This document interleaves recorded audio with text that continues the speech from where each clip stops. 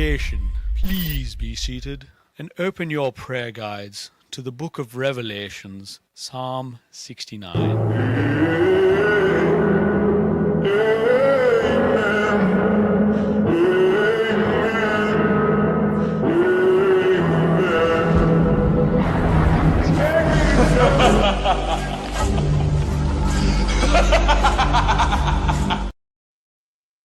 Take me to church, indeed. All right. Just like that, we are live. We have Rad Art and Comics with us, as always, every Sunday morning. And of course, Barbie, you are muted, but you're here. I am, but there's like a blower outside. So I see. It's trying to be nice. That is fair. That is fair. Yeah. We had a hard time getting onto Comic Book Church this morning. Mm-hmm. I sent out a link to people. I think I still have to send out a link to Steven, actually. And it didn't work. And then I was like, well, you know what? I'll just make another show and we'll do another link. And that didn't work. Apparently, StreamYard was having a hell of a time. He kept telling us to try again later because it was experiencing unexpected high volume of some bullshit. I'm like, I can't even get backstage on my own show? What the frig is this bullshit, man? I was sitting there thinking, I better not have been Barbie for nothing. You know what I mean? Right? Did I get dressed up for nothing? Did I put on this Barbie outfit for nothing? There's no more use of this costume than this show right now. Yeah, and I think I just resent Steven the new link, so hopefully that works. All right. Still waking up and chugging coffee. Bear with me. That's fair. That's fair. I'm pretty awake for some reason. I had a shower this morning and everything. You don't look awake though. Wow, that's because I've been getting close to the Rastafarian gods this morning. Can't help myself. Sorry for that. Yeah. It's not my fault. It's my eyes. The window to Jesus. You know what? The eyes are the window to the soul, and I try desperately to keep them closed as much as possible. So. All right, let's say hi to some of these lunatics in the chat. We got Matt Likes Comics. Praise be to church. Thank you, Matt. I appreciate you being here, brother. We got KM Union hanging out with us. Good morning, KM Union. Normally we start a little earlier, but we're a little late today. Aggressively, what's going on, brother? Good to see you. Of course, we got Pops, Gramps, Robert Springs. It's a lot. It's a big name, Robert. It's a big name. I don't know if I can, it's a lot. Plus, you have to acknowledge his grandchildren, his granddaughters, Elizabeth, I know. Now I gotta call him Gramps. Let's just call him Bob. Lady Elizabeth, and I feel obliged. I need to call her Lady Elizabeth. And the other one, I also dubbed. Yeah, you better figure out your name. We're just gonna call you Bob from now on. I've had enough of this nonsense. Robert Pops Gramps Springs, 1969. What is happening? That's too long. Bet you he hates Bob. I'm just bugging you, Gramps. Good to see you, brother. Thank you for hanging out with us. We appreciate you. I was going to do a separate unboxing, but I'm going to do an unboxing today. At some point. Maybe not right now. Who knows? But I'm going to do an unboxing today, and I'm looking forward to it. It's something I've been waiting for a while. And that's Rasta is the way to go. And then if you're going to pick one, right? If you're just going to pick one out of nowhere, you just be like, well, this one sort of suits my personality and my hair. No, it doesn't fit your hair because you do not have any dreads. Well, I could. But you need to have, really. Listen, all I have to do is go to sleep. What you're doing, faking Rastafarianism, but all I got to do is go to sleep for 10 minutes and I will have dreads in my hair.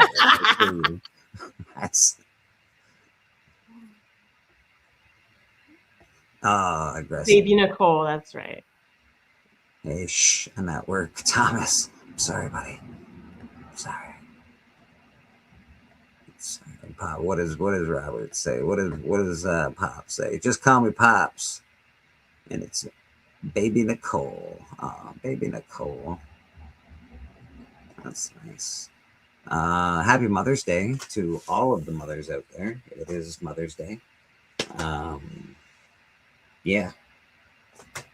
There it is, Mother's Day. I hope everybody's, I don't know everybody's family situation, but you know what? There's some good moms out there. And if you got one, take her out for breakfast. Give her some breakfast in bed or something. I don't know. Do something cool. Do something nice for your mom. She did birth you after all. And that's no joke. it's not an easy thing. So go be nice. It depends actually if she got the epidural. That's true. That is true. Diabetic Superman. Good morning, Mr. Superman. Diabetic Superman. Mm-hmm. It's okay. I won't fire myself. Thomas O'Donnell says he won't fire him. Good for you, Thomas. Your boss sounds like a really lenient kind of fella. Sounds like a good dude. I'm doing okay at work these days. I'm pretty happy with work. I could make more money, but I'm still pretty happy with my job and my situation there. So everything's working out there. Yeah, man. I don't do anything for Mother's Day. I don't know about anybody else, but you know. We're at a mother's around. My mom passed away almost 20 years ago. Yeah, I'm in that I'm in that boat too. I think 15, 16 years ago or something like that. My mom passed away 2009. Right. So yeah. So us on the panel, we're a bunch of sad sacks, but that's okay. We're happy for you, mother. Still think about our moms. Yeah, we still do. Mr. John's Comics with Friends. Good morning. Good morning to you, sir. Very good to see you. Always good, my friend. My little sister graduated college yesterday.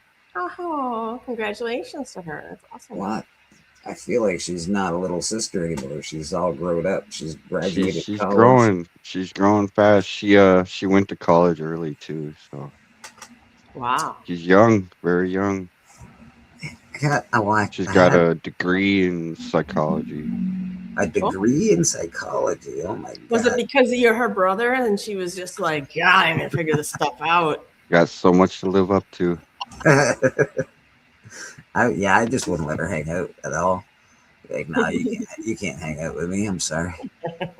I feel your eyes constantly You're gonna see right through me now. Yeah, your pencil constantly writing on paper about me. I don't like it.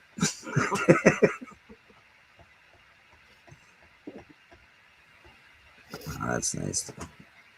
My sisters, I had to have one now, but I will always look at them as like little sisters.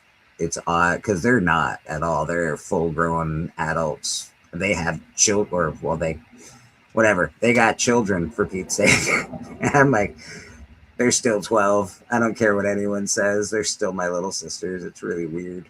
I don't know if that's everybody, but I don't think they'll ever grow up in my eyes, to be honest.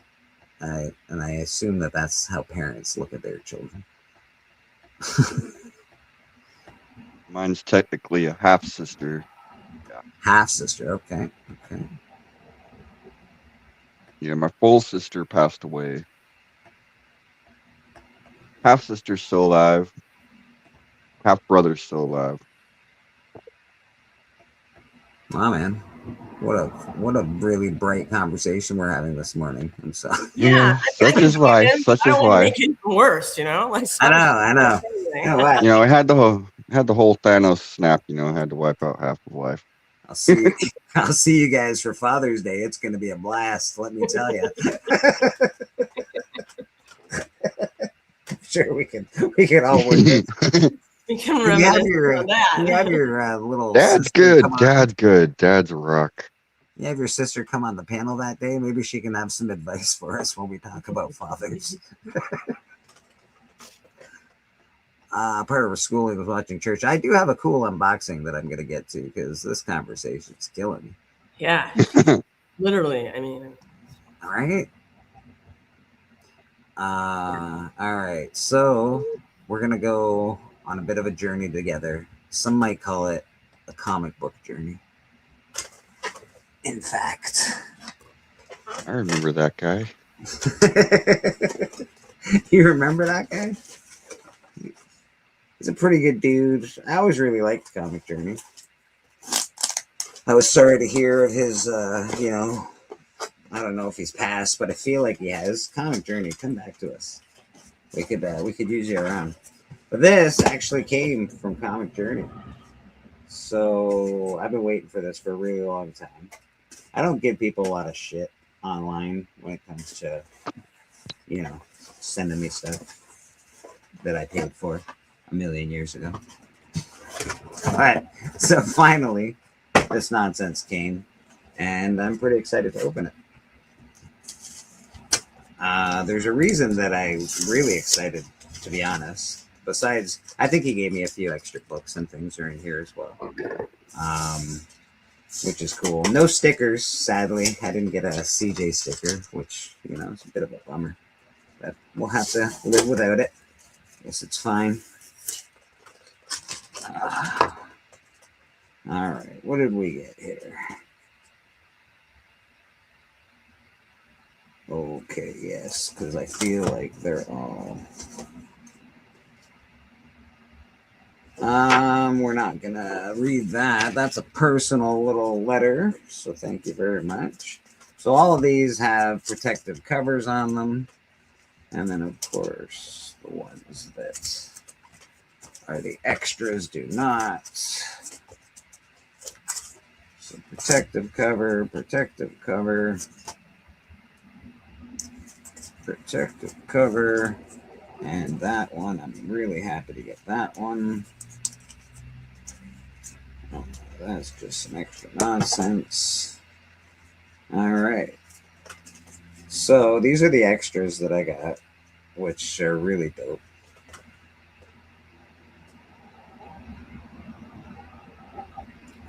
DMAC, I have no idea. Call me the hard R. Okay. Maybe CJ was just in here. Touch his chest. Maybe he was. Maybe he was just in here. You never know. But I got this. You know, CJ's art, it's very tactile. He does a lot of layering and things like that. So we got a cool image, a CJ image of the crow, I believe. awesome. Which is really cool. I love personal pieces of art. So that's really, really cool. We got another cool piece of art. Ooh, nice. More crow art. Everybody knows I'm a huge fan of the crow. So, yeah, man. Really, really happy to have that. Those are nice pieces of art. And I got this. I believe this is Cherry Pop-Tart, which I was really excited to get. I have number 1 and 2, and I think this came out. It's Rose Besh. Yeah, it's really awesome, right? Yeah, it's Rose Besh. Big fan of Cherry Pop-Tart. So, yeah, man. Those were the extras I got. Which I'm really happy with. Cantonese Kid, how you doing, man? Good to see you. This is all from Comic Journey. So this is from you know, we all went in and he had a project on Kickstarter called the Shift Project. I was a little upset that I didn't get the ash can, and so I got the ash can, which I'm very, very happy to have. And it looks like that's awesome. So CJ put a bunch of stuff in the back. They're not stickers, they're a bunch of cards. And of course we got a CJ says, I hate stickers. So he's got a bunch of cool cards that he drew. So this is all art that CJ drew as well, which I'm really, really happy with. I like that. That's very, very cool. There's a reason I really wanted this shift project, besides the fact that I wanted to help a friend. When CJ was getting ready to launch the shift, I was, Callie and I were, oh, perfect. I just opened up CJ's cover. So this is CJ's cover to the shift. Callie and I were talking about starting a comic of our own called Murder King. And somewhere in this comic book, I think, there it is. There is an ad for Murder King. Cool. So if you did get the Shift project, you do have the first ad for Murder King within the Shift. I enjoy doing stuff like that. I think it's really neat.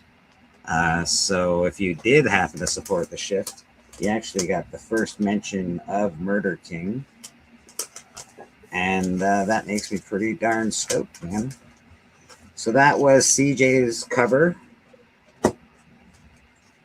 You gotta open all these goddamn things. This is Tate's cover. So I really liked Tate's cover, to be honest.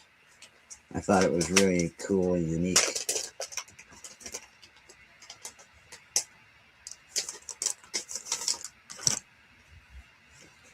So it's been a while. I've been waiting for this stuff for ages. So I was getting a little pissy about it, but I don't like calling people out online. I always thought this cover was really neat. It sort of reminds me of the emergency broadcast system. And then you got like some dude smoking there. And I don't know. I just thought that this cover was very cool. And that was Tate's cover. Whoa. So yeah, man, these are the, this is the stuff from Comic Journey. And again, it's got the ad for Murder King in there, which very, very excited about. So again, if you did happen to support Comic Journey, you did get an ad for Murder King in your Shift project, which I think is very cool. Whose is this? This one is Matt Adkins' cover.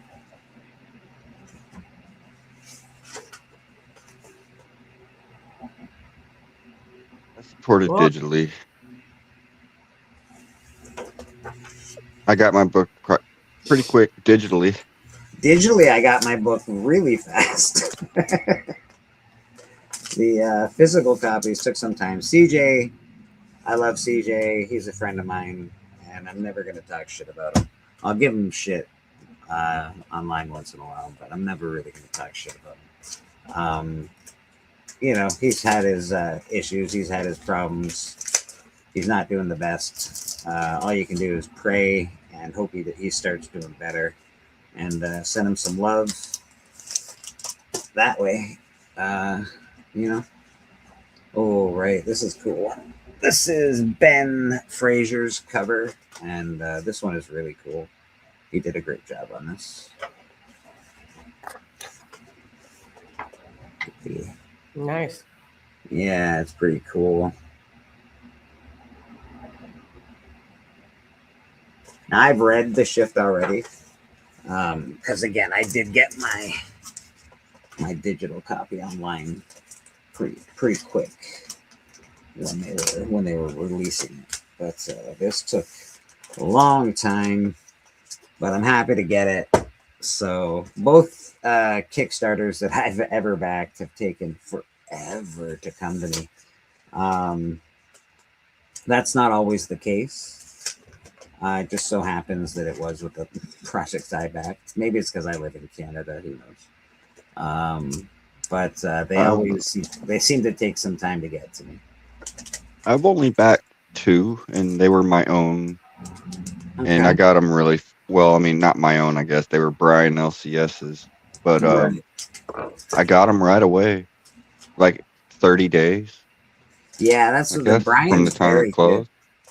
Brian's really good. Like he's It was somebody both too. times too, like for Damsels of Halloween horror and for the Doctor. They both came out real fast. Looks like I got a blank on here as well. I might maybe I'll draw a cover for the shift.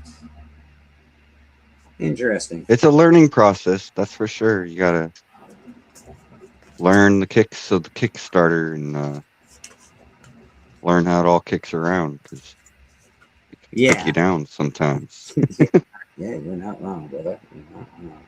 So yeah, man, that is the shift. And again, this was a project done by a bunch of different people in our community. I read their names out earlier. Really, really cool. Good morning, Mr. Comic Forge. How you doing? The fact that this has got the Murder King ad in it, I think is pretty friggin' awesome. And I really have to thank CJ for that. So CJ, thank you very much for putting that in there. I like I don't know, little Easter eggs and weird things in different places, and I think it's cool that somebody that already had a comic has the ad for my comic in it. I think it's really neat. So thanks, CJ. Appreciate you, brother. Looking forward to Murder King very much. And yeah, that was my unboxing. That was my journey, a comic journey unboxing.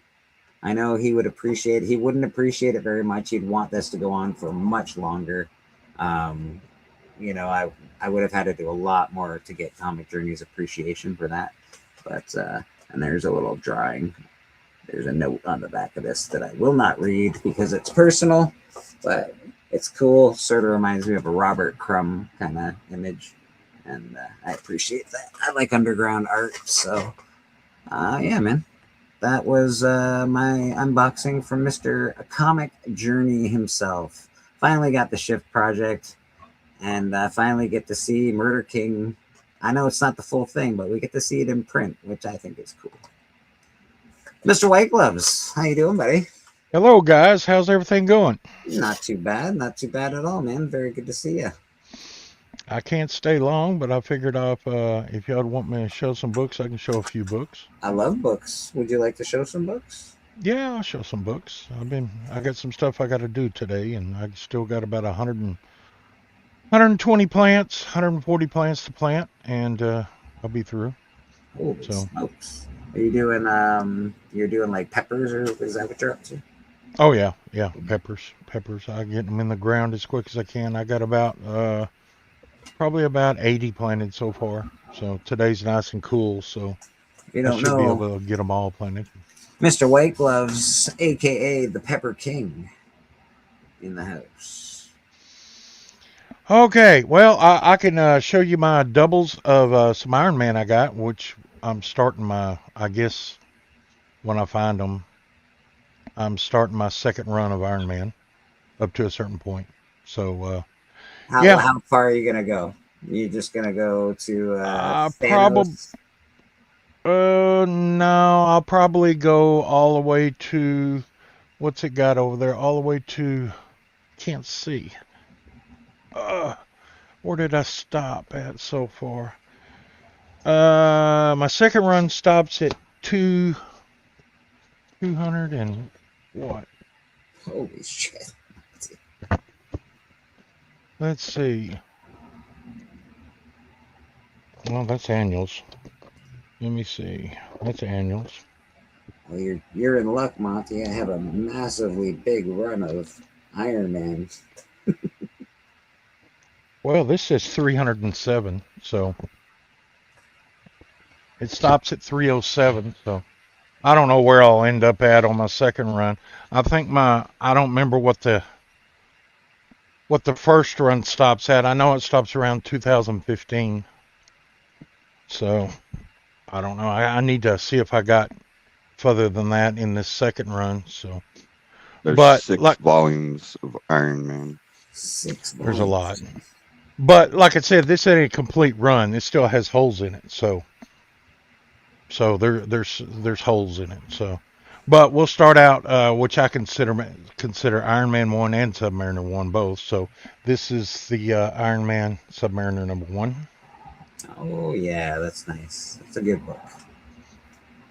And my other number 1 is put up, but this is number 2.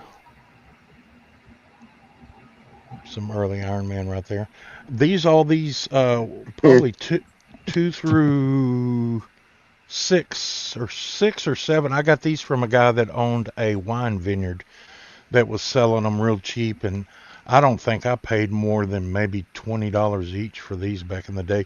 And they are very, very high grade books. I don't know if you can tell, but they are very high grade. No spine, hardly any spine ticks. I think there's a couple right there.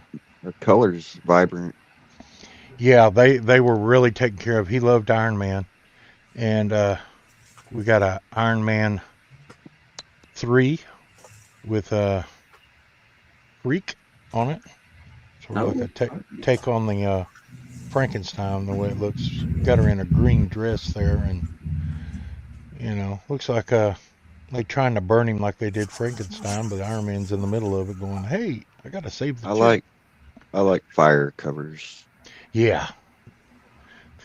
Then we got one of his early foes and everything that was pretty cool. I like the unicorn, and the unicorn appears, and he's taking on Iron Man's fixing to take him on and everything. It's an early issue. These really need to be in my other box, but they never got put in there. But since they're such high grade, but I'd have to go back and look at the other box to see how high grade they are. So they may be higher grade than these. I don't remember. We got Iron Man 5 Frenzy. This is a cool. I don't know. He kind of reminds me of the way his helmet's shaped, like Galactus in a way. Kind of took some liberties from Galactus. I'm trying to think who that is. I know him. It's not coming to me. Looks like a berserker or something. Let's see. Then we got the Crusher. He appeared in some Thor Journey into Mystery stuff too. Number 6. That's a nice looking. All these are in really nice shape, Monty. Yeah, I really lucked out on a lot of my Iron Man stuff and everything. They then him and Daredevil like fighting this guy. This guy appeared a lot in Iron Man, which if I ever need any tree trimming, I would call him. He'd be the Gladiator. Yeah, I think the Absorbing Man is an underrated villain. Like, he doesn't get used enough nowadays. He could make a real good living, trimming hedges, trimming trees, stuff like that. Oh yeah, he definitely could. Was Mickey Rourke Mickey Rourke was Whiplash. Yeah. Yeah, Mickey was which was a terrible. Well, at least it wasn't Gladiator. And then one of my favorite covers and everything, since I'm a big it's got scuffs on the bag. I've never seen scuffs on the bag. This is one of my favorite characters and everything. I love when he appears, especially the old style drawing of him. This is Iron Man, the Invincible Iron Man number 9. It's got the Incredible Hulk in it. Oh, that's a good cover. Yeah, that's a nice looking cover. I imagine if I ever seen this again, I'd pick it up just to have multiples of it, because that's a great looking. To me, that old drawed Hulk is just awesome. I like the old draw.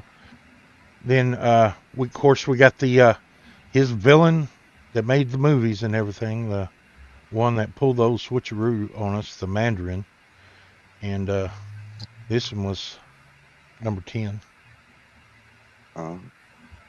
That's a nice high grade cover. Yeah, he's in Wonder Man. And then he appears again, and they give a little suspense saying that Iron Man is unmasked. So You got to read the book to find out, because a lot of these covers lead you on thinking, yeah, he's unmasked, but he ain't. My You know. favorite version of the Mandarin was the animated cartoon movie Oh yeah, Iron yeah, Man, and there's a really good version where it shows his origin story, how he finds Bing Fang Foom's spaceship and finds his rings inside. Like all the rings of the Mandarin belong to that big, huge dragon. So they're actually like big, huge rings, but they shrink down. yeah, But then, like the MCU changed the whole lore with Shang-Chi. yeah. The what was it? The 5 rings, 6 rings, or something like Something that. on the Right? yeah. Yeah. Yeah. These were apparently these were got at my Or comic Ted shop Ray.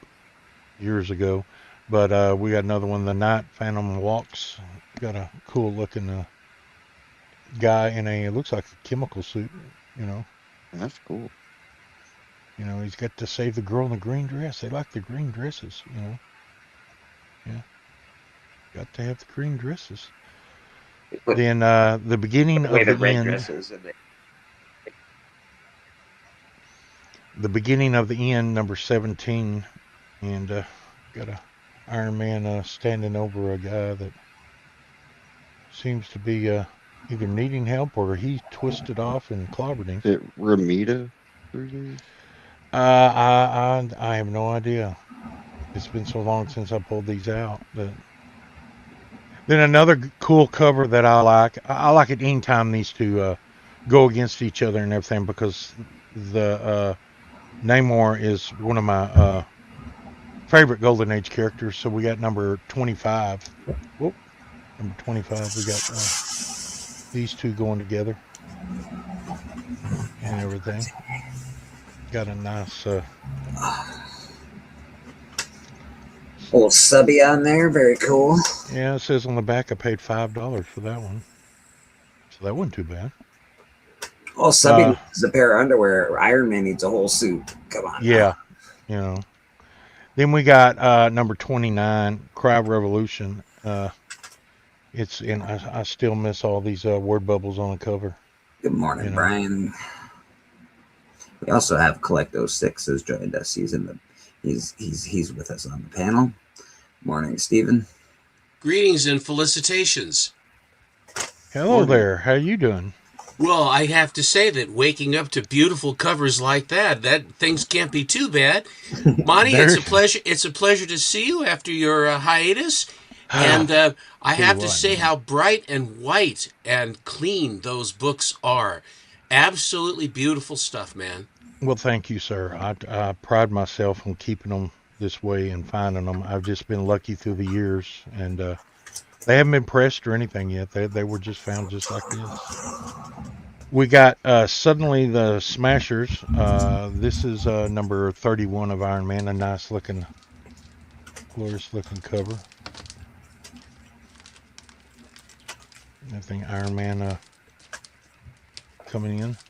Then we got Beware the Mark of the Mechanoid. That's a nice. The white on this is really good. Looks like every one of these white covers are just dynamite. They're so clean. Looks like come right off the stand. They really look great. Yeah. You're getting on my last nerve, Monty. We got Iron Man number 33, the Spy Master, and it's got the split 3 cover. I kind of like those split 3 covers.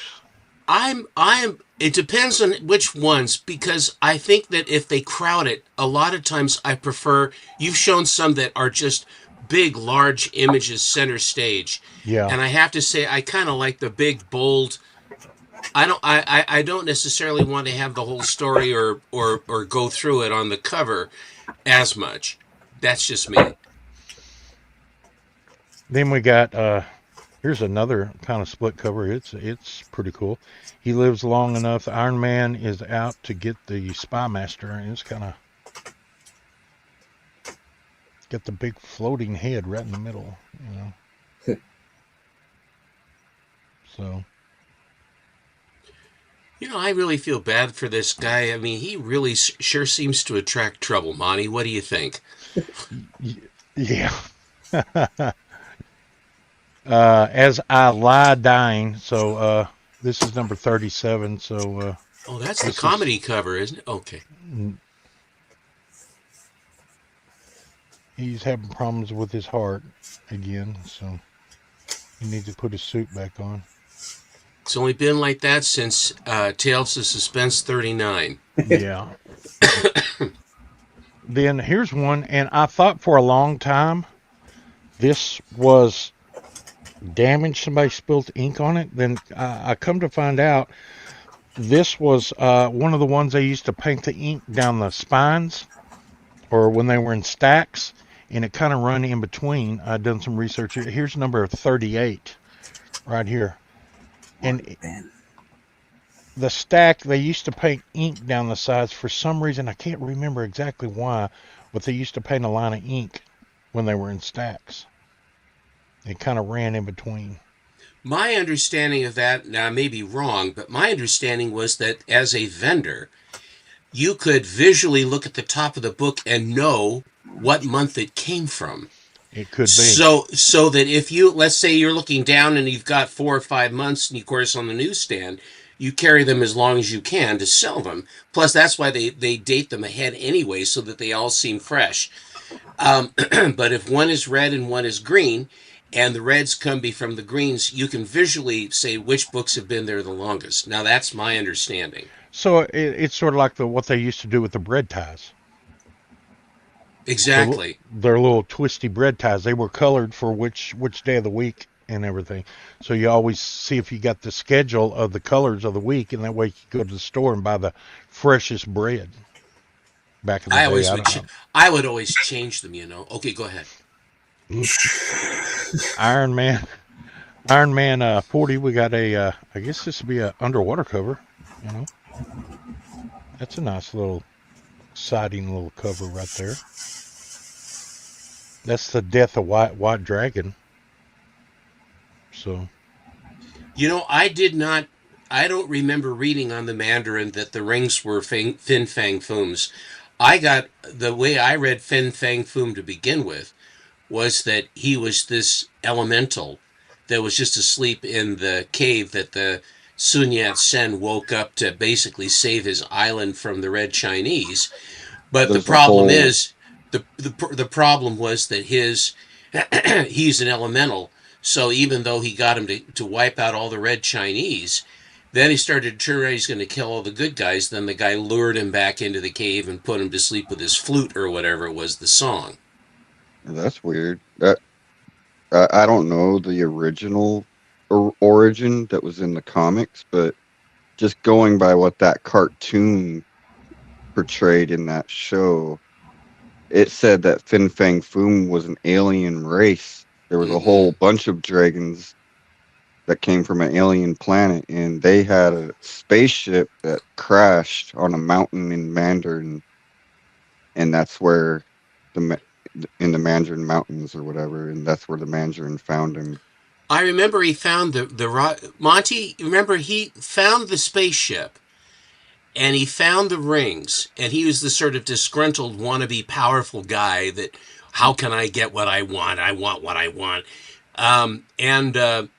He found the ship, and then he found the rings, but I don't believe there was any mention of Fin Fang Foom in that. I have the book in hardcover over there somewhere. I mean, it's been a long time since I've read it and everything. It's got multiple issues. But that's a retcon in omnibus. But I think that's a But I think that's a retcon. I really do, Aaron. I think that it's a retcon because they're trying to connect them somehow. But the original story, which you can read online, the original story was that he was a legend. It wasn't that he was an ancient Chinese legend that they said, and they said, we're so far against it. Let's wake him up. You know, I know how to wake him up. I did the studies, and there's this song. And then he wakes up, and the way he gets him motivated is he insults him. He insults the dragon. And the dragon cannot stand being insulted to. And so his motivation to begin with was not to be, go after the Red Chinese. He wanted to kill this guy for being so rude to him. And then the guy led him along and eludes him all the way down to the coast where the Red Chinese are coming ashore. And obviously Taiwan and Red China was the impetus. And then then they start shooting at Fin Fang Foom, giant dragon, kill the dragon. That's standard fare. And then he says, wait a minute, what the hell do you think you're doing? And then he just snuffs them all out. He says, now I'm going to deal with you. And he says, you can't catch me.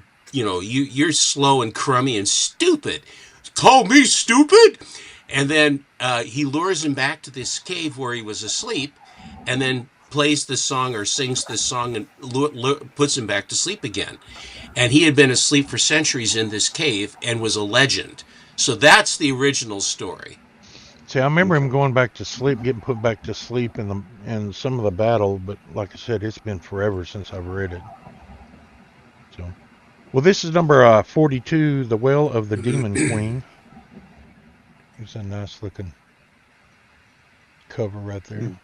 Got them coming. Looks like a very angry black canary. Not black canary. Black Widow. Black Widow, yeah. Yeah. Then we got the 10th anniversary book, which they put these out all through Marvel in their double size. This is number 43. Hell is a man called, what does that say? Micus? The Doom Prayer. Oh, I'll never forget that one. I have that. I have that. That's a great book. Yeah, these are the 10th anniversary covers and our books, and they're 25 cents. Where they were, if there was a normal book, they'd be 15 cents. It's a really nice book. I think they went to 20 cents later on. Yeah, they did. This is number 43. They all have teeth. I know that. 10th anniversary Marvel 25. First Guardsman appearance. Dude, that's a beauty.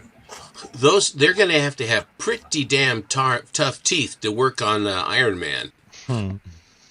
This is, and when you get into the 50s, and I don't got them wrote on here, there's a lot of first appearances in Iron Man 50s all the way up to I think 58 or something like that. Number 52 right here. It's a nice popping cover. Beautiful. Then we got 53. That's a nice one. Fate is the Black Llama. The Black Llama. That's the first Black Llama. I don't know if whatever happened to him. Aaron, what happened to the Black Llama? First for me. Then we got your legendary number 55, which all the first appearances in it and everything. Super, super high grade right here. Thanos. My copy, my high grade of that one, I had a 9.6 of that. That went away was part of the deal that got my Captain America #1. Yeah, I still want that book, actually. Yeah, this book was really up there for a while when the movies came out. I've seen it a few years ago, and it's dropped quite a bit, and I don't know what it is now. It's not. It's still high, but it's not too bad. Yeah. This is Invincible Iron Man number 60. The Masked Marauder Lives.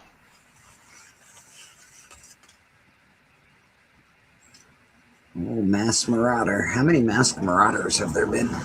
Oh, a lot. And we got a little bondage cover here at number 61.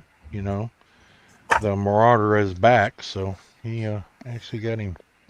That's it's a bondage cover, all right. Not the kind of bondage I'm into, but it's a bondage. Yeah, not the we got to take it both Black ways. Llama was considered a relatively obscure yet memorable foe of Bronze Age. He possessed vast mental powers, enabled telepathy, teleportation, the ability to project images. He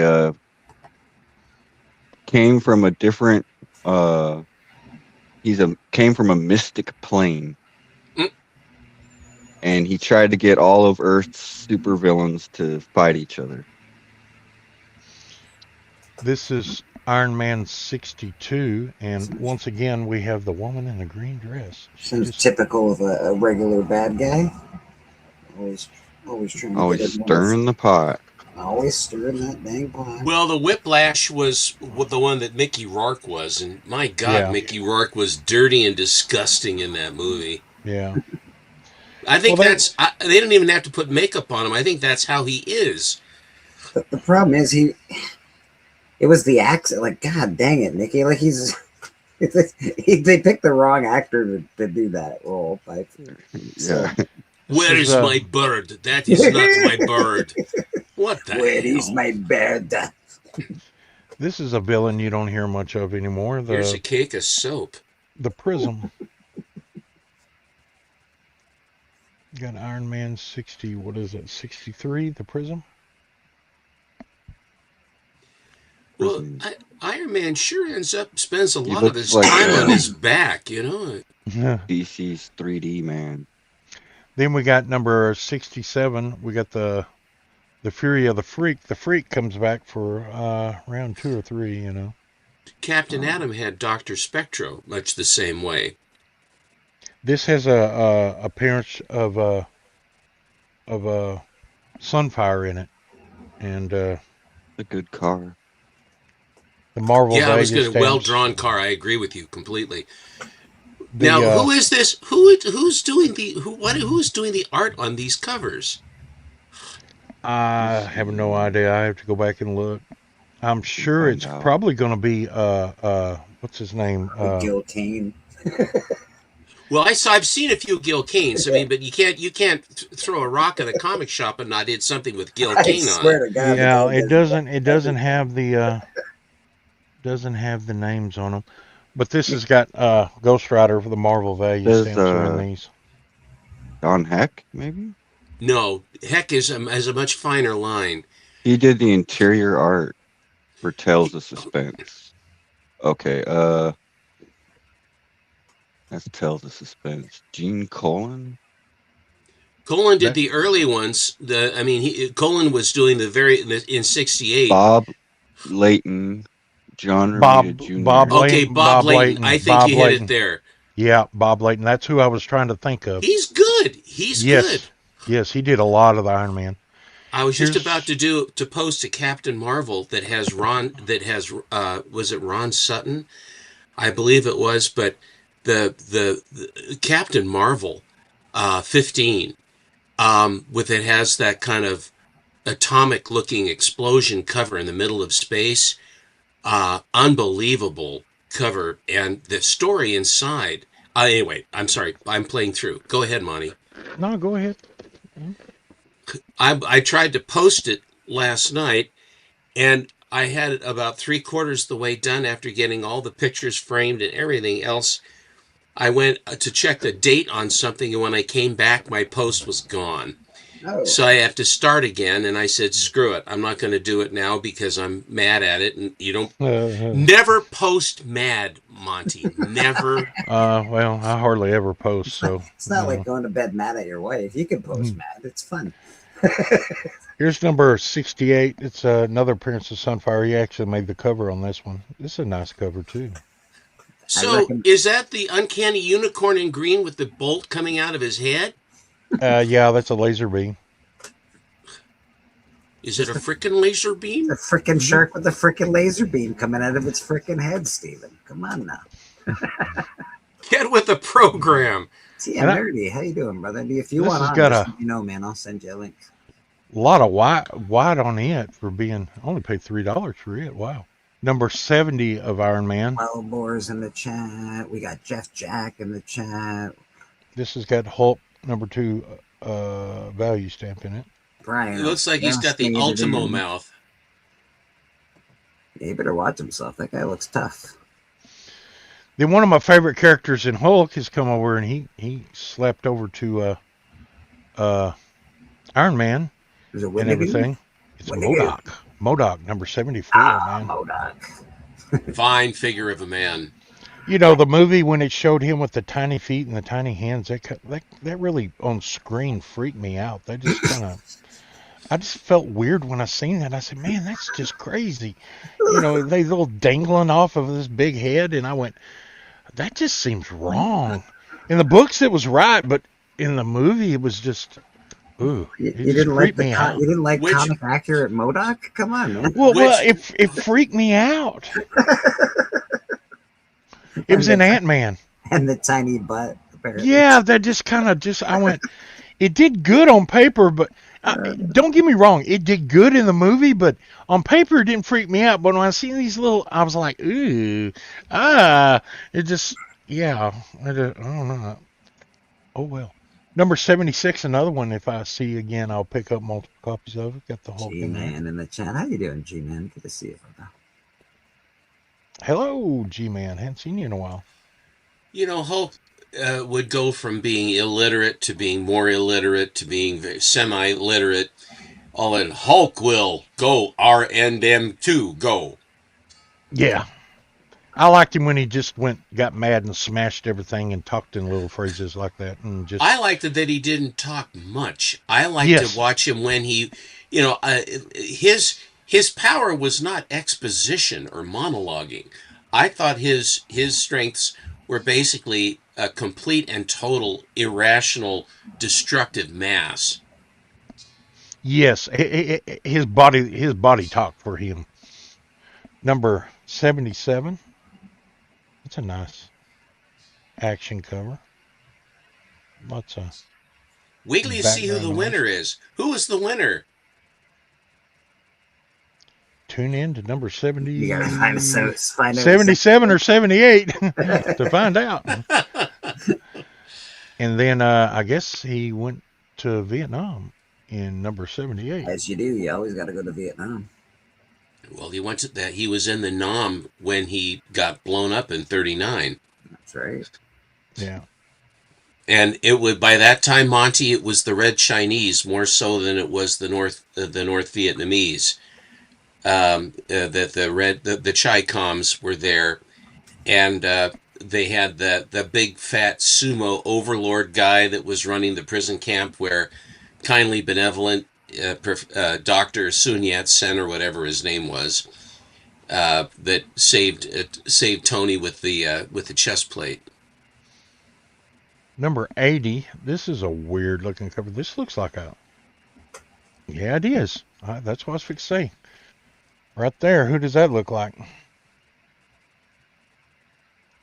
Iron Man? That's a Kirby cover. Oh, okay. Like, it looks like Iron Man. I don't know. That's what Kirby. you're looking at, Monty. Yeah, when I looked at it, I said, man, that looks like a Kirby cover. And right down there, it's Jack. It removed Jack all action. doubt. Kirby and Milgram. So that's a good cover. You know, right there. Kirby would It do looks the like a pencil. Kirby would do the pencils, and whoever was inking him, like Royer would Mike Royer would ink him as well. And depending upon who the inker was on Kirby, but a lot of the DC Kirby has Superman flying like that and various other characters flying like that, which I do think is a very cool, very, very cool cover for him. Here's a number 85. It's got Klaus Janson. I was thinking, is it a trick question, Callie? What do you mean? Trying to be dynamic as possible. Still, Kirby's always very dynamic. still only 25 cents. This one reminds me of the old monster movies, the way they are books. Number 88. Check out, they brought out the old monster looking. Yeah, that's good stuff, man. Well, the Blood Brothers are back, Well, they're blood brothers. They can't. which I don't understand. I don't, that's another one of those ones where they hid the headline on the one that has the first whatever from the Guardians of the Galaxy cover. They have the Blood Brothers on the cover. In Invincible, they have the Mahler twins. That's what they remind me of. This one looks, and once again, I'll emphasize this one I show it. This and the guy in the back, he's the controller, but he looks a lot like Machine Man. Doesn't the Kurgan voice the Mahler twins? I'm pretty sure he does, right? The guy that plays the Kurgan voices those Clancy Brown. Clancy Brown, yeah. And there must be a rule that all the women in Iron Man show up in a green dress, because there she is in a green dress again. They retired the red dress at the end of the Golden Age. Apparently, because every one that I pulled out, the women's got green on. Oh, all right. You in the Silver Age still, but that green dress got popular in the Bronze Age. Number 91 here, we got the Controller Strikes Back, and of course, green blouse. Oh yeah. I don't know if you saw Rat's post. Who's the gal? It's not Pepper. Who is the gal? Uh, Because she's the same gal in green is showing up over and over again. I don't know. It doesn't sound clear. You gotta read the insides to find out. Yeah. But she likes the color green, so it's nice little. Madam with the. She she looks good in green, I guess. Yeah. With the insight, green is a notoriously bad color to put on a model for a magazine. It won't sell. Number 93, that's got a lot of background noise in it. I like the buildings and everything like that. That's cool. Matt says Bethany Cabe. Hi, Matt. Got two of these. You can always count on the chat for some good information. Yeah, that's what they're there for, Bethany Cabe. I don't know anything about her. This is a good, lots of background noise in this and everything. Oh, yeah. The Phantoms. G-Man knows what's up. G-Man knows what's up. That looks Kirby-ish to me. Let's see. It does. It really does. You're exactly right. Because Commandi's yes. sister is in the cage, right? Yes. Where's it at on this one? I just seen it on this one. She was his girlfriend and head of security. Right down there. I don't know if you can see it. Yep. Jack Kirby. I just got the first appearance of Another Linda Danvers. Jack Kirby cover. So he came in and did his thing on a few issues. Probably had to get pulled out. Let's see. This is kind of. It looks like it's a Milgram. No, it's a Jack Kirby. It's another Kirby cover. Right here. Why are you guys so surprised it's a Jack Kirby cover? Well, look at his legs. Look at the armor reflection down his legs. That's yeah. I mean, right now, Yeah. And very cool. Course, very cool. We can look at this and we can tell right away that's Kirby. Yeah. I didn't realize he did this many Iron Man covers. He was a workaholic, Was he working on like 12 books at a time, for Pete's sake, man? Yeah, he was. They had him doing a lot, and they should have paid. Well, good thing they treated him well, though, Monty. Yeah. They treated him very well. Yeah, they should have treated him a lot better than what they did. Oh, and that's apparently he worked out, and whether this is true or not, I'm sure it is, but the ins and outs of it, I don't know. He worked out how much money he needed to make and how much work he had to do, and that's what he did. Well, he wasn't afraid of work. That's for sure. That's for sure. This is one of my favorite covers right here. Iron Man 98 with Sunfire in it, which I love this cover. This is a good looking No, that's not Kirby, because look at his mask and look at his legs, and that's almost Gil Caney looking. Too skinny, yeah. Let's see what I got. Let me not punchy enough. Kirby is very punchy. Gil Kane and DEC. I don't know what that means. But it's Gil Kane, yes. It's wrote right there on the pipe. This one, yeah, these next two, I remember these were. I got these off the stand.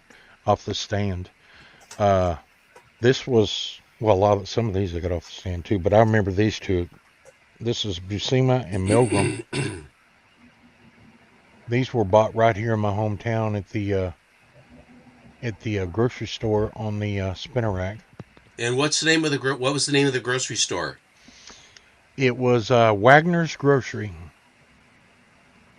And they took good care of their books, didn't they? Yes, when I bought them, these were some of the ones that were bought. I exchanged Coke bottles, and they gave me money for them, and I went to two places: the spinner rack and the candy aisle, or the candy rack.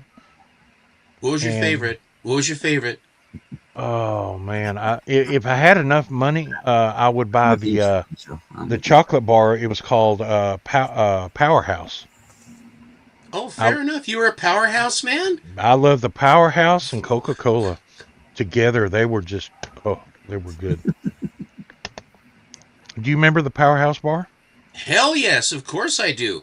My brother and I made a study of candy, Monty. Oh, I love Powerhouse. That sadly they're not around no more. They disappeared a long time ago. They have started to repop the old candy bars. So, things like Zagnut and some of these other Yeah, really Idaho Spud, and a lot of the other ones, we really did have the kind of candy that was available. But because Mars bought everybody out, then it's down to the ones that are the most popular. But the oddballs, yeah. were so much fun. That is a Perez cover right there. Is Yeah, it I love the Powerhouse Monty? bars, and I love the back in the day. The big thing was the licorice. I think it was a red licorice. I can't remember what flavor it was. It's been so long. It probably had to be cherry or strawberry, one of the two. I can't remember the licorice. Went into the black. That's a Perez cover. Now the licorice. Now it was the one that had the kind of the ribs all the way around the edges, and it Yes, was hollow in the middle. yes, Now, do you know what yes. I would do? I would buy pixie sticks. You remember those? They Oh look my like goodness. paper Yeah, straws yeah, filled with yeah, like Liquimade. yeah. I would pour those into the red licorice and Oh, eat neat. those. That was always hashtag free madam. All You right, Monty. certainly. We got a hashtag from the chat. We're gonna have to free Madam. Madam, you're free. There you go. You are free to be Madam. There you are. Can I make you? Can I make Thank you? you. I want to say thank you to the chat for your support. Can I make you big for a For second, freeing Madam? me. I'm gonna make you big, Madam, so you can be Maybe as free as you can be. There you go. thank you so much for the chat for seeing my dilemma. My plight. Very cool. I do have just a couple things to show in between. Just something that I found odd. I found an Erie County 1951 calendar Ooh. with the Oh, pencil. and with the pencil still, I haven't seen one like that. It's really awesome, right? And I'm assuming unused too. Uh, That's new old stock or yes, it's old very new new stock or old whatever. stock. This is really cool. I found this. This was 35 cents apparently. This is Sad story, Quo Vadis. Yeah, so this is, and it's got all of the cool old movie pics in there, and I don't want to open it too much. This one's a little, it seems a little, I don't know, not strong. So, but this one, I really thought was awesome. We got the 10 Commandments, and it has some really cool art, to be honest. So I'm gonna open it up a little bit. In the back, it's got like all the actors and everything like that, but it does have some very nice like painted pictures in there. I believe that Robert Taylor in the movie was Quo Vadis, and it's a lot of it is that the Christians were getting snuffed out. Well, that looks like Ben-Hur right there. This It is sure 10 does. Commandments, Stephen. So this is the Okay, fair enough. yeah, and this is some painted art that's inside this book, which was really Moses, let the name Moses be removed. yeah. And then of Oh, course you old it shows you all crocodile. the actors and stuff like that in the back. But yeah, I just found this in my stuff recently, and I thought it was cool. But again, the art, like this whole beautiful piece of art, of them going through The Red Sea. the Red Sea after Moses parted it. Like it's really really gorgeous. Do you know that they've actually figured out how that actually could have happened, where the Red Sea really was at the time, and that they had the tide tables and the tides that came, that once every 50 or 100 years the tide would go all the way in further than it was supposed to go. It was a very interesting special. I have no idea if it's true or not, but the guys seemed to be very scientific who was reading the words. So, I went to something at a church last Christmas about the star that shone when Jesus was born, and with all the science behind it and what it was doing, blah blah blah, and what caused it. So I find that stuff interesting, whether it's true or not, whether you can just make all that bullshit up, which I'm sure you can. Well, they bolster it with a whole bunch of science too. They They sure say the do. way that They the sure solar do. system was, and where the Earth was in relation, and then Yeah. the Star of David, and Yeah. it would have been that the atmospherics were just right, and it bounced just the same way. And they said, but they can say that it was just a celestial phenomena, rather than saying it was the hand of God. So in other words, here's the scientific reason why the hand of God was there. For Yeah. those of you that are scoffers, that that if they as far as that goes, and whenever, if you ever saw the original Ben-Hur with Ramon Navarro, it's really quite something. I mean, it is silent, but it's very, very interesting. Ben-Hur is such a powerful movie. I watch Ben-Hur once a year, Stipple. I watch it every Easter, and I think that's usually my Easter movie, and 10 Commandments I like to watch. Rad is killing it. Holy smokes. Don't forget, Rad is always available for commissions. It's looking amazing. Rad, is this bought already, or can this be bought by anyone in our congregation today? It's for sale. This is for sale. So. Well, don't sound so enthusiastic. Okay? It's for sale. Yeah, it's for sale. It's for sale. It's for sale. You gotta be like, it's for sale, actually. Nobody wants to for buy anything. sale. About it. No one wants to buy anything from Eeyore. Come on, guy. All right. Anyway, Rad is he's an awesome artist. He's in our community. That piece is for sale. If you want something else, he's always open up for commissions. So check him out anytime you want. I'm looking forward to getting my Spirit that he did last week. That thing is just a masterpiece, Rad. Do you have a picture of that? Someone bring up? You guys have a picture of The that? Spirit one is really nice. I don't have it handed yet. Yeah, it's on its way to Brad, Steppo. do So you have a picture you can show of that? I don't on me. It's on his Instagram. Well, go to my check your Instagram. pockets again. It's on my Instagram. It's on your Instagram. Okay. Yeah. Well, You know. Boris says nice Skeletor. And I do have your Instagram. No, that Ghost Rider looks tough. He killed the Spirit piece. Yeah, he really did kill the Spirit piece. It's really good. I'm just sort of fooling around, and here are all these angles and perspectives, which are very close to what I mean, spot on. And it's your styles do change. Let's see what's happening. Who's she gonna be? Could be anyone. Could be anyone at this point. Yeah, I don't know. Is she going to have Who's a that one to be? green costume? Got this piece. Mm, Oh yeah. Oh, cute. yeah. I like that. I like the polka dotted shirt. He did That was really a big good. choice. He did folds really well in jackets. It's really good. I have a very hard time with that. Stephanie, did you know that Aaron is now a certified CGC artist?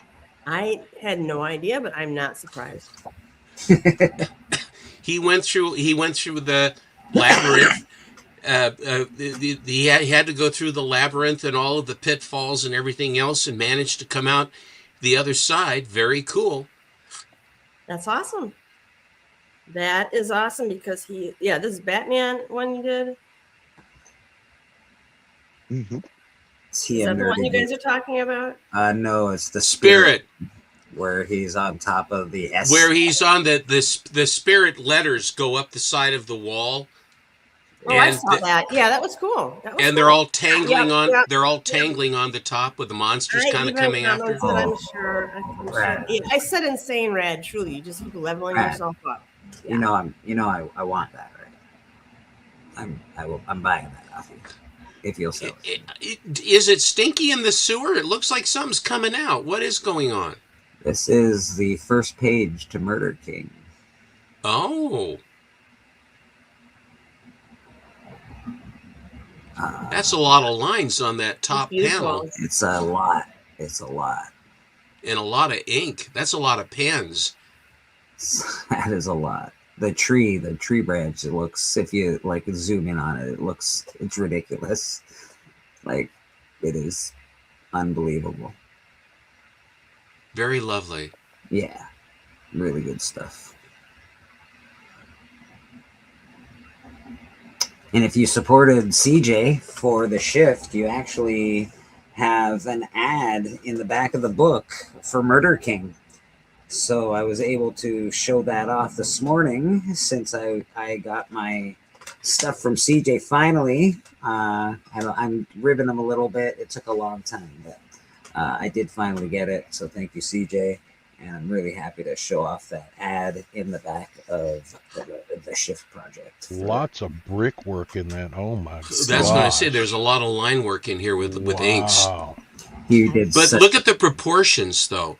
Look at how and then the scale going back down the street where he has to then not only angle the buildings correctly, but to put the bricks in scale. Yeah, it all goes about that 1 point per perspective right there in the black. The police car at the end of the alley.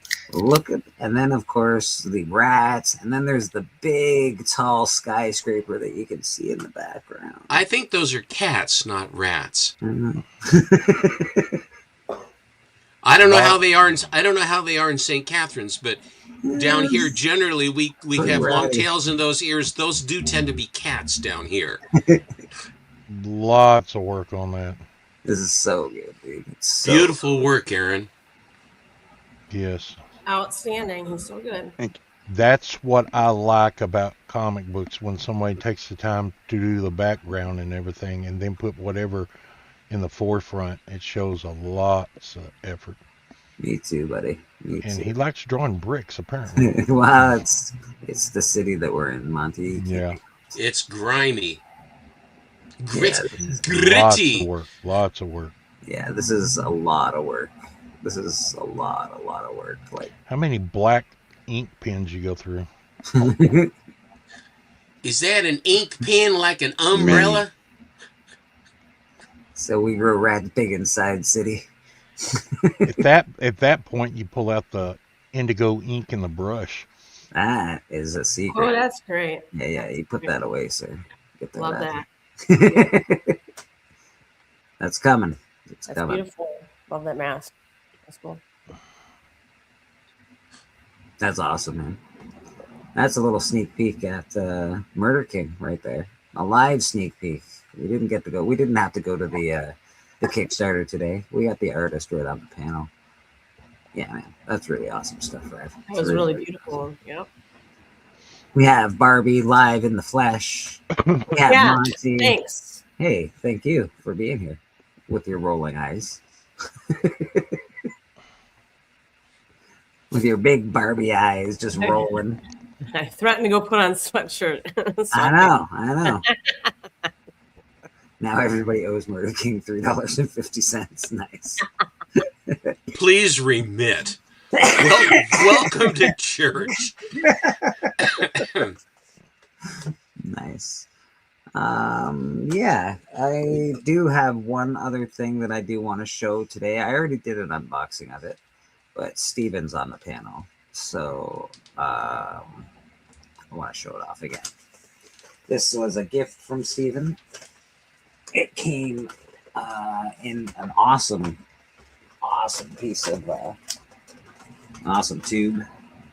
So that's the tube that it came in, which I think is just absolutely fantastic. I think that's cool, so I kept it. I've never seen a tube that they actually took the trouble to put art on it. I Daniel Leister.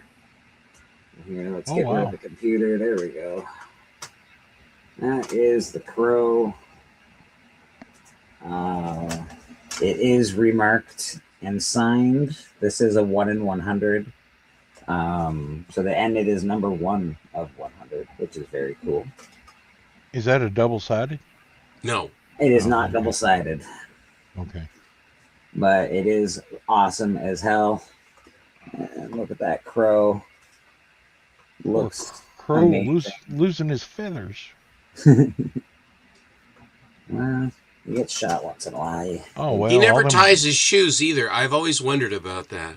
Fall down. I'm not gonna lie, I try to do that, but then my shoes always fall out. Like, you have to put a knot in the lace to do it. I can tell you a funny story about work boots like that. It looks like he has black wings, kind of, when you first see it. Yeah. If you don't tuck in your shoelaces, and they have those, instead of the eyelets, they have those little things that grab, the little claws on the side, and you lace your shoes in the top 2 or 3. If you don't tuck your shoestrings in, and your feet go right side by side, and the other shoestring on the right bow. Oh, you anchor yourself and down you go. Yes. I found that out. It's been a few years back, because we always used to tuck them in the military. Well, I'd just tie the bows and everything, wouldn't tuck them in. And I was trucking across somebody's lawn, and my foot snagged, and I went, boom, right on my face. And I learned my lesson then. Tuck those shoestrings in. All right, so that is my AOK from Steppo.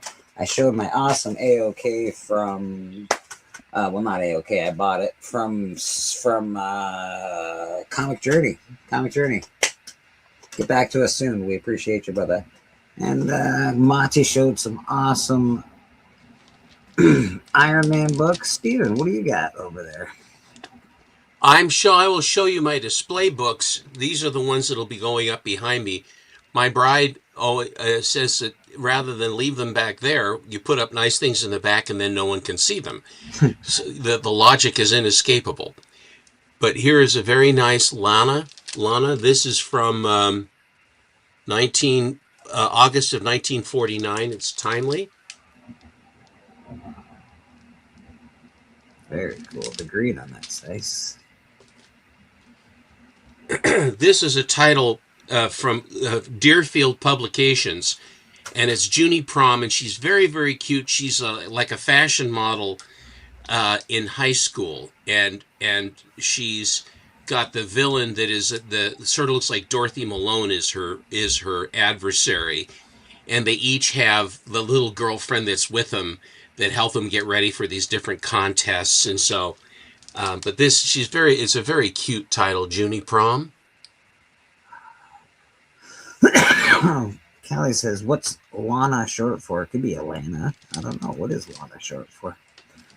I think Lana is just plain Lana. Yeah. Alana, maybe?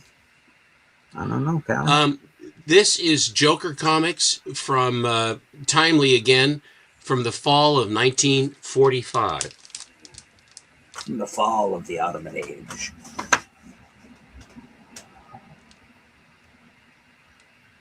It's missing a big where cloud. the Marine ends up washing dishes while the soldier takes the girl out. That's how it goes. These are not horribly expensive, but the covers are beautifully done. And this particular cover is done by Al Avison.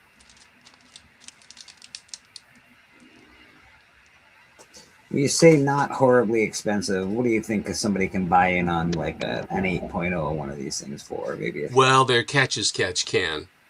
Okay. And it's all relative, and I don't want to bring our relatives in. That's fair. That is fair. Because that's a nice cover. It's really lovely.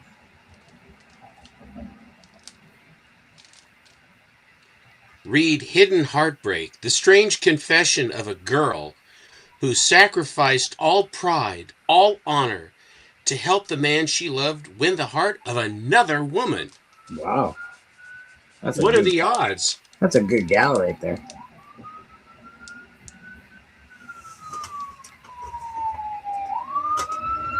So And hot. this one,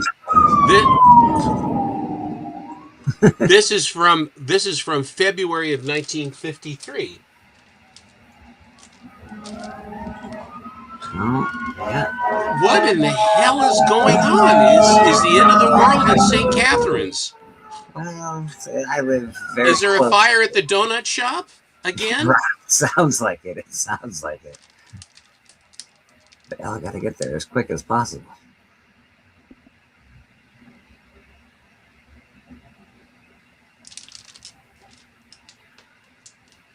Shout out to the Doppler effect. They give you all the different styles and everything else for what ails you, I guess.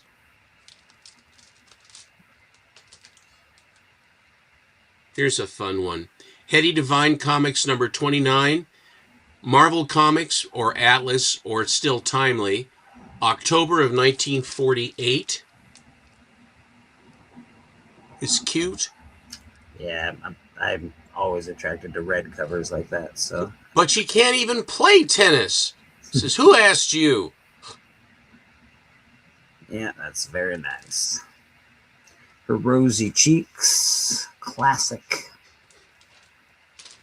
And this is Hetty Divine, number 23, from October of 1947.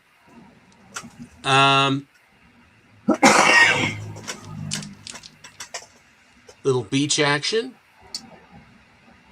Looks like a candy cane for Pete's sake.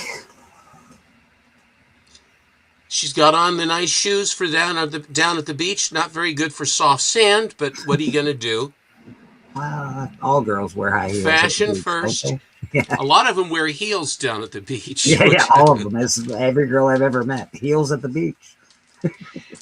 Here is a Bill Ward cover, Heartthrobs. This is from Bell Feature Syndicate, and there's no date. No date. You can tell by the hair and the way that how Bill Ward draws.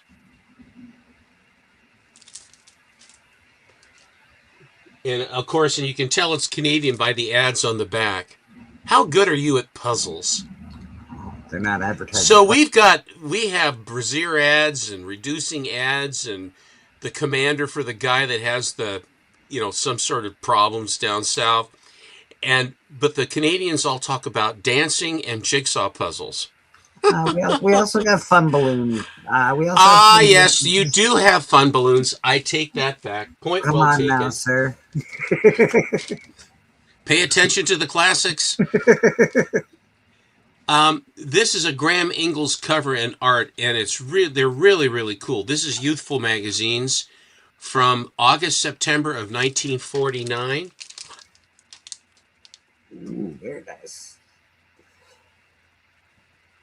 This one's Alan's favorite because he likes the fact that the guy is shooting guns to basically shoot the fuse out of the team. Now, the thing I don't understand, the villain is standing there and they're on top of an entire keg of TNT, and he's sitting there talking, monologuing. I think there may be a problem.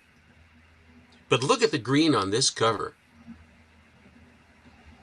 Has Alan started buying all of the cowboy comic books to be ahead of the curve? Is that? Well, I think it's catch as catch can, but the artist on this is Graham Ingalls, and that's one of the reasons why it's not a long title, but it's very interesting. It's well drawn. I think they're great. They're great looking covers. It's just very hard to sell like cowboy comics for some reason. And this is my this is my sensitive cover because I like sensitive covers. Are you sensitive, Stephen? I'm only momentarily.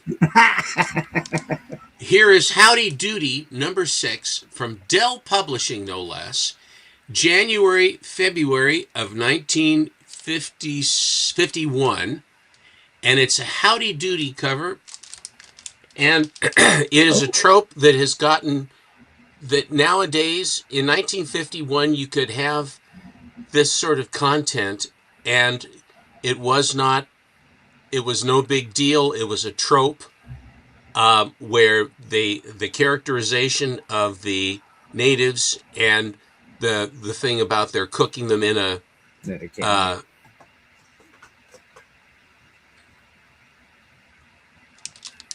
that's just crazy. That was a trope back then, actually, to be honest. It's surprising how many covers they have. Yeah. And one of the earliest Shirley Temple shorts has her in a pot with little black kids dancing around trying to cook her for their meal. Yeah. Times changed. Tons of 80s movies have them, getting kidnapped by cannibal tribes and being put But you can tell it's cartoony because you'll notice that this one has white shorts with green dots on it. Yeah. With his little yeah, it's that's heinous. That's a lot. Heinous. That's a lot. I'm going to reload my coffee. Yes, sir. Yes, sir. You do your thing. We'll get back to this. We got Rad drawn. We got Barbie. She's decided she doesn't want anything to do with me anymore. She's like, you won't show me on camera. I'm out of here. And then, of course, we got Monty here with us as well. He's like, you interrupted my Iron Man showing off my Iron Man. I'm out of here.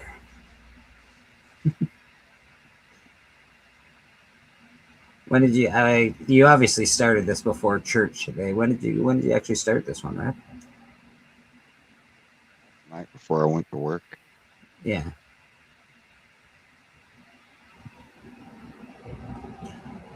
Is everyone ready for The Punisher this Tuesday? Is that coming out this Tuesday? Jeez Louise. I'm still watching the end of Hey, I've got to go. I got to get planting. And y'all have a wonderful day. I'll watch this on the rewind, the rest of it. And y'all have a wonderful Mother's Day. Those that still have mothers, y'all make sure y'all get out and do something great for them. So I will probably try to catch y'all next week. And Mr. White Gloves, I'm out of here. All right, Splash. Good to see you, buddy. Thank you very much, my man. Have a great rest of your day. All right.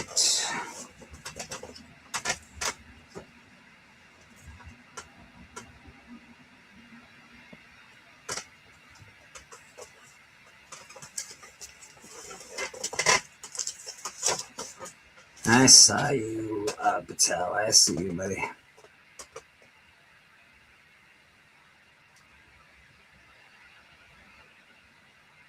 I see you, man. We're gonna have a giveaway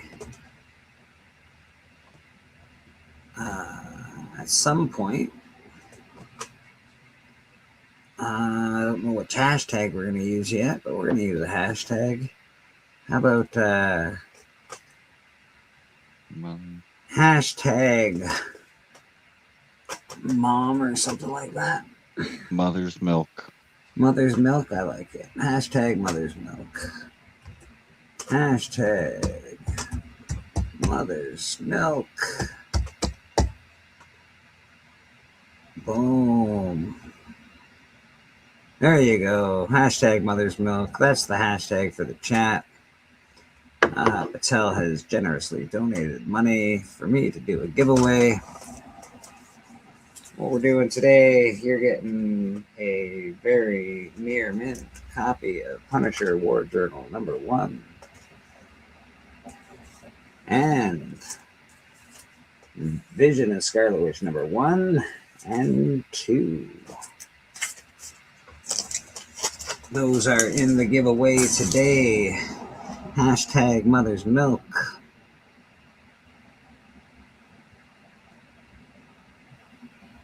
Homelander just licked his lips. Ugh.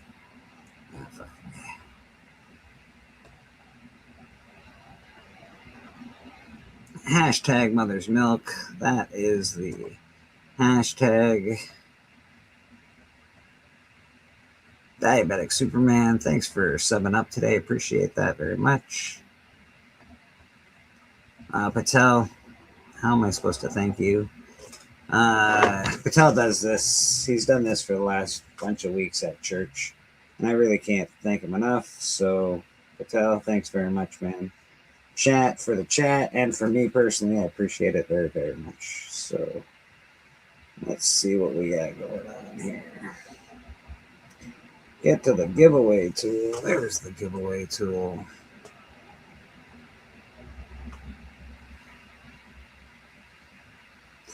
Comic Book Church. Hashtag Mother's Milk.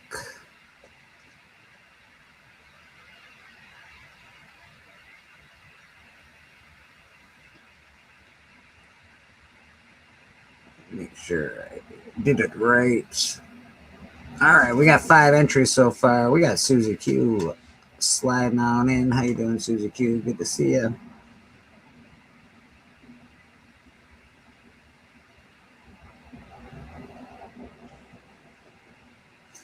Happy Mother's Day to you, my dear. And of course, to all the mothers out there. Mr. Brian LCS, good to see you, man. We got 6 entries so far. Hashtag Mother's Milk. A free giveaway brought to you by Kirtan and Comic Book Church, Bleecker Street Comics. Appreciate you very much, Patel. Are you giving stuff away again? Yeah. Just, what kind of an operation is this?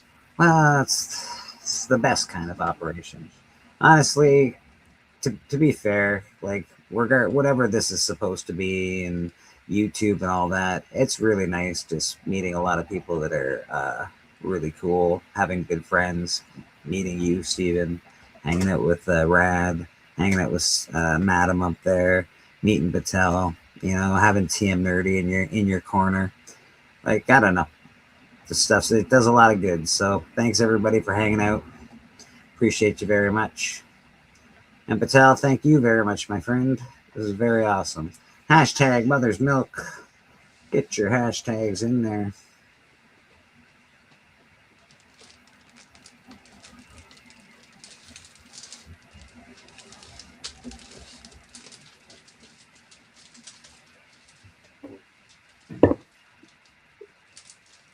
I got my babies back, by the way, Stefan. I don't know if you saw recently. Yeah, I saw that they had been returned to you. Yes. I'm glad they're there safe and sound. Oh, me too. It really gets... That's a very unsettling feeling. Yeah, I don't... Especially, you put a lot into that kind of stuff, right? And it's like, ugh. Stepo, there's no apostrophe in Mother's Milk for this one, so you just you put in your hashtag wrong. All right, I will take me out because I want someone else to win anyway, so delete me. No, you're fine. You're fine. Not yet, Patel. I didn't get that yet. I'm still in the payment process. I still owe them about half. So I got that to pay off, and then it should be coming my way, which I'm very, very excited for. I do have to pick up a package that I got off Whodat like last month. It's at the post office right now, so I'll probably do an unboxing for that tomorrow, because I plan on going to the post office tomorrow. So, we'll probably get one of those there tomorrow. Control Alt Delete Steppo. No. Yeah, we got 7 entries, man. We got 21 people watching. We got a couple comic books for a giveaway. Delete me. Oh, don't do it. We got Punisher War Journal #1. We got Vision #1 and Vision #2, both key comics, by the way. Yeah, so just a cool little couple of comic books there, man. Tal says, no chance, Steppo. No chance at all, buddy. Well, that's why I love to come to church. All right. Yes, I always thought I went to church so that I would have a chance, rather than go to church and not have a chance.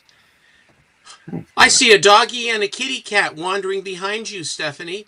Yes. They look very busy. They're having their Sunday morning, their Mother's Day. They're doing good. Yes. Thank you for their pets. They get along? They all get along, yeah. That's nice. In fact, I have cats and 1 dog left, right? And I've trained my dog to wait. I have fancy feast, so I'll throw some fancy feast down for the cats, you know? I've trained my dog to wait until every single cat has eaten some first, and then he can go over and eat some. Oh. He does it every time. He knows and he waits. He's so good. Dogs are very much about routine. There is a routine involved, and if you break the routine, they're looking at you going, didn't you get the memo? I know Champy's like that. When it's time for him, he gets a glucosamine in the morning and a baby aspirin because he's like 13 now. Mm-hmm. And for his hips and stuff like that, he's a little bit wobbly. But he always goes to this little bed that he has underneath a sofa table.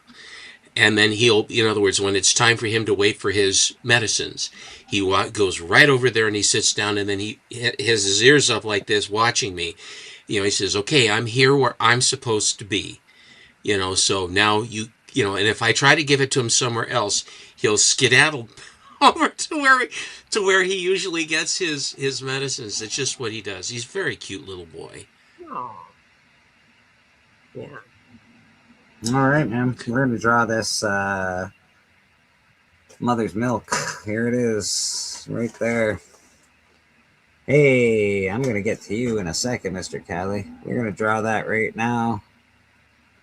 Yeah, there it goes.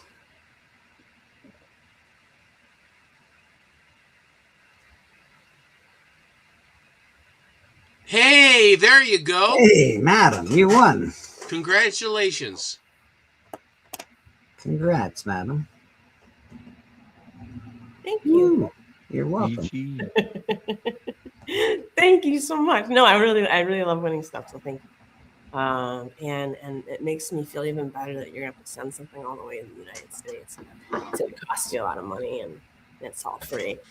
So, Yeah, yay! Appreciate that. Tips and tricks. Appreciate you, Callie. Appreciate you very much, brother. Let's give Callie some love. Madam's winning comic books. Patel. Thank you. Appreciate you, brother. I actually won something on Legion too. Just recently. You're a winning machine, man. You're a winning machine. It's not terrible. Let's give Callie some love. Those are hot dogs, right? Yeah. Want one? Yeah, I'd love one. That'll be $2. Check. Yeah, but it's a good check. Get out of here. I work on a cash-only basis. But it's a perfectly good check. No! I'll make it very clear. You slip me the cash, and I'll slip you the wiener. But I don't have any cash. Then I don't have a wiener! It's always such a sad story.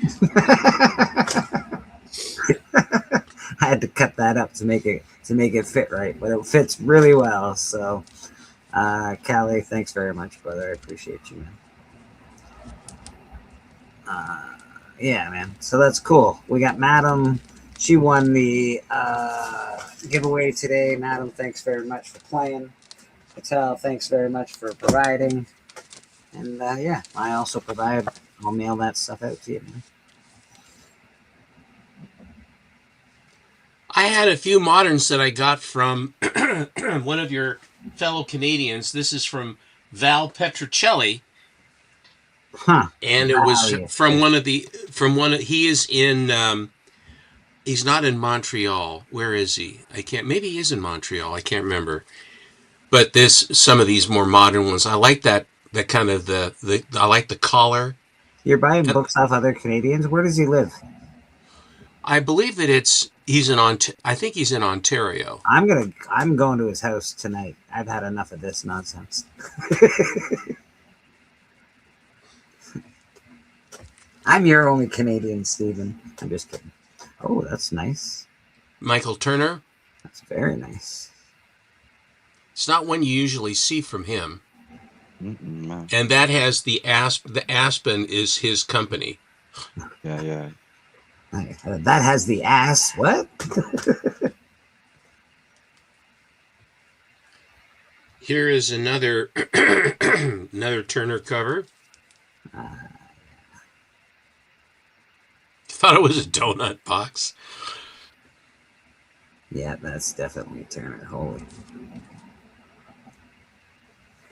I've been buying Adam Hughes covers too for the wrong reason. Because he's in such bad shape, sadly.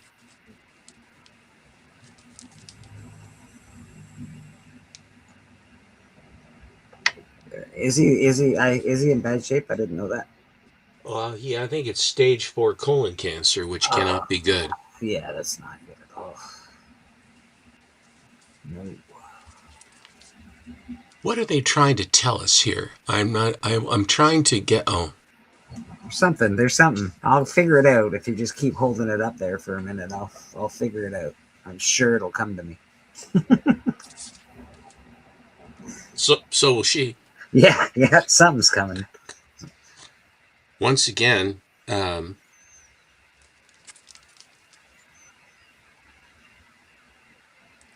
oddballs. Dark Child. He likes skinny hips, though, I'll tell you.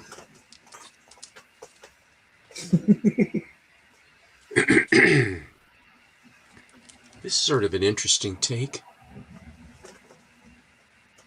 A lot of line work on this one. Is that a Conan book? Yeah, That is a Conan book, beautiful. isn't it? I bet you that's a Conan book, and it's called. those I look think like it's called Red Sonja. Frost Giant's Daughter, I believe. That's a really nice cover. They had fun. Yeah. They did. I got in on this Frost Giant's Daughter. I didn't see this cover, but there's one with like a polar bear or something. This is a Conan Farr, Farr, Yeah. Virgin, San Diego Comic-Con exclusive, limited to 1,500. Yeah, it's a beauty. It's a beauty. So he had those, and then he had these, which are more right up my street.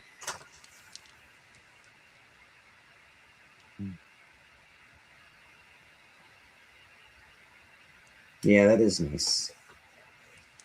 Charlton. Here's a Gorgo. Oh, everyone has a Gorgo. What? What's a Gorgo? That's great. And this is released, it says, released by MGM. Ooh, my eyes are really bad. I thought it said Trump there, but it said Triumph on the bottom or something like that. My eyes flipped over the letters. I'm like, what? What is happening on that cover? Yeah. All right.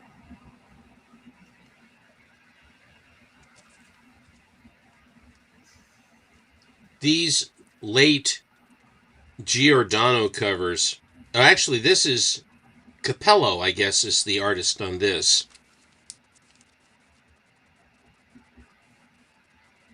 Yeah, it was Tim Nerdy.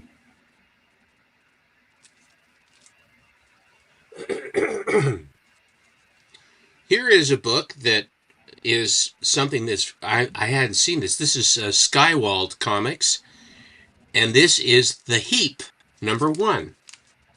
Hey, I have that. Do you really? Yeah, I do have that. Yeah. I'll be damned. Good for you. And the scythe, you've got the scythe coming. Yeah. Redhead in a red dress, red orange dress, sort of a fishnet dress of some sort, but they Steven, colored it in. I like monsters and death and chicks. Of course, I have this book.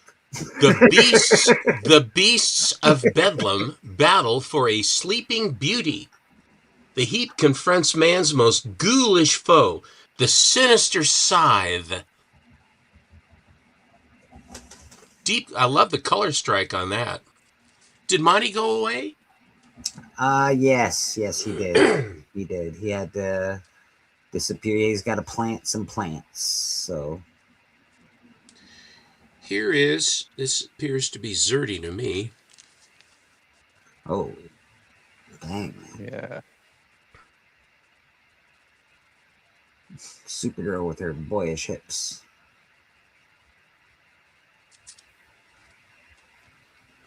Here is another Michael Turner cover.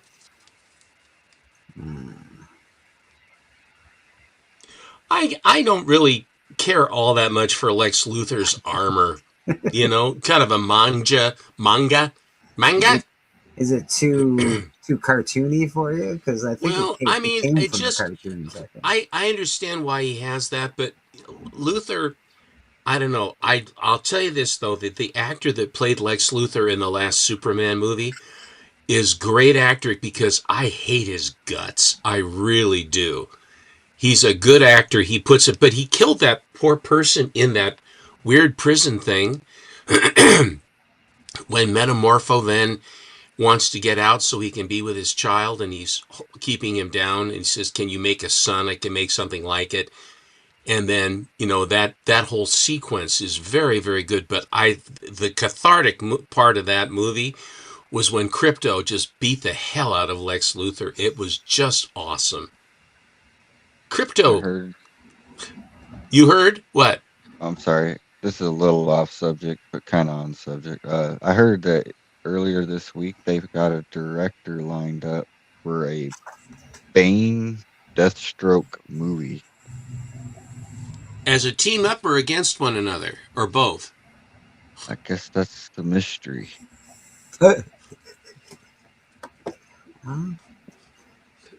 This this is a great one, a Michael Turner cover.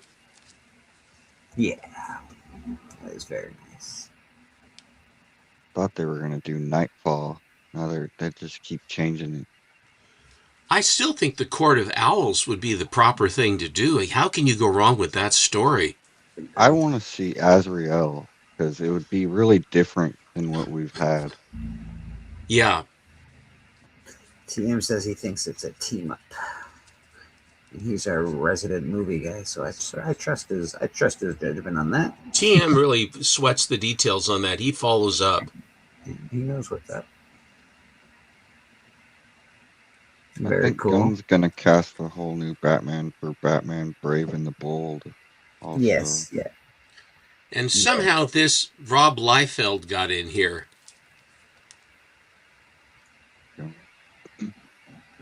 It's pretty good still. It's no feet. Evangelina. I don't mind it. As long as he She's got doesn't a have to cult draw following. feet, I guess he's okay. Go ahead. Great cans. She has a little cult following. Look at her cans, man. They're popping out everywhere. Yeah. That's what I had. Thank you, Stephen. Appreciate you, my friend. All right. Yeah. I got back my babies recently. These guys were away from me, and I'm very happy to have them back. I get to show off these guys. I know everybody's got them, but that's okay. I got a very nice copy. The first Carnage. That's awesome. And I got a very, very, very nice copy of the first Gambit. Now, was that Troll that you got that from? No, I got this from an auction, like on Facebook, those two. This guy I got from a friend of mine who I press his comics. and he trades me books. This was supposed to, all these books were supposed to be slabbed, but the guy that went to the Comic-Con missed the cutoff time for getting stuff slabbed, so it sort of sucks. But I'm happy to have my books back. So. And this is the first appearance of Highlander in comic books, which I have very high hopes for the movie. Now, which version is that? I just bought the other one with the photo cover of Christopher Lambert in his... You bought cover B. This is cover A. It's the Gabriel Dell'Otto variant. It's cover A. You can't go wrong with Gabriel Dell'Otto. And it's got, you can see Lambert there and the Kurgan.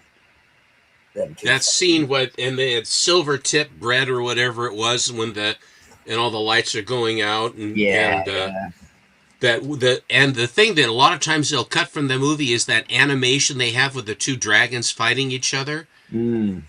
That's really quite something. Now, where did you get? Was this from Troll, or who was this from? This was from eBay. So I scoured eBay for ages because this doesn't come up too often for sale in the community.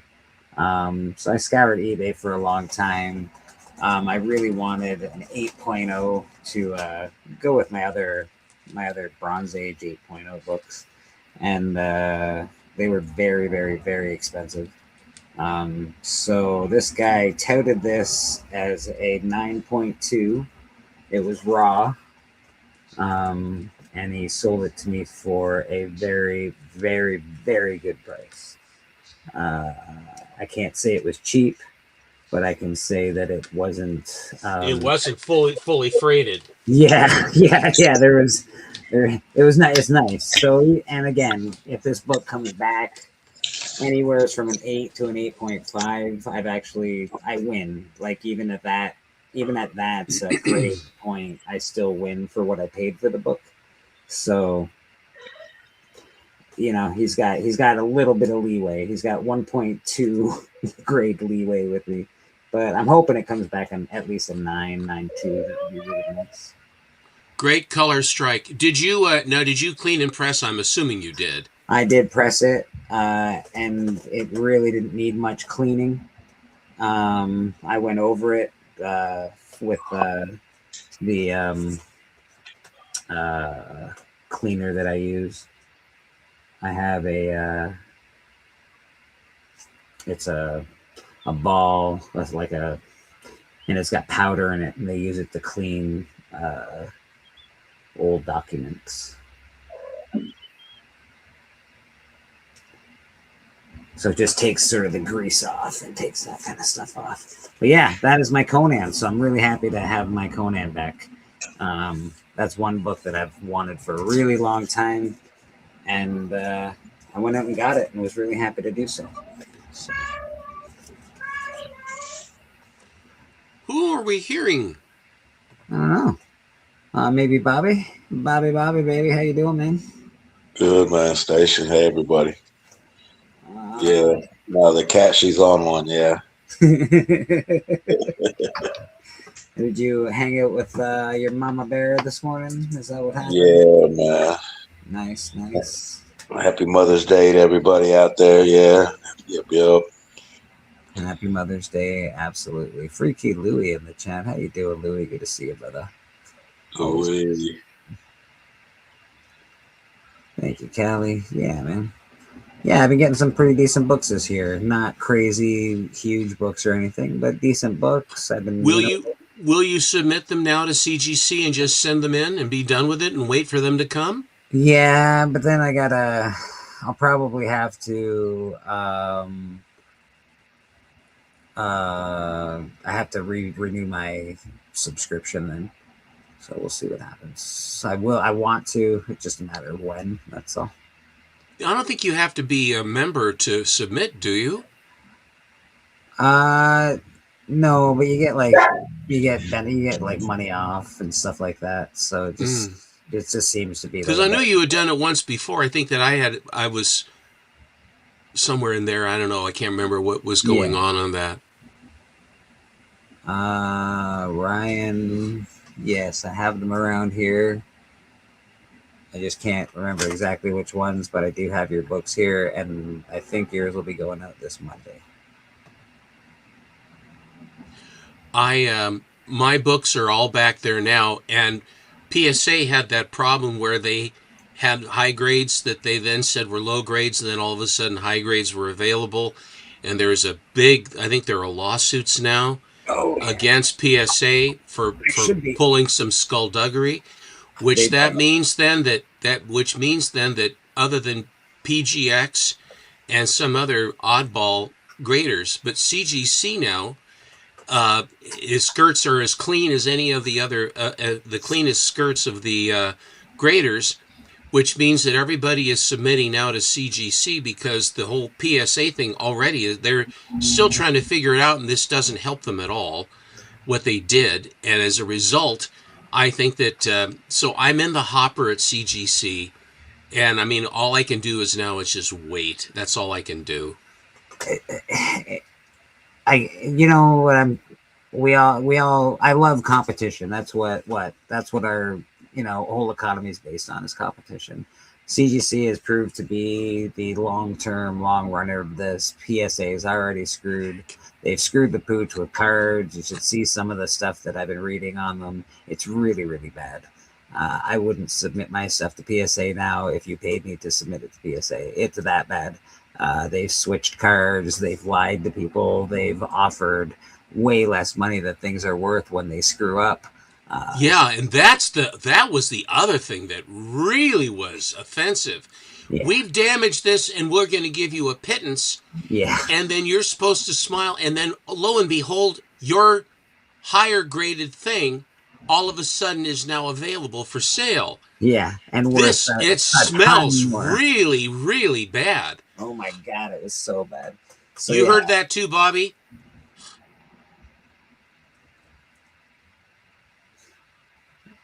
Ooh. Yeah, man, that's bad. Bad news. Yeah, man. No. I don't know. Again, I want to live in a world where nobody ever has to get anything graded, and we can all trust each other, and we can all come to an agreement that yes, this is. You don't want much, do you? But it's not. It's not possible. That's just not possible. That's just. There's always a disinterested third party is the only way that it can be commodified, and because there is so much money involved, human nature, that people will take. I look like Brainiac. I don't have buttons on my head. You could, though. You could. I could have. Thank you, dear. Happy Mother's Day. But I do think though that what they did is that they were trying to get going. They already were kind of putting themselves to sleep because they are more expensive. They took way too long, and the grading was somewhat suspect. And then the last thing is that their cases are so ungodly heavy that it's just so. I'm afraid that the bus is a little bit past on that, Travis. I think that Eggs is done too. I'm pretty sure. I've made fun of Eggs for a long time because I don't know why you would ever submit your slab to a one-man operation, but that's my personal opinion. But EGS, I think, is gone. I'm not saying it was a bad thing to try. Good for him. I hope he made money. I hope it, obviously it didn't work out in the end, but you always want people to succeed. But CGC is the only one that stands the test of times, and they've had a ton of issues, but they seem to come out the other side for some reason. They will address things as they go. I don't know that they're as parasitic as some people would characterize them. Some people like to jump on. But I'm exactly where Tan is on this. I can tell you, I have first generation and second generation books that are in their holders, and they're very comfortable. I know that I could probably crack, clean, press, and resubmit. But I frankly, since I buy the book and not the label, that if the book looks beautiful in its holder, I will not put my books at risk for that. And I'm also in the process of having to. I put in my Blue Beetle 54, a PEP 19 that was a 2.5 that was absolutely filthy that MT cracked out and cleaned. And he laid hands on my Blue Beetle 54. Those are going through walkthrough. And then I have my Conan #1, my ASM 101, a Hulk printing error cover, and 8 Canadian Whites are all in. That was the second. The first shipment was the Blue Beetle and the PEP, which are walkthrough. The others by price are well below 1,000, but they're all, each one is below 1,000, but they're all going in at the same time, and they are there now. They have been received, but then you have to wait for the receipt to then have the opening, and then after the opening, then you get to be put into the sequence, and then the gods will either smile or not smile or semi-smile at you as they go through the vagaries of being graded and slabbed. And MT laid hands on all of these, so it's best foot forward. But for me to send these books in, all of those books in, was $1,771 because of their value. Now, it is a very expensive process to send in books to be slabbed, and I haven't submitted any for a while. Because it takes a long time and it's expensive as hell. Yeah. And so now I'm on the horns. But I wanted to save those Canadian Whites in particular, because if they weren't saved, they were going to go, and I wanted to have a nice sampling of those. But at the same time, the Conan one I've had since 1990, the ASM 101 I've had probably for 15 years or so, and I already just bought slabs of those to formalize their grades from other vendors. I do have a tiny hack for CGC though. It's a weird one. It's not the greatest, but if you're a 1 year, one time a year person you like to submit, 10 books is a great number to submit. 9 to 10 books is what I found to be a reasonable bank account number to submit. Also, if your subscription runs out after a year, so you have to resubscribe and do all that stuff again. When you go and get your resubscription, you let it run out. Don't resubscribe before it runs out. Let it run out, and then resubscribe after that, and you get a bunch of benefits. So you get like $200 for free for your $300 that you're spending. So basically, you're spending $100 for the subscription. You get $200 worth of money to send books in. So that can be your one time a year send in. So you're paying $100 for like 10 books. It's pretty good. It's sort of if you're only going to do it once a year, it's not a bad way to do it. Fair enough. You can save quite a bit of money that way. Hey, madam, welcome back.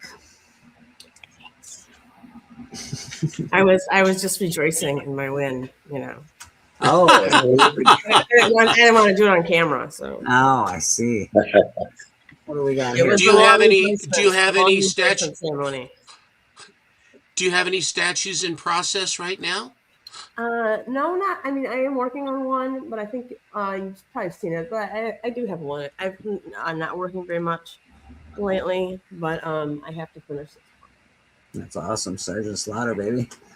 Yeah, House of Slaughter. Yeah, y'all were talking about House of Slaughter last week, and the idea came to me, and I had the blank, so yeah, I put it on there. Yeah, that's very cool, man. Very cool. Hi, Mike. Nice, Bobby. Wanted to shout out. I wanted to shout. I got this AOK came yesterday from Old Wolf. My brother from a Portuguese mother, man. Yeah, I love that dude. He sent me this book that Planet of the Apes versus Fantastic Four.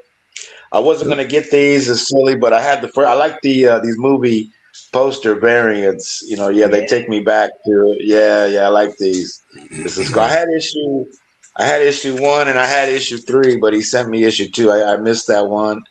and he got it for me. So I appreciate you. Thank you, Tony. Yeah, man. Yeah. All right. Yeah. Is that the tone? Was that the tone? No, that's Yeah. old. Old Wolf. Yeah. Old Wolf 65. Yeah. The train wreck. You have Thursday nights. Yeah. Yeah.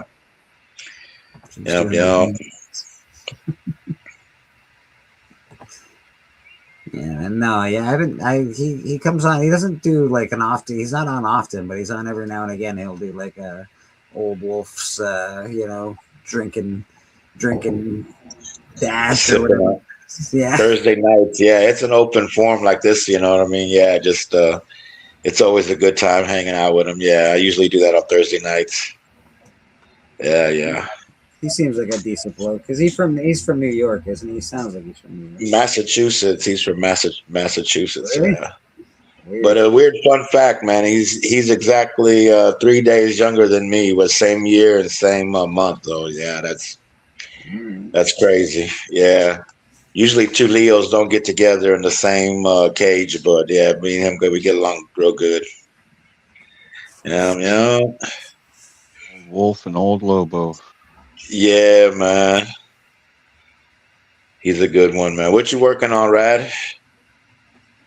Oh, Johnny Blaze. Oh, yeah. Yeah, nice. The Ghost Rider. How you doing, Lady Barbie? I'm okay. I just won the giveaway. So there's nice. that. That's a good one. I did have some issues in the beginning with how Bleecker was programming everything for the show. But I guess I'll look beyond that now. Yeah. I'll be the bigger person. There you go. I like that about you. Yeah. And you, Steppo, how you doing, sir? I'm doing well. I have just been enjoying the weather here. Our garden has come on. The roses and all manner of stuff. The gardeners have been here and done a lot of the stuff there. And yesterday was probably one of the most beautiful days. So Susie and I just sat outside and enjoyed the nature, the hummingbirds coming by, and all the various aviation, birds and what have you, and the sounds of spring as the birds are trying to find their mates and all that other stuff.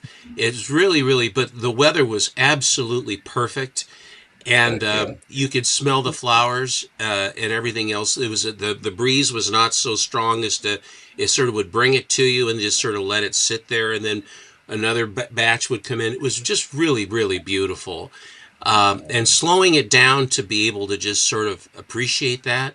I think it's very important in how fast our lives go to just really just slow it down and to enjoy. And yesterday was definitely one of those days. It was fun.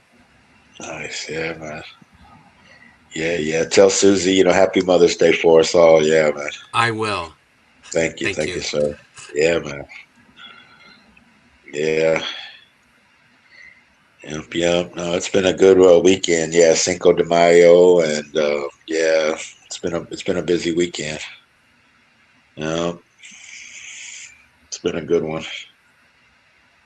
Yeah. I have a circle of death above my head. Where it lands, nobody knows. And speaking of a circle of death, there he is. Yeah. My phone's acting crazy right now. Did you do your top 20s and all that other jazz, or is that sort of off the menu? No, we're going to do that next when I get back upstairs. What's going on, Legion? Good to see you, buddy. Yeah, my phone's just acting a mess lately when it comes to getting on StreamYard and stuff. I don't know why.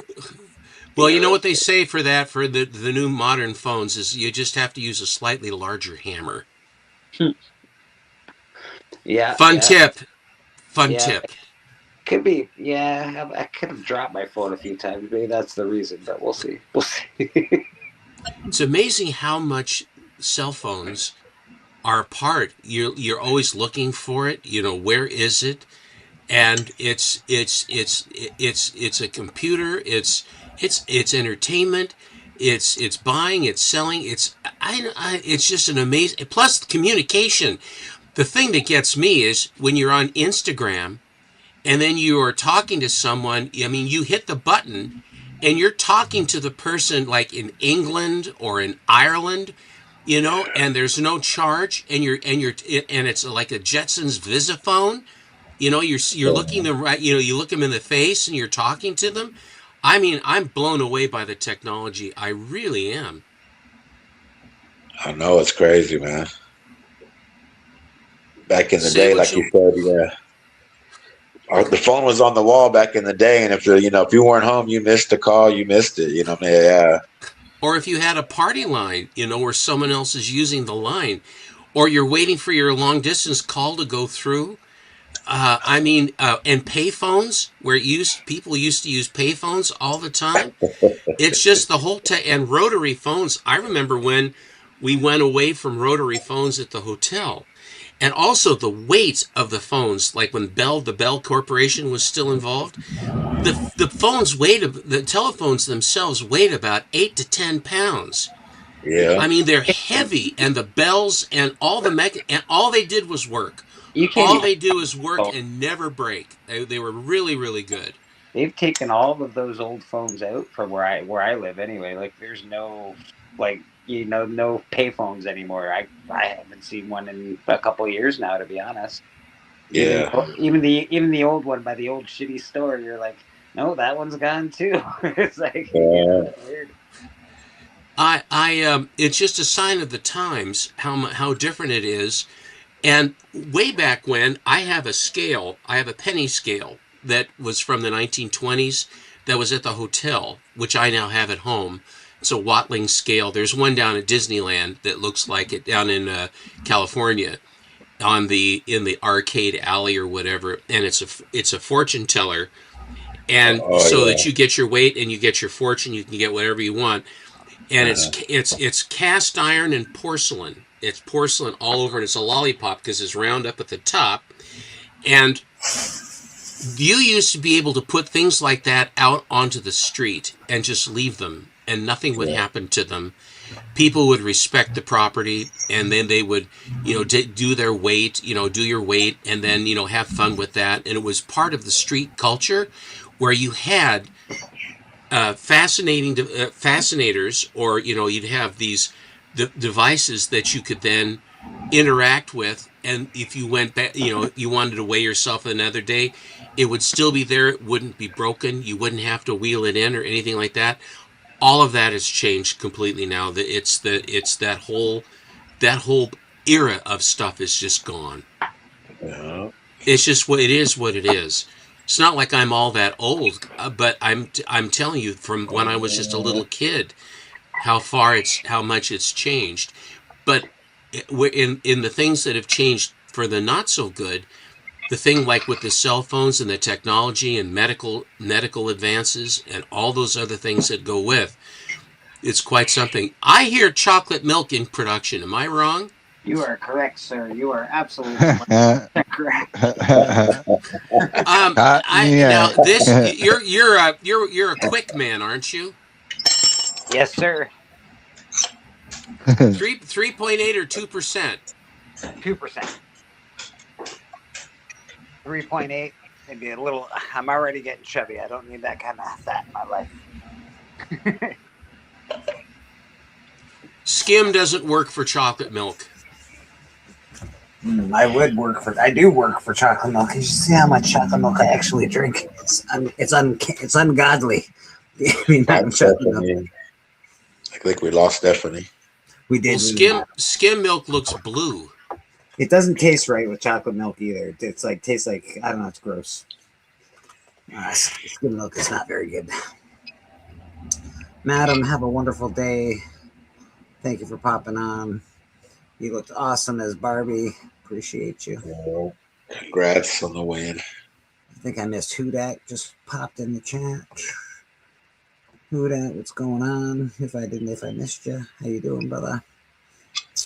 All right, let's get to these cop something or others and Dun whatnot. dun dun dun dun dun dun dun dun dun dun dun dun. Everybody. Come on, come on, come on, come on, touch me, baby. Can't you see that I am not afraid?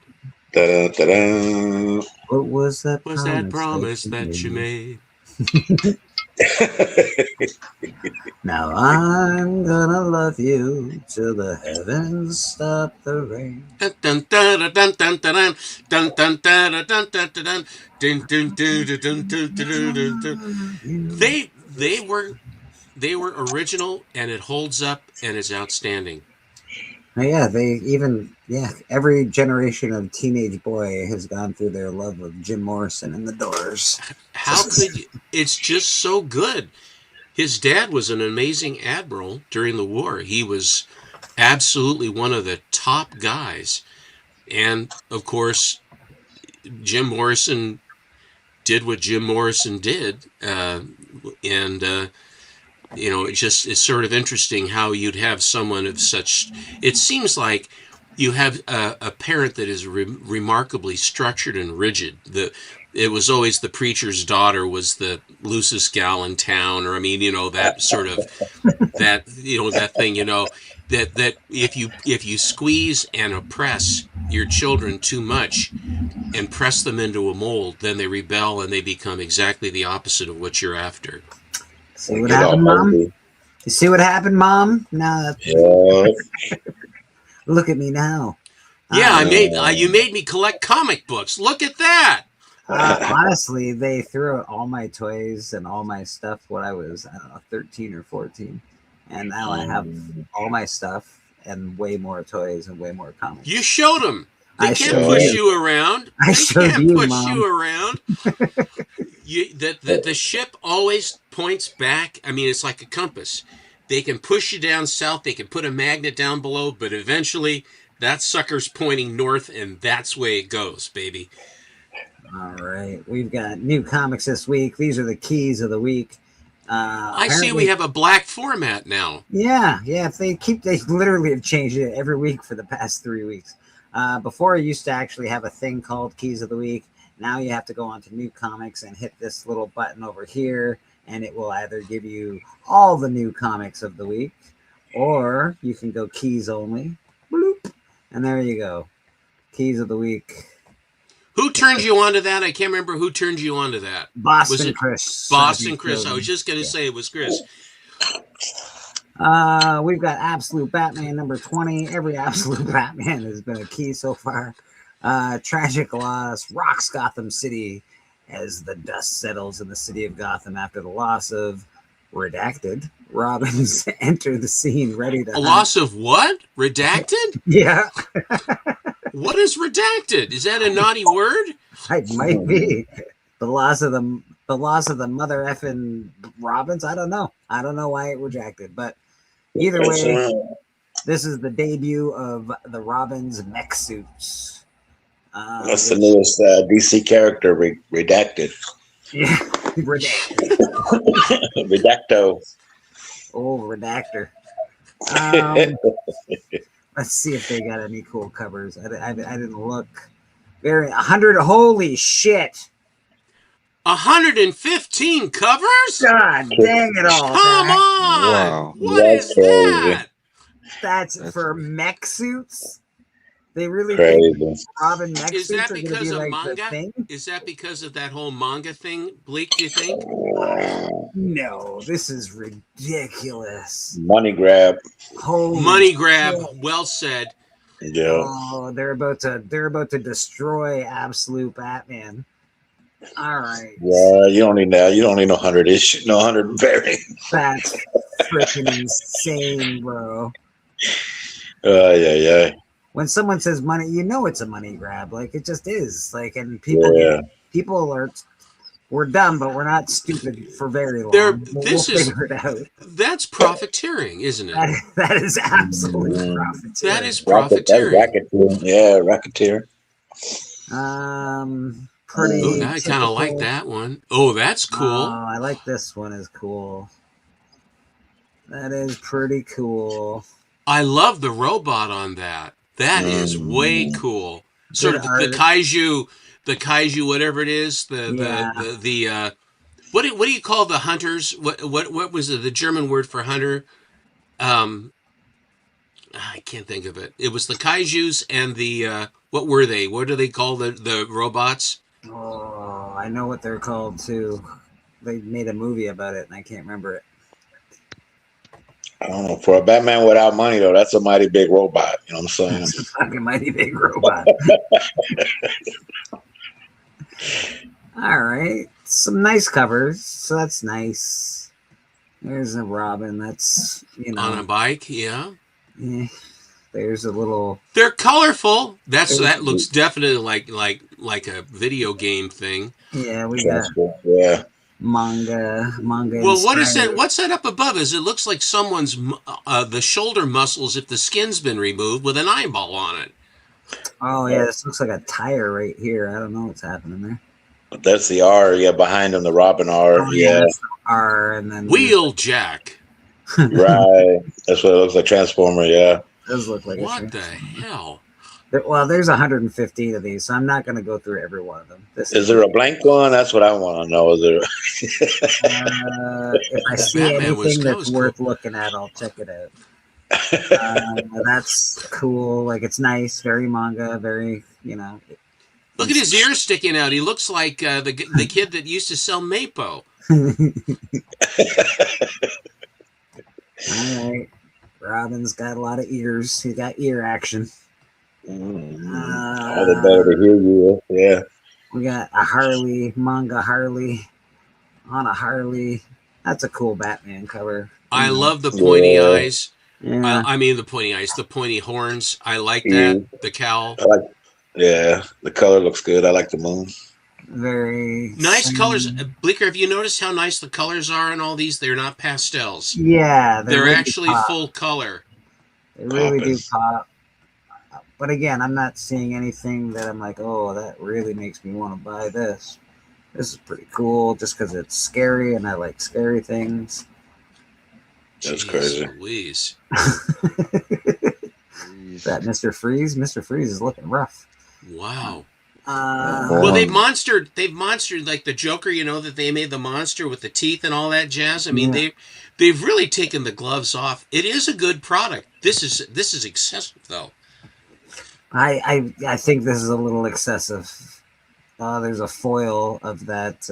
I think it might be Mr. Freeze. I don't know if it is, but there's a foil of this, which is exclusive foil edition.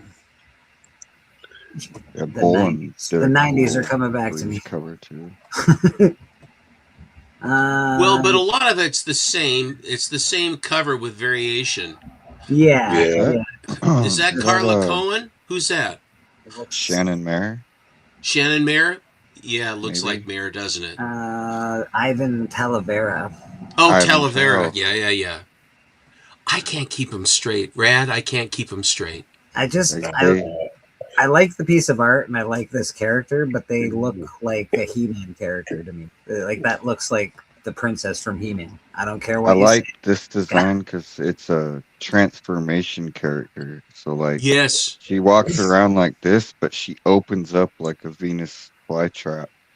Her face splits like right down the middle, and she's a giant mouth. She looks like the princess of Castle Grayskull, whether you like it or not. She's got the same outfit. She looks like a monster, and she's Rad. You have to transformed. tell me on that. What do you call the kaijus? Were the monsters? What were the robots? What was the robot name? I'm trying to think. Zords. Power Ranger Zords. Gundams, mobile suits. It had that one with the Japanese gal that and then they team up inside the time they get. I can't remember the name of it. It's the German Ghost in the Machine. No, it's the German word for hunter. I can't think of it. It drives me crazy. All right, now that's it. The Jaeger. Jaeger, Nine. that's it. Jaeger. Jaeger. Yeah, Jägermeister. I should didn't have know known. that. It's Jaeger. The Jaeger. Do you want to die here on this building, or you want to be in a Jaeger fighting for the good things? When Idris Elba or Elba Idris or whatever his name is, Heimdall, gets us all white. I loved that movie. I thought I liked the movie very much. It's a guilty pleasure, but I really liked the characterization, and I liked the battles and the kaijus with the CGI was so amazing. There's your It blank, was good. Bobby. There's your Yeah, blank. yeah. And you know, John Jang, which is the comic book artist, he did all the designs for the Jaegers in that movie. There's your Very, one in very cool. 100. And they show the head coming down, and all these bolts and things are all snapping together and screwing down, and all this other stuff to put them together. Wow. That's cool. Look at that. Yeah, I like the that's Batman cool. on that. That is a cool cover. That's your 1 in 3,000 or something like that. Yeah. 1 in 3,000. Bobby. No, it's just a regular old. Oh, okay. No, I thought that was Apparently they're going for $15-20. What the fuck? Excuse my language. That's insane. Why are they $25? Are you kidding Oh, me? just wait. There'll be a $3,000 variant. Yeah. Like, don't get me wrong. And it'll probably be a sketch variant, won't it? Like, I Yeah. like Isn't it. that what they do? When they want the big money, they don't even give you color. The black I'm and white I'm one. a Yeah. fan of that piece of art. Hell, they get me don't even wrong. give you inks. The art They looks give you just fine. The art pencils. looks good. The cover looks fine, but I'm not paying $25 for a cover off the rack. Are you kidding me? Yes, you are. No, I'm not. Oh, No, I am not. Yes, you are. no. Highlander. No, I I am the disguise. hate that. I hate that. There's a manga right there. Yeah, we got a Robin chick, apparently. She looks very cute. I don't. Well, I don't know. Yeah, she's Blue- cute. She's got her She's the manga. bluebirds. The bluebird of happiness, may it fly up your nose. Johnny yeah. Carson used to say, "May the bluebird of happiness fly up your nose." Oh, hey, you got something good. Very Look at that. cool. We actually have a good cover. There's your $3,000 variant. Oh, That's a Is cool that cover. what is his name? Was it Braddock or whatever? Was he the? This Ichabod guy? Crane. No, Yeah, I this don't guy know. would be Crane. Yeah, this guy would be Crane. He's the That's scarecrow. the that's Scarecrow. Scarecrow for sure. Yeah, they've really uglied him up good. Yeah, they did a great. Made him look like a rag doll. Yeah, but the mouth stitched shut. Yeah. That's a really. Trying to have that. That's $30. That's one for already. the kids. This guy's $30 already. So that's the Virgin. Is it Perillo? Probably. Perillo. Yeah, Perillo. They kind of tried to do the same thing with Carnage. I don't know, man. There's 100 and billion variants to this. 115, I Yeah. think. Good luck. I hope it all. Oh, I hope great. I have every variant. Yeah, right. That's insane. Oh, good for you and shit. Yeah, congratulations. So this is the origin of Torment, Amazing Biggie. Spider-Man, Biggie. Death Spiral, Body Count Thanks, number Susie. 1. This is the origin of Torment. So it is a key. At least you get a cool origin story, which I think is all fun. So if you're into this Death Spiral, people seem to like it. I know Biggie was talking about it not too long ago. He didn't mind the spiral. So you know what? It might be good, but this is an actual key, so you do get an origin story. Origin of Torment. Yeah, well, it started a long time ago in the Garden of Eden somewhere, I'm sure. Barbara Gordon breakout number 1. All right, we're first appearance of Sparrow, an ally of Batgirl. Debut of the new Batgirl suit. Well, that's interesting. Well, let's see the variants and see if they show the suit. Yeah, let's check out some of these. There's only 6, so shouldn't Oh, take that's a too good. long. Let's see if we can get to see her suit. 115 is ridiculous. All right, so we got her fighting as a regular person. We got her behind bars. This is a pretty standard, awesome cover. In Stir, yeah. In Comics Stir. do this a lot, yeah. You know, Daredevil's done it, Spider-Man's done it. With all How the did she get in pockmarked women trouble? behind him. Yeah. What did she do to get in trouble? You know what I mean? She don't ever do nothing wrong. Oh man. She was out there. She was out there on them streets, Bobby. You don't know what she had to do. Man. There we appear to have the costume. Holy shit, David Nakayama. He really went ham on that ham. Yeah. Wow, she's been sitting at the office a little while. She Been sitting sure in has. jail. She's been sitting in jail for a long time, man. She got thick. Hokey smokes, Bullwinkle. She got thick, bro. She was lifting bumbo. Dave's been hanging out with the pineapple Hawaiian barbecue a little too long here. All right. And then you get I like this style of art. I don't know if I like it on a cover, but I enjoy this style of art. It's What with all the dust and dirt? the line work. I don't know what it is about it. I just enjoy the style. It's quick. It looks like a sketch almost. I just enjoy that style of art. I wouldn't want it on my cover though. I wouldn't want it on my cover. David Nakayama. It was a blank. There's your blank, Bobby. Yep. Barbara Gordon's breakout. Barbara Gordon's breakout. Yeah. I'm breaking out all right. Yeah, boy. Breaking out of them pants. Conan and Dragon Arrow #1, or Dragonado, whatever. Conan the Cimmerian and the Dragon Slayer, Dragon Arrow, must set aside their suspicions to unite in the mysterious land of Arundar to defeat a supernatural force that threatens to destroy both of their worlds. Again? Well, it happens. It doesn't tell me why it's a key comic, but sure. We got 4 variants to this. Cover A, nothing to write home about. Let's see if they have anything cool. It's all right. It's okay. Nope. This one's probably the better one of the two. Gives me that sort of, it gives me like a Star Wars vibe. You got some cool death on the front cover, some dead guys. That's pretty cool. So they've got the modern and the barbarian together. Yeah, it looks like Star They're Wars. commingling the ages, Bleeker. In space, yeah. It's Conan in space. You better Conan, watch Space Conan. Yeah. They said it would never happen. See Conan Conan better on not be in Saturn. space. Conan and his spaceship. Hey man, if it can happen to Robin Hood, it can happen to Conan. Don't forget, Rocket Robin Hood exists. It happened to Yojimbo. Yeah, he went to space. So. See, I actually worked with Yojimbo. I thought that was a good set. Space Yojimbo. I thought that was pretty cool. Yeah. Destination Kill #1. In 21-25, London, the pill-popping detective and her ex-partner must stop a worker uprising against the all-powerful Overcon Corporation during the launch of its super-fast Paradise Loop train. This art. So they've got the super train.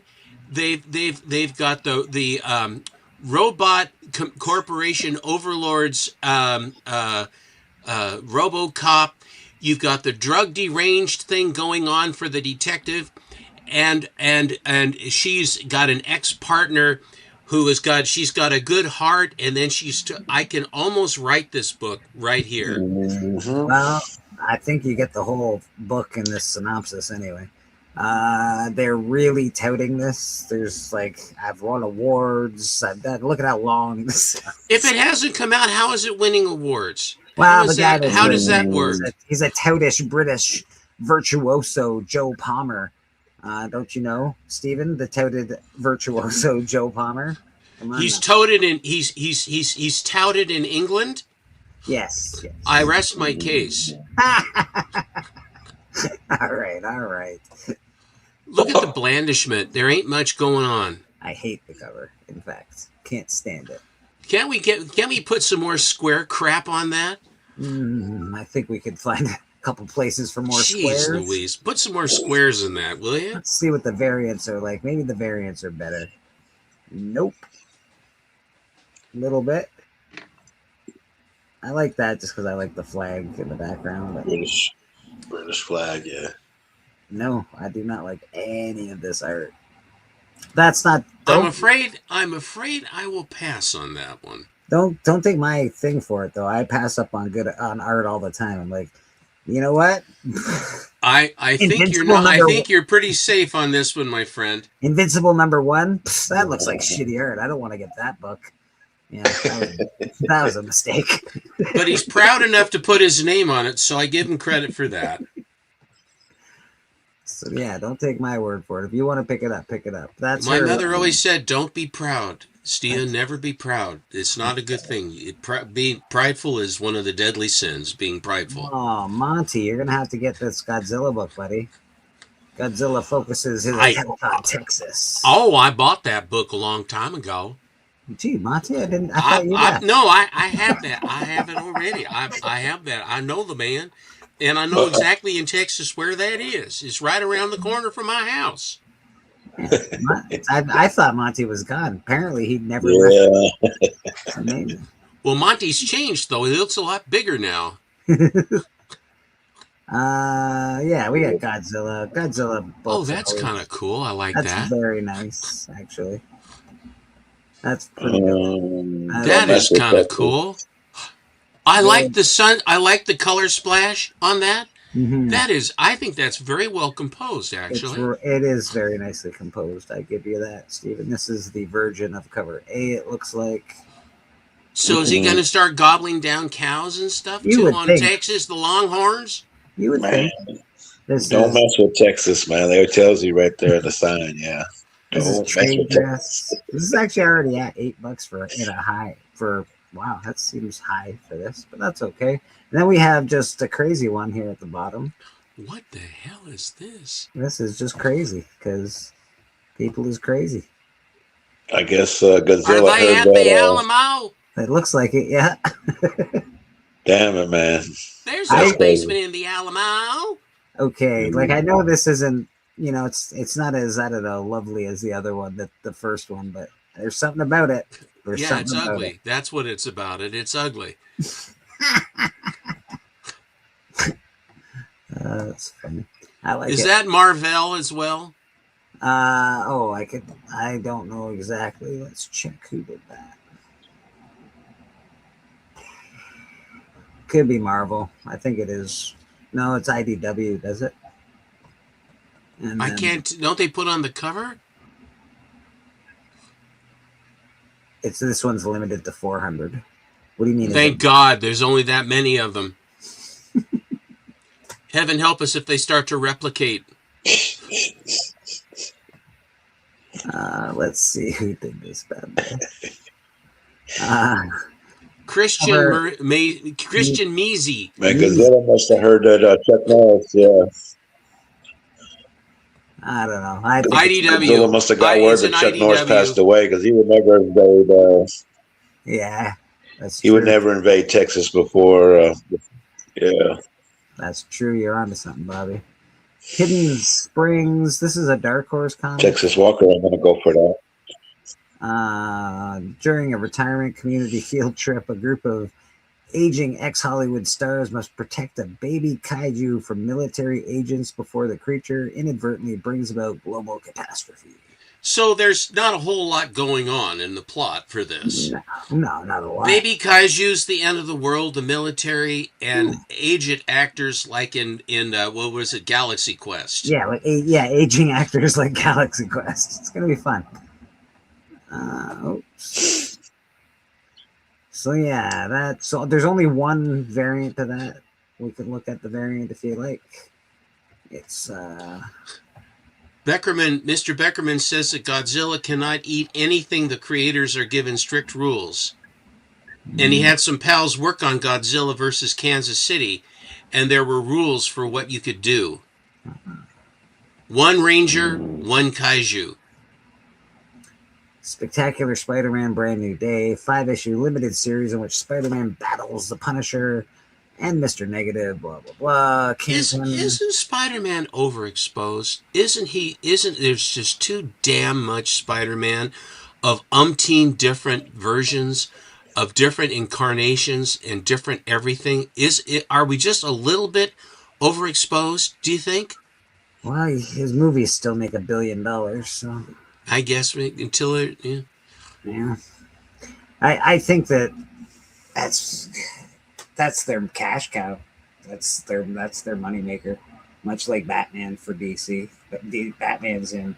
When I was collecting new comics, like back in 2018 and 19, there was, I don't know, 30 Batman titles. So I was like, well, it was like 30 Wolverines as well. X-Men is the same way. There's a ton of X-Men titles. It's like, yeah. They just do that with their cash cow. I understand it. I look at the variation. The things that they put these characters through, and it just, I realize it ain't true, but it strains credulity, you know? Mm-hmm.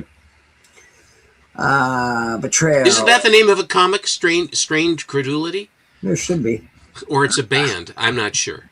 Star Wars Shadow of Maul #3, possible first appearance on the 1 in 10 variant cover. So if you get the 1 in 10, which I'm sure this is it right here, you get a possible first appearance. Possibly, maybe, perhaps. Wow. I know. We'll see if we're going to be that nice. We don't know yet. There's the 1 in 10. Sorry, this is the most underwhelming cover I've ever looked at. So we're gonna. What in the hell? Yeah, it's garbage. That's at least cool. And Darth Maul being Darth Maul. Darth Maul's pretty awesome. In the movie, Darth Maul wasn't around all that long, was he? Wasn't it just like that one sequence and then he was gone? Yeah, he gets cut in half, but he comes back later in books and novels with octopus legs. It's sort of like bug legs. Like everybody said, Boba Fett, and he goes down and he's eaten by Xylor, the monster. He ends up looking like the Rock from the Scorpion King. Yes. Yeah. When he comes out as a scorpion. Scorpion Centaur. Yeah. Are those all the keys we've got, Bleecker? We got X-Men Identity of Inmate X revealed. The Uncanny X-Men #28, volume #6. We have Wolverine #20, first team appearance of the Savage Champions. My God, Bleecker, are you living in a hellscape or something? Yeah, I live very close to all of those, the police and the fire. Now we know where the zombie outbreak started. I would say, but I have to say this for all the noise. If there is a problem, you certainly do have fire and police protection close by. They're right there.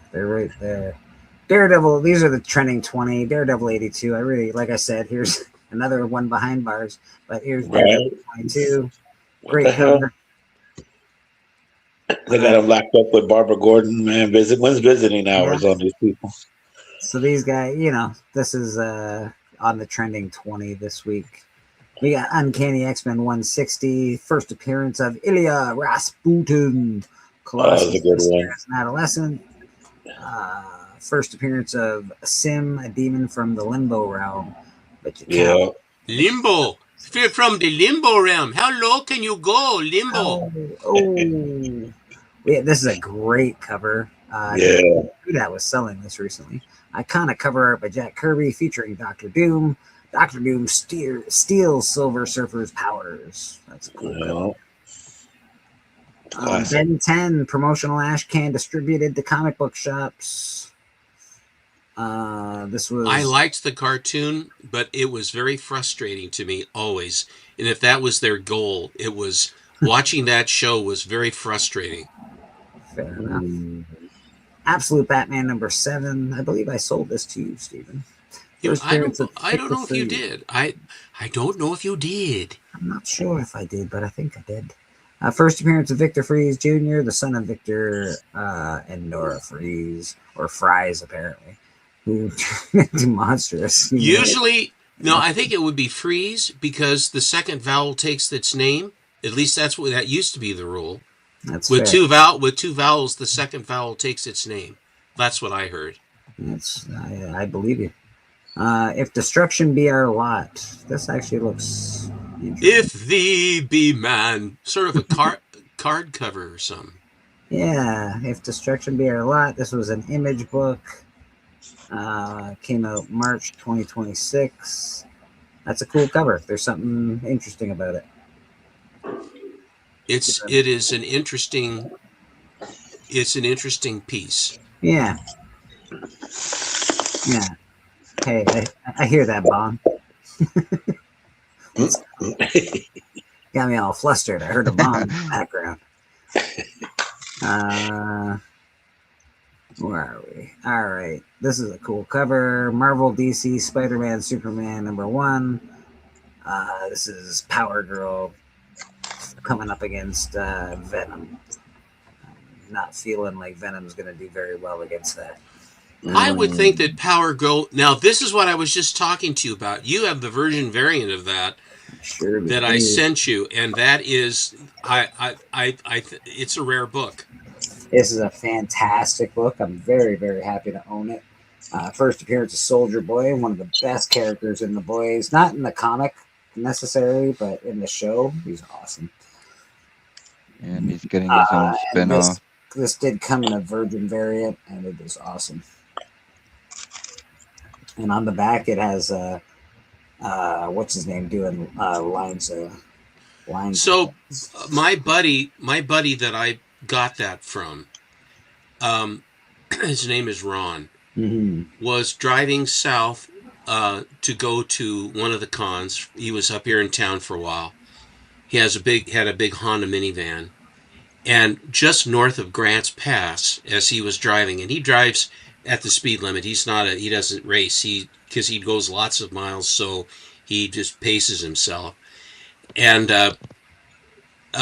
as they were driving through, a bull elk went out into the street, and the car ahead of him winged the elk because their legs are so long, they're up, so that it hit this bull elk up.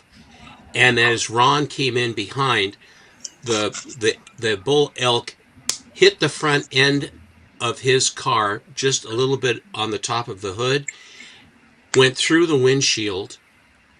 I mean, it looks like and my buddy got hit really hard. Oh, yeah. And it blew up the front of his minivan. It looks like a bomb went off. And so he got banged up really badly, and he's recovering. He's okay. And when I finally talked to him, he says, "I feel so badly about what happened to the elk." I said, "You had nothing to do with that." But it was not. So he's really been, he's in my prayers, to get better. But you wouldn't think that running into a bull elk would be something generally that happens, but it does happen up here. Yeah, no, people die a lot. So that, like, you hit a moose, it's not. You don't just run through a moose; it'll kill you. It's not yeah. DC Comics. A deer will do it too. I mean, it's even a deer. Anyway, I'm sorry.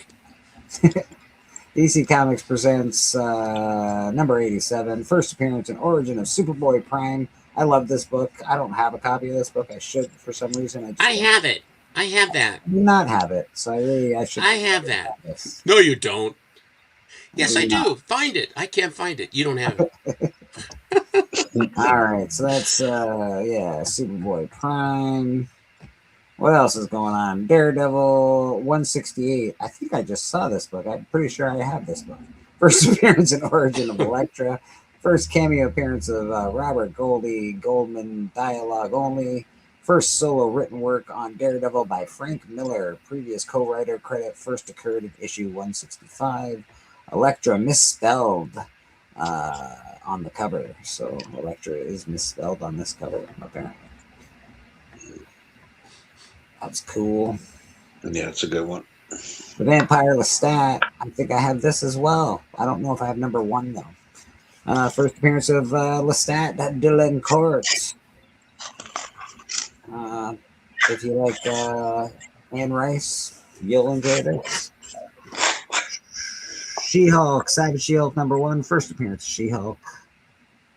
Trending. I sent that one to Papa.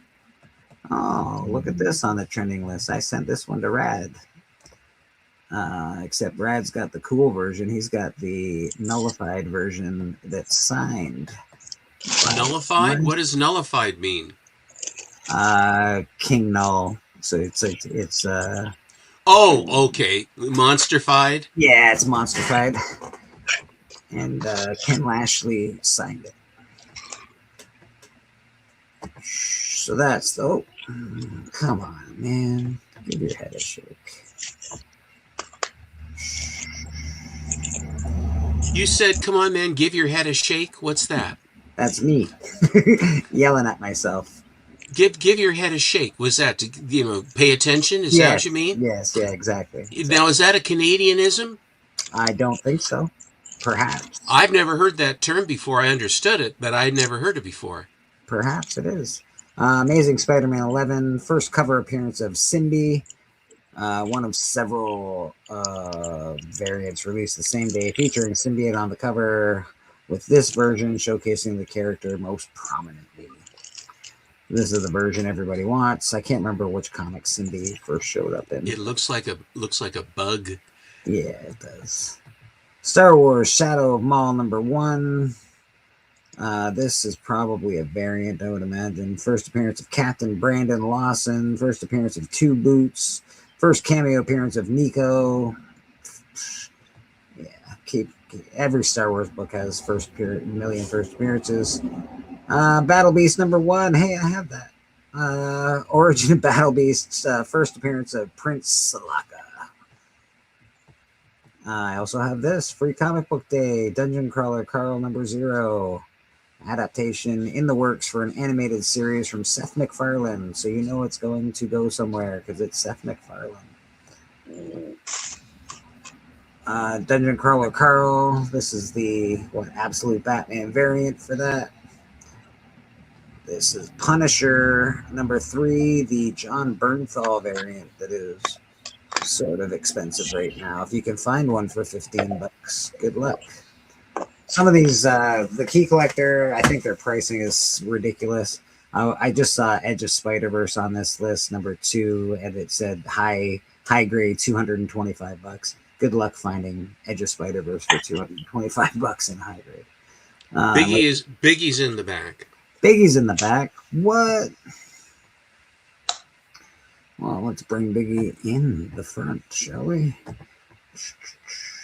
Boom, there you are. And that's it for Keys of the Week and Trending. Biggie Shack, how's it going, brother? Thursday.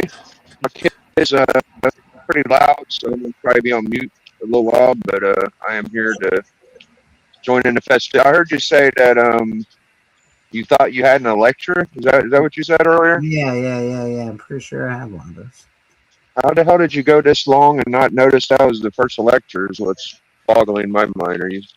Did you just pop up or? No, I was just looking through books the other day, and I think I just ran across it. That's pretty crazy. As long as you didn't run over it. No. I don't know if it was that book though. I have to go look to see if it was. I have a box of books that's like got no. It was like I don't know. It's a really crappy box of books. Let's put it that way. A lot of them have missing covers, and it was like a box of books that was like found in a basement after a flood, after a tornado, kind of a box. So I'm pretty sure it's in good stuff. Then I'm pretty sure it's in that box for some reason. I think I ran across it just the other day. I do have a good chunk of the Frank Miller run, so. Yeah. Well, gentlemen, I'm going to be with my bride for Mother's Day. I wanted to thank you for having me on, and I would like to also say that if you have an opportunity tomorrow to watch the Monday special, I am going to be we're going to have standard Nidor comics, which will be a lot of Schomburg and other really Graham Ingalls and a lot of really fun stuff. And so please come by and watch the Mayhem. I will also be on the Friday Hangout / All Stars, whichever Mr. Allen determines is what he wants or doesn't want, and various and assorted. Before you go, just wanted to show you my Charlton. Nice. Yeah. I think, Stephen was showing off a few of these this morning. Oh, very nice. Cool. Groovy. Well, the guy in the T-shirt looks like a gorilla. What happened to that guy? That one's probably the best. This vintage of Giordano is so blousy, isn't it? I like the face on the girl though. No, it's good. Yeah, it's really good. It's really good. Yeah. I just wanted to show you that before you took off, Stephen. Thank you. Cool stuff. Well, everyone have a beautiful weekend. Enjoy your family and enjoy your friends. And I'm sure I'll be seeing you around here somewhere. Yes, sir. Yes, sir. All right, guys. Have Take a good care. rest of your day, Stephen. Bye-bye. Right, bro. Station. Brad's killing it with his Ghost Rider. His Ghost Rider, filling in those blacks, man. Yeah, as a bucket. The skull looks nice, man. I like the shoulder spikes and the chain. Yeah, man. Yeah, it's looking good. I can't wait to see the fire coming off him. Brad, do you have a favorite character to draw?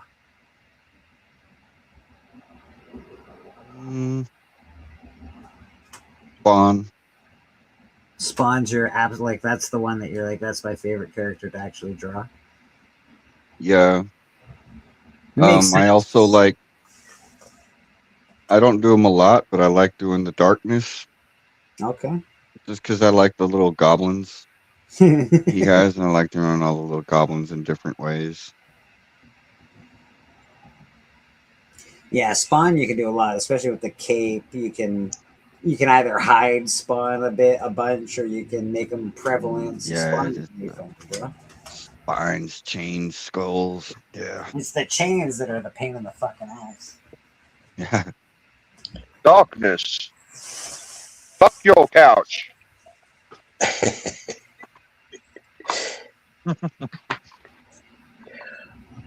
think every time I've done Spawn, I've like drawn his chains, but like they're off the page, so I don't. I draw the start of a chain.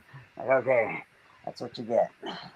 As a kid, it was all about the turtles, and we had the little mushroom heads and the bandanas, and everybody knew how to draw a turtle back in the day. Nice. Yeah. I did like the turtles when I was a kid, man. I had the first, like when they first came out, I had the first batch of turtles when they came out. That's cool. Oh, Yeah, you mean the toys? Yeah, the toys are fun. Oh, not yeah. not the comics. Jesus, my mom would never let me have the comics. Yeah, you'd be lucky to run across the comics. Shit, that's pretty rare. At some point, I was lucky to have toys. To be honest, my parents they read a book called I don't know, Toys of the Attic or something like that, and it was I've written by a Christian It doctor. was Shel Silverstein, wasn't it? Yeah, it was No, written that's by them. Lighting Attic. My bad. And Lighting Attic. then, there was like He-Man was evil, and everything that Smurfs were evil, and Of course they are. Like they ain't fucking naughty. everything was fucking evil. I was like, okay. Are your adopted parents, are they still around? No, my adopted dad is still around. He's 92 actually, so he's Holy schmoly. yeah, he's Yeah. good.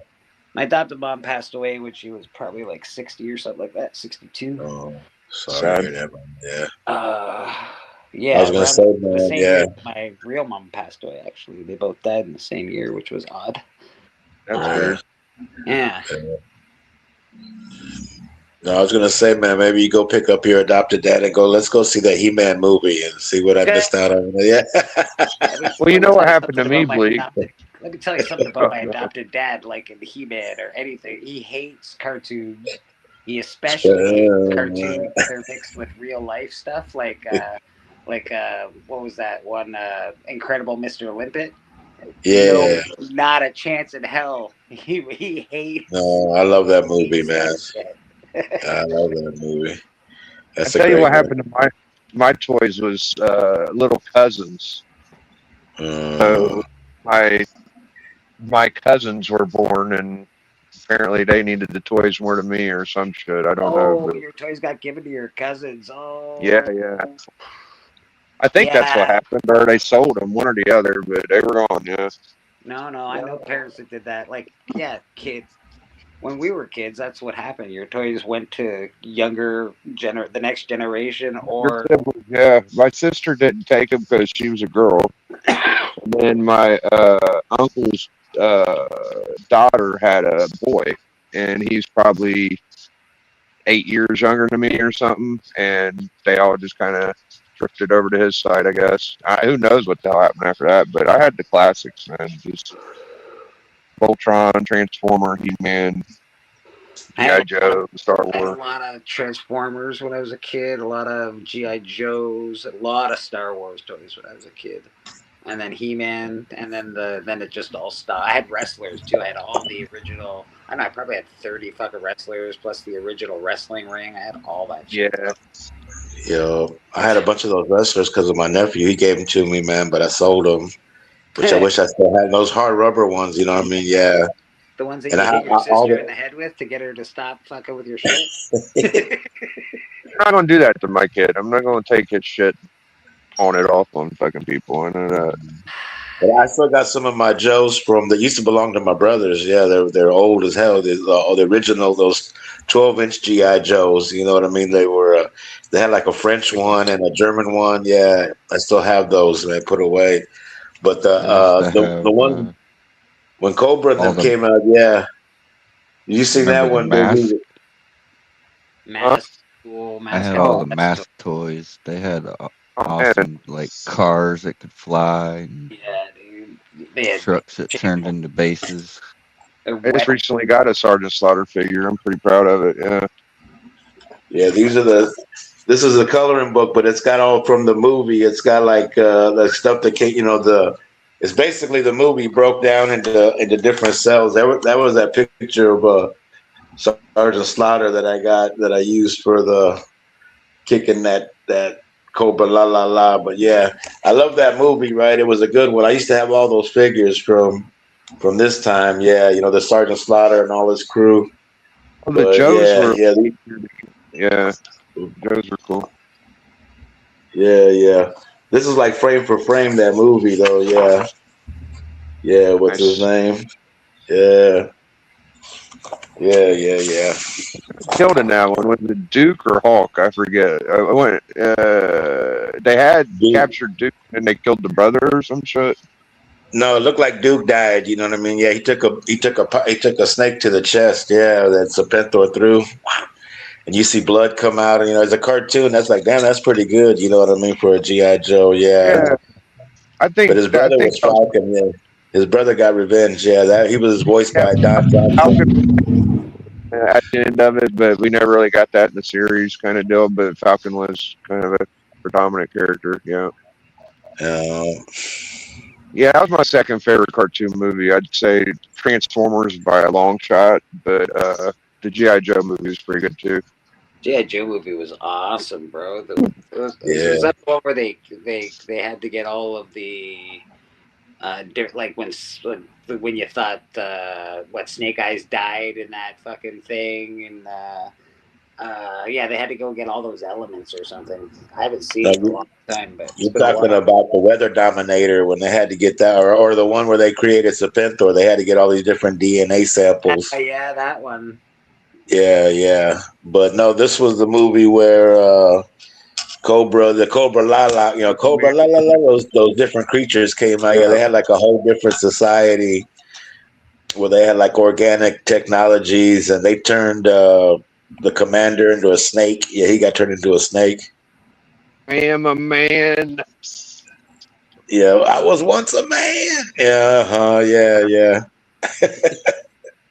Yeah, it's kind of sad watching Cobra degenerate like that. It's like, fuck. Yeah, you feel kind of bad for him, and Roadblock. A little bit.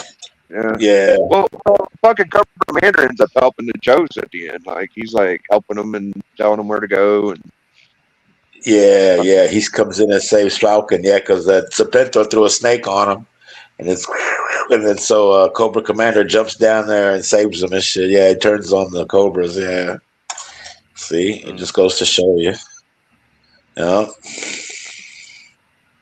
It's a good one, man. It's a classic. Yeah, they were talking about it the other day, and it just so happened I drew that. You guys were talking about House of Slaughter. There's going to be a new House of Slaughter or whatever. So I said I thought about Sergeant Slaughter, so I drew him on that book. So yeah, that was just it came together. Bullshit. Put something else besides that series on that cover. It's a good idea. I'm a fucking hater through and through on that one, dude. Like, I've never picked on any series more than that series.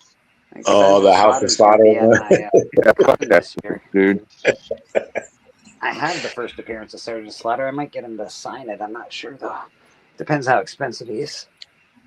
What do you guys think about all these manga? Well, not even manga, really. I mean, this Dragon Ball Z and these Americanized Japanese cartoons getting popular.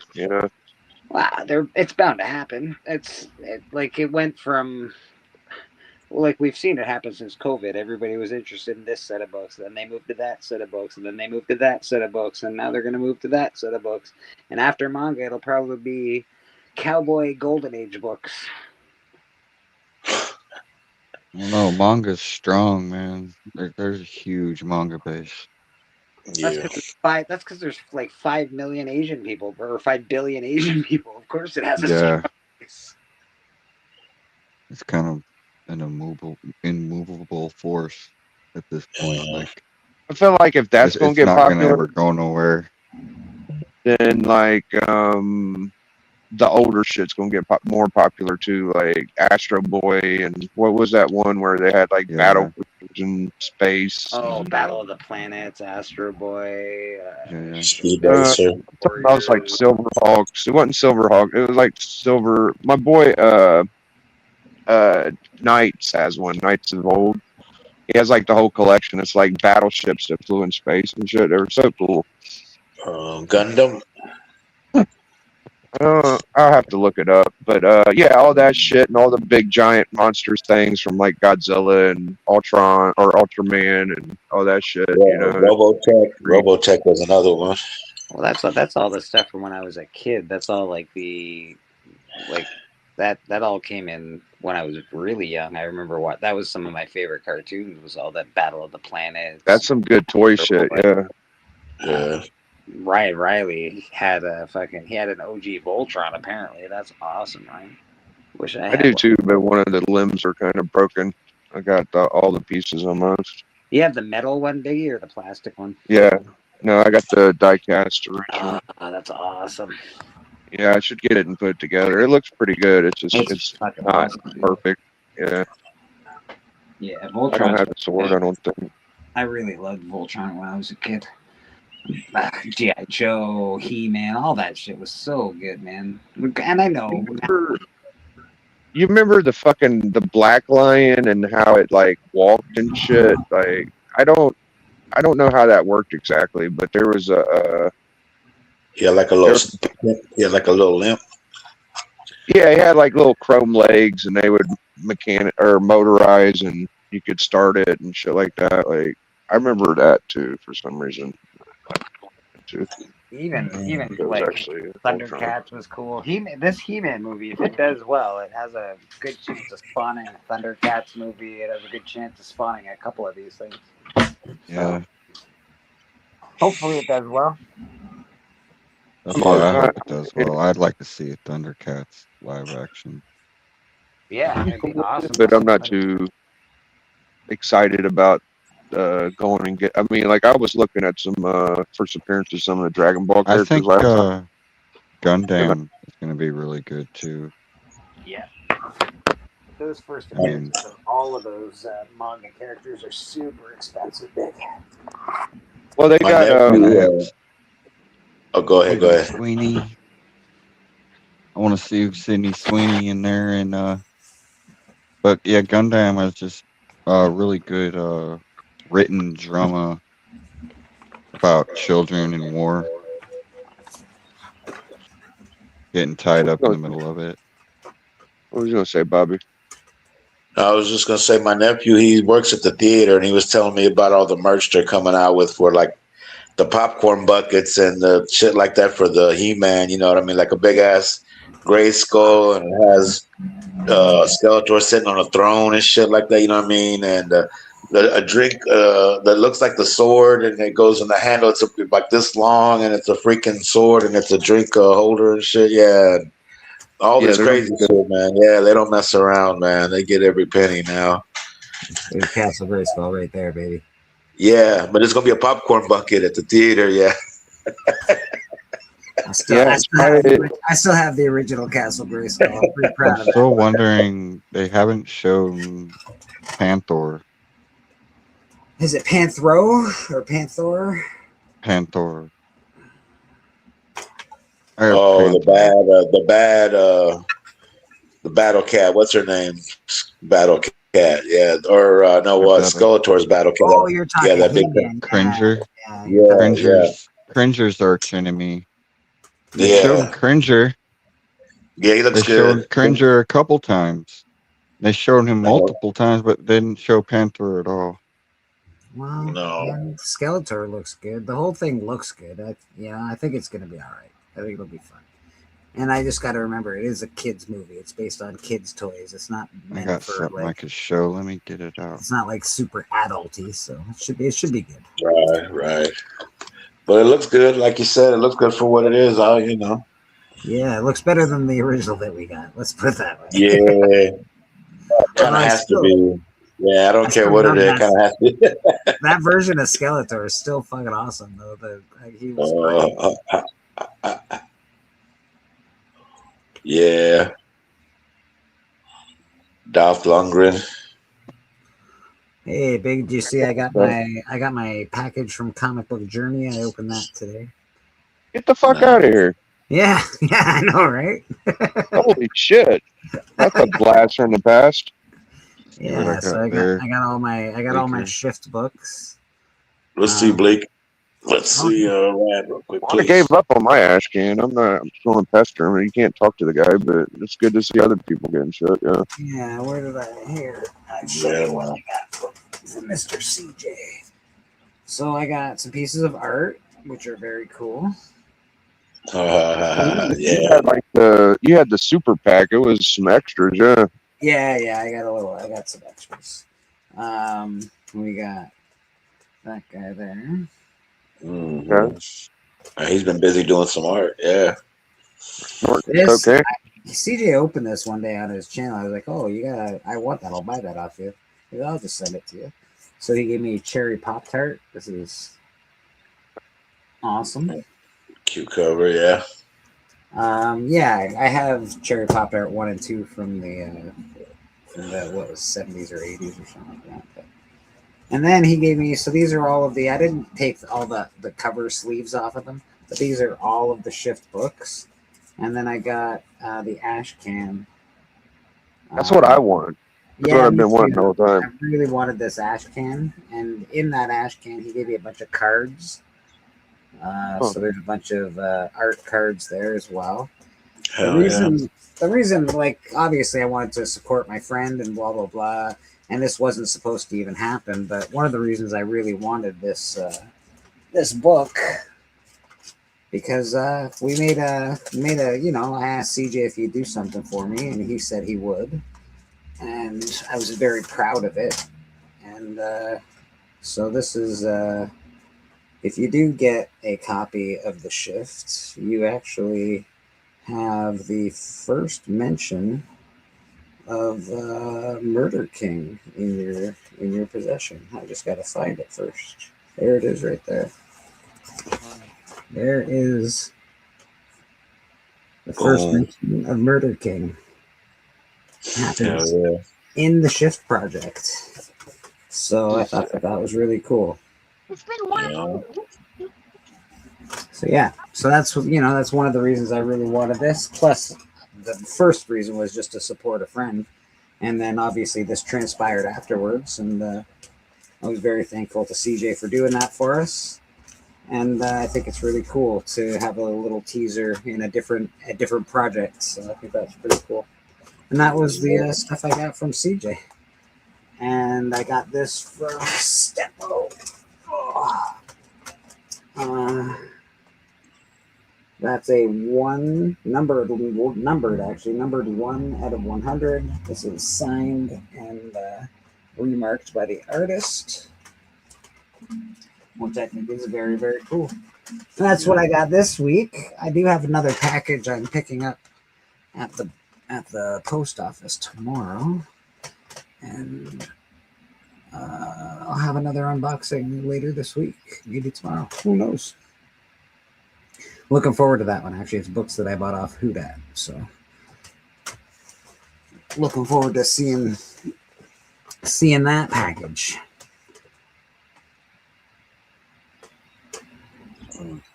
And Brad, did you say you had something to show off? Sorry.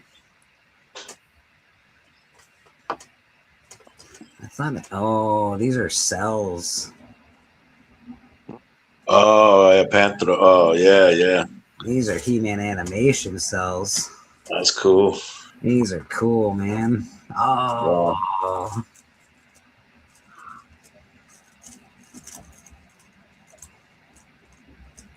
I don't think I have any animation cells, to be honest.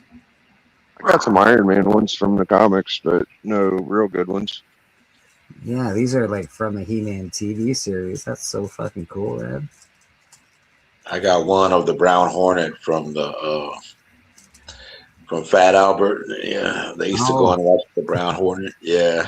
I'm not gonna lie, Bobby. I fucking loved Fat Albert when I was a little kid. I still do, man. Yeah.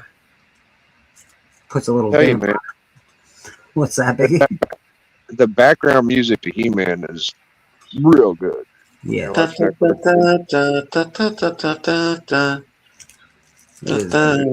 Yeah.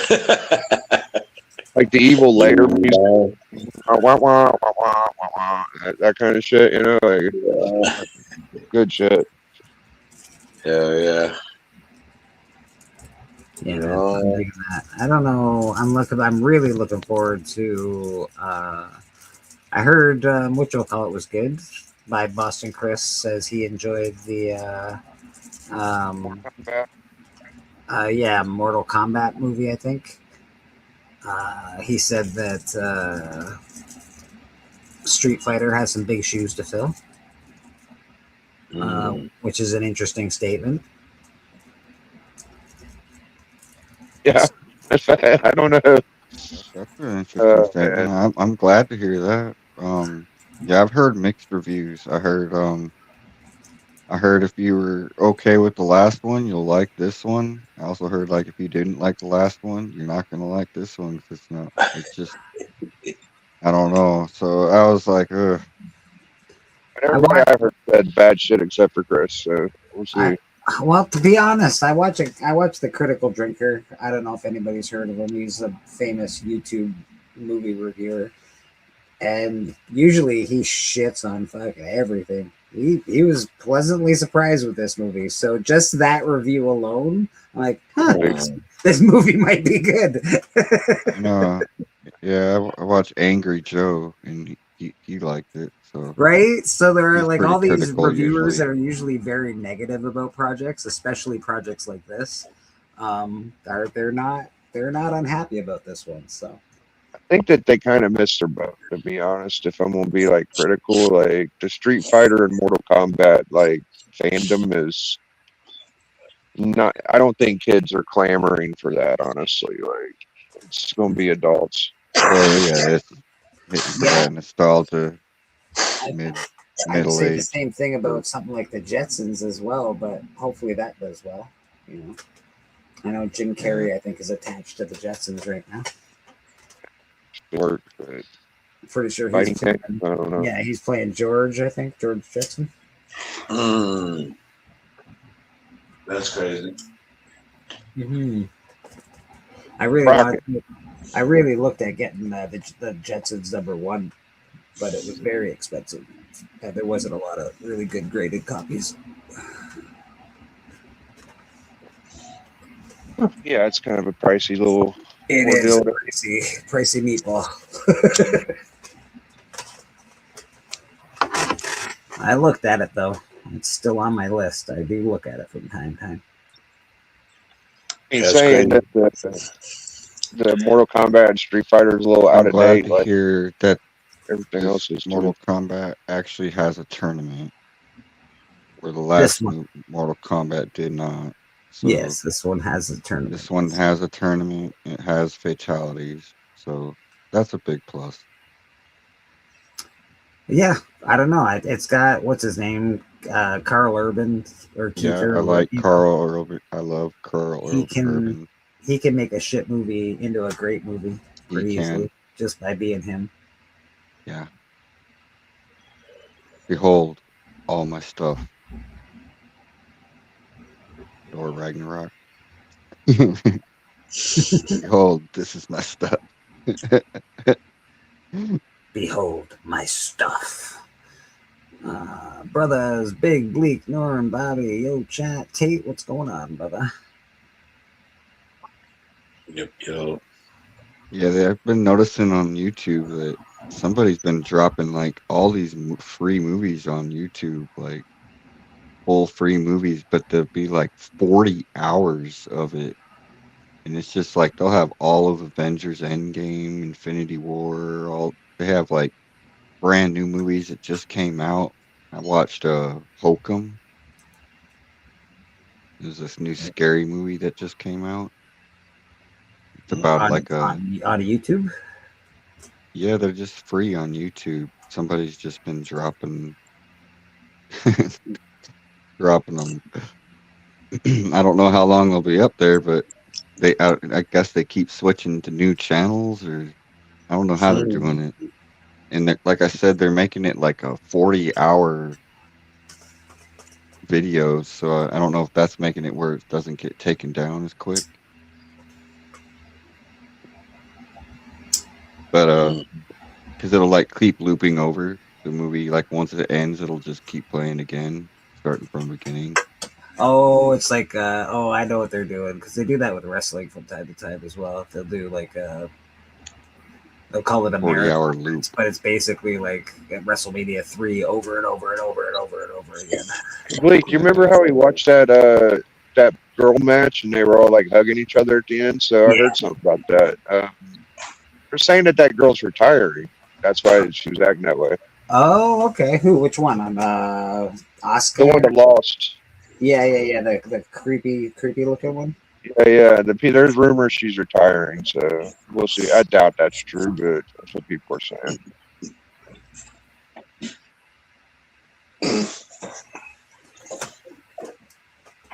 We got Evil Mike in the chat. How you doing, Mike? Good to see you, brother. Yeah, it was nice. Biggie invited me to watch the wrestling last night, which was really cool. Definitely surprised me. I was surprised that Jacob Fatu lost to Roman Reigns, but Yeah, I messed that one up. I was shocked, to be honest, just the way that they're doing all the news and Roman Reigns being head of this month's fucking itinerary and all that shit. Shocking, in fact. You gotta watch on yourself on YouTube these days. There's a lot going on as far as demonetization. So don't play other people's stuff right now. It's not good for you. That sucks. Yeah, especially wrestling stuff. I was watching MMA last night with my son. He had me watching some of that. It was pretty good. Oh my God, MMA last night. If you're an MMA fan, Hamzat Did Ronda Chimaev. Rousey and Hamzat Gina Carano Chimaev fight? lost to the American underdog, fucking Sean Strickland last night. Beat one of Yeah, that was crazy. the toughest opponents you'll ever face. Yeah, I'm just looking forward to the Netflix Ronda Rousey Gina Carano fight. When This is is a that fight? cool. Weekend I or think it's something? this month. That's like This a month, I think. yeah, that's like a I don't know. It's not really gonna be a fight, I don't think. It's gonna be. I mean, at one point she I was bet elite. Ronda Rousey wins, but I think back in the prime, Gina Carano would have. Yeah, in their prime, I Going think with the other Gina chick. wins, yeah. Yeah, going with the other girl, I think. I always About like it, that cover.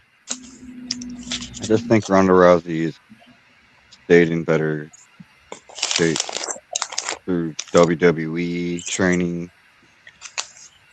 and Yeah, I'd have to agree. Gina Carano, you know, all she had to train for was the Mandalorian, and it was only one season. Evil says he's going with Gina. Evils is going with Gina Carano. That's interesting. Yeah, I'm going with her too. I'm not a big Ronda Rousey fan anymore. I'm not a big Ronda Rousey fan myself, I want Gina and to she win. can get rocked because she's proved like 3 times that she could get. She got knocked out 3 times, I think. Oh, Yep. She can grapple, but she can't strike. Nah, her striking is trash. Gina's a Muay Thai champion, world champion. Okay. Yeah, Muay she Thai can keep world her. champion. She's probably gonna win then. She trained in Thailand for like 9 years. Yeah, no, Gina Carano's no joke. But- She's a big gal. Yeah, Giant size 1. yeah. I like these giant size ones. You know what I'm saying? Yeah, I pick them up when I can. I collect angels. Yeah, they're like annuals. Yeah, they're square bound. But Yeah.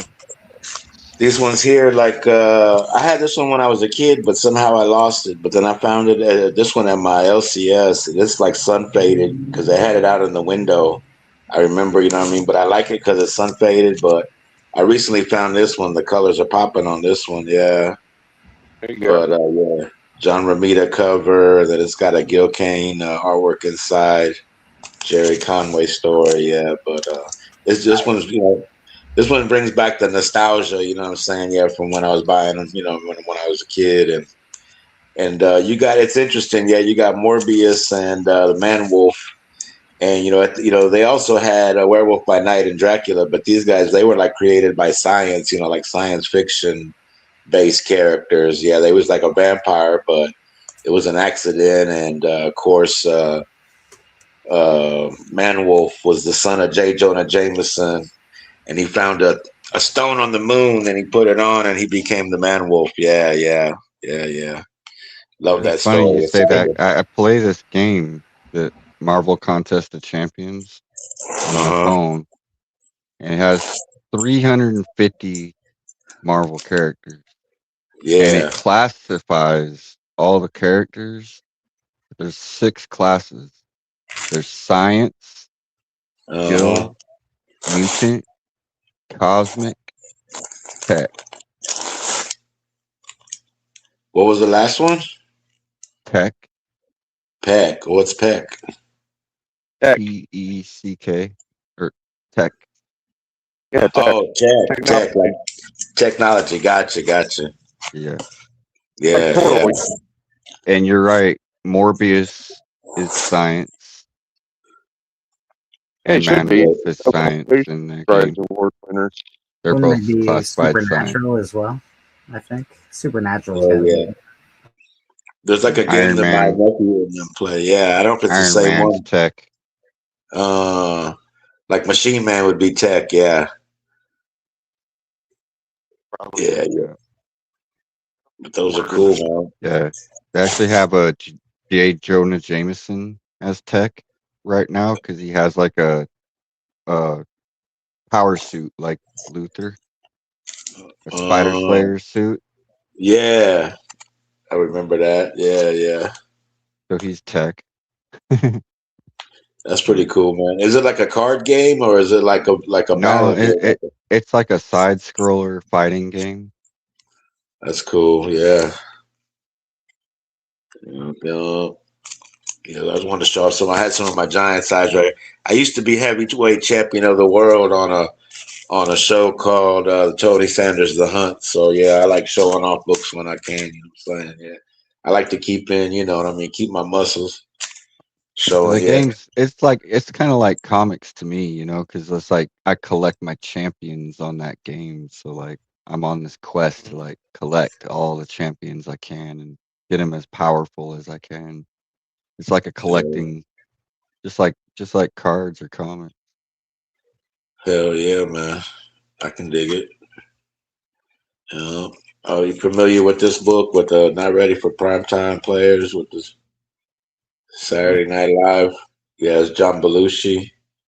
Yes, I've Yeah. seen it before. That's cool. We didn't review that one. We reviewed the other one, the David Letterman issue on Book Club. Yeah, it's a good one too. Yeah, yeah. Yeah, this is I upgraded on this one too. I had this one, but I found it up for a good price, and it was in real nice condition. So yeah, I was happy to find it. Yeah, that's a classic. That's it, man. I just wanted to show off some old schools. Yeah, I appreciate you. Yeah, Happy some Mother's books. Day. Yeah. Who is Tell the Melody mother? happy Mother's Day for us, man. Yeah, give her a hug. Oh, she's Yeah, that is spoiled. some nice stuff, brother. That is some beautiful stuff. Very cool.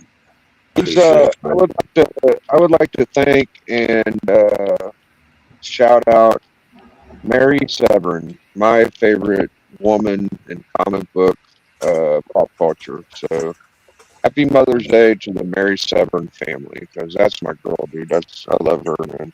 She's a good. Yeah, it's a good one, man. You know,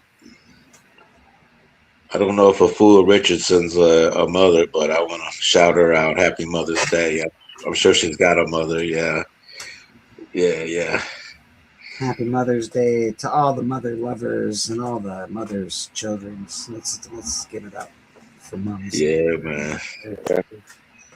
All of our moms. My mom, very important to me. I call my mom every day and talk to her before she goes to bed. And I wish she lived closer. I wish we lived closer to each other, but you know, life does what it does, man. So we have a pretty good bond. I've always been close with my mom.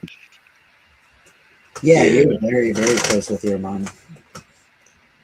Yeah, Melody is funny, dude. Like, I'll tell my mom, like, you're the best mom, love you. And Melody will be like, what is that supposed to mean? I'm a mother. I'm like, you're not my fucking mom.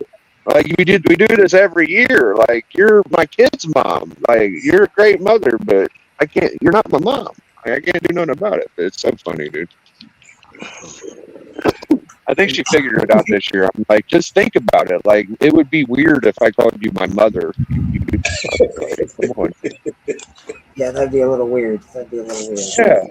I think she finally figured it out. I got her to crack. I'm like, come on. Every year you do this. Calm the fuck down.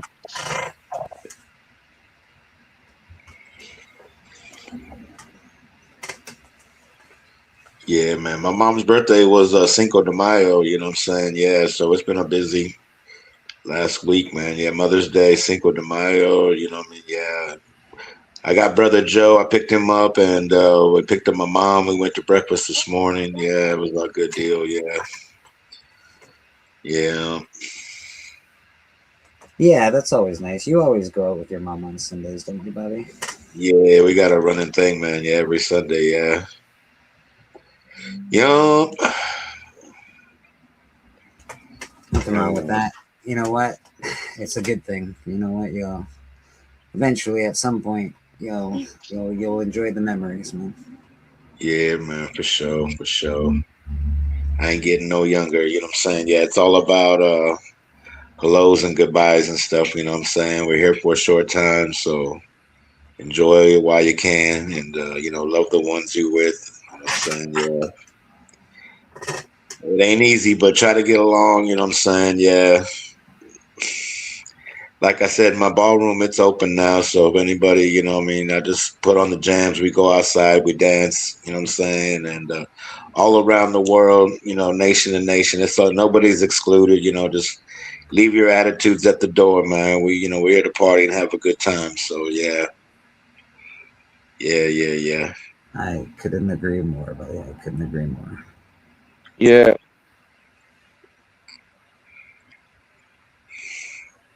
Or just be like me, hide in a hobbit hole and wait for the apocalypse.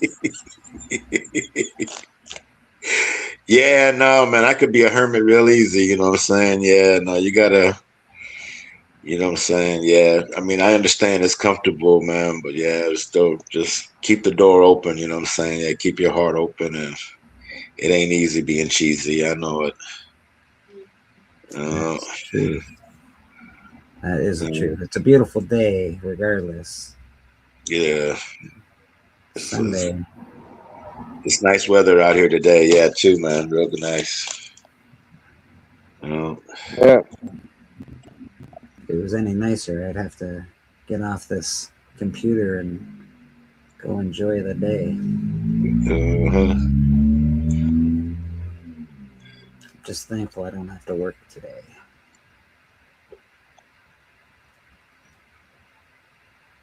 Yep, I know that like some of the artists at Disney got fired lately, and people were kind of like mad at Marvel and shit. But I kind of I try to drown all that out because I'm a supporter of comic books as a whole. And if I was going to pick my least favorite, it'd probably be indies. But I don't hate them enough to just bash them and say, "Oh, they're trash and they made horrible decisions." So I'm supportive of all comic books and am a fan of them all. And I feel like whenever you're like putting down one of the bigger like Marvel or DCs, it's counterproductive, man. Like all of the creators work on both titles, so it kind of gets on my damn nerves. Like just be cool, man. Yeah, man. You can't trash even indie comic creators with such successes like Ninja Turtles and Walking Dead. And, there's been a few out there that have been super successful. So keep trying. Biggie's a fan of Tiger's Island. Got me a Tiger's Island #1.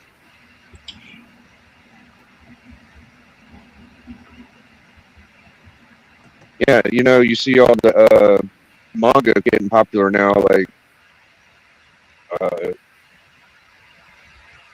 don't know, man. I just like cartoony superhero character shit. So Nothing wrong I with don't that, care man. what kind of way it comes. I'm just into it. I do like reading a good story, but as far as heroes, that's what you love. You like heroes, man. I like all that shit. It's whatever. If you're just a fan of one thing or two things, I get it. But I just kind of like I don't root against things to be bad. Like the MCU versus the DCU. I'm glad if anything's pretty good, and I'm glad anything's making content. It's better than nothing. You know what I mean? So I know. I want the both. That's how I feel with like video games. The whole Sony's better than Xbox. Yeah. I always been like, I want my Super Nintendo and I want a Sega Genesis. I wanted them both when I was a kid, and I'm the same way with Xbox and with PlayStation. Like, I don't think one. I think they both have their advantages. They both have their disadvantages. I've become I'm more critical towards the games. Like, how are the games? That's what really matters. Good point. Yeah. I'm with Biggie. I'm just happy some of this stuff is coming out. I know not everything is made for me, so I don't have to worry about it too much. But it's just the things that I think that are made for me that I hope are good. That's all. He-Man's not made for someone my age. It's made for children.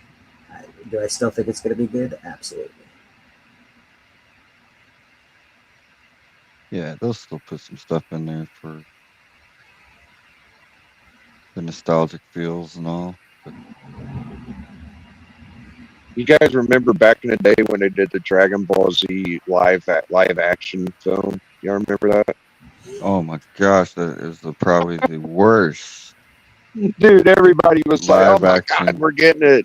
Yeah, I But mean, it gives me one of the best memories I have of my child, because in the bonus features of that movie, they had some like backstage of them doing like Kamehameha, and then oh like yeah, this thing like blows them up. It's pretty funny, like if you watch it. And my daughter watched it, and she's very young, like she was like maybe 4 years old at the time, and maybe 5. I'd never seen a child laugh so hard. Like she laughed so hard at that. And so like it gave me such good memories, but at the same time that movie was so bad. yeah. I'm getting a little bit of FOMO on Dragon Ball because I literally spent like years watching those freaking cartoons as like a teenager to like 25 or so. Like it was a good 8-year chunk that I was ramming that shit down, and I might want to get a couple books before it might get too freaking hot, you know. I'll be back in a minute, boys. Hey, bro. I love Dragon Ball. Yeah, I love Dude, I'm Dragon a Ball. super fan. Yeah, I wish they could do like a good live action of it. I do too, but I wouldn't be mad at like they did like an MCU version or something too. You know, like Yeah, not completely cartoony, but a lot of CG. Like do something like something. One Piece on Netflix. Do like a big long show. Yeah, they could really do something good with that if they tried. Like the thing we got was pretty bad. I remember when they did the Tekken live movie. That was not great, but I enjoyed it. You know, like I got through it. It wasn't as good as the cartoon movie, but it was Remember the something. Dead or Alive? No, I didn't. I don't think I've seen that one. Resident Evil did it good. Resident Evil had some decent movies. Yeah, the Dead or Alive movie. It was not good. Oh yeah, I don't doubt it. Yeah, yeah. I hope the new Resident Evil's good, because it looks like it's taking a different direction. Finally. Yeah. I can't believe that those video games are like $200-$300 because I know I had a copy of Resident Evil 1 and 2, like director's cuts, all that shit, because that's all we had when we was on PlayStation was Resident Evil, Tekken, and Madden and shit, you know. So at least that's what I played. Right. Yeah, you gotta take care of your fucking things, man. They end up being worth a lot of money.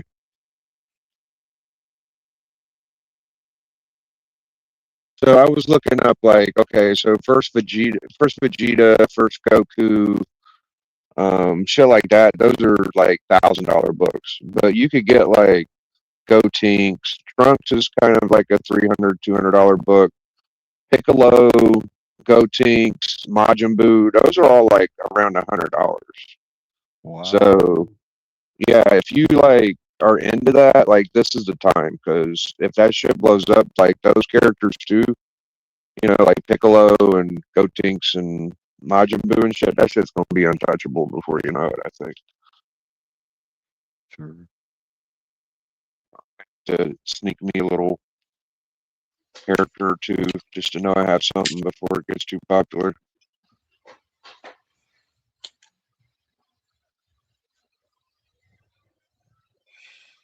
I think Piccolo is underrated because he trained Gohan more than freaking Goku did, you know? Yeah. Yeah, he did. He is underrated. And then the Piccolo, like the freaking power of the dragon's nothing without He taught him how to fuse. Don't you have to have like two Goten Piccolos and to? Trunks how to fuse. Oh, they taught him that too. Yeah, that's right. Goten. Yeah, Piccolo is basically Gohan's dad. Like, if you never watched it, like Gohan has really strong feelings for Piccolo.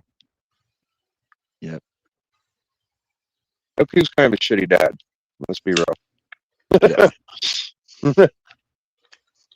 Yeah. Dropped him off in a gravity chamber for 5 years. Yeah. He's like, here, just sit with these people for fucking ever, and I'll come back around after, whenever I feel like it. Once you've done this, we'll go on to your next training. But old man, what was the old man? I forgot his name. I like him. He transforms too. He gets all big. Well, I think you got to have two of the. I forget the breed of the Piccolos. What the name of their race is, but you got to have. I think you got to have two of those to for the Dragon Balls to even work. Like that, at least the set that they use. Like there's different sets of Dragon Balls, but the ones that they first started with came from what was it, Kami and Piccolo, and there was two Kamis, and it was a bunch of weird shit. Yeah.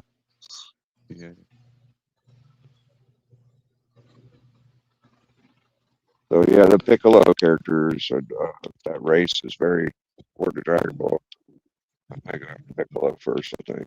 But I did love some Trunks because I like Trunks and Gotenks because that was like one of the few times in the story where a character is stronger than Goku, just for a small little bit of time.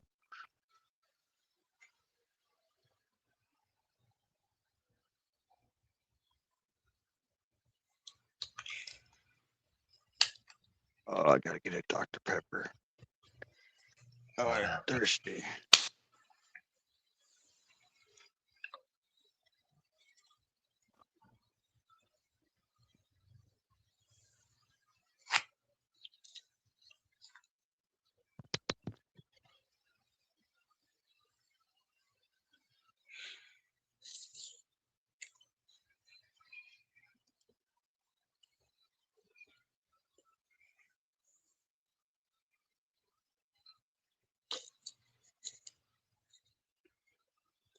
What happened to Biggie? Bummed. He smoked bummed.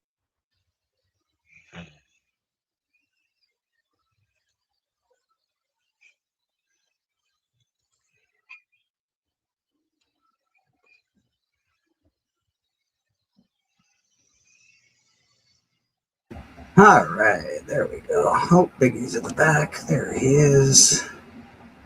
Yeah. Biggie's back. Everyone's back. Bobby's back.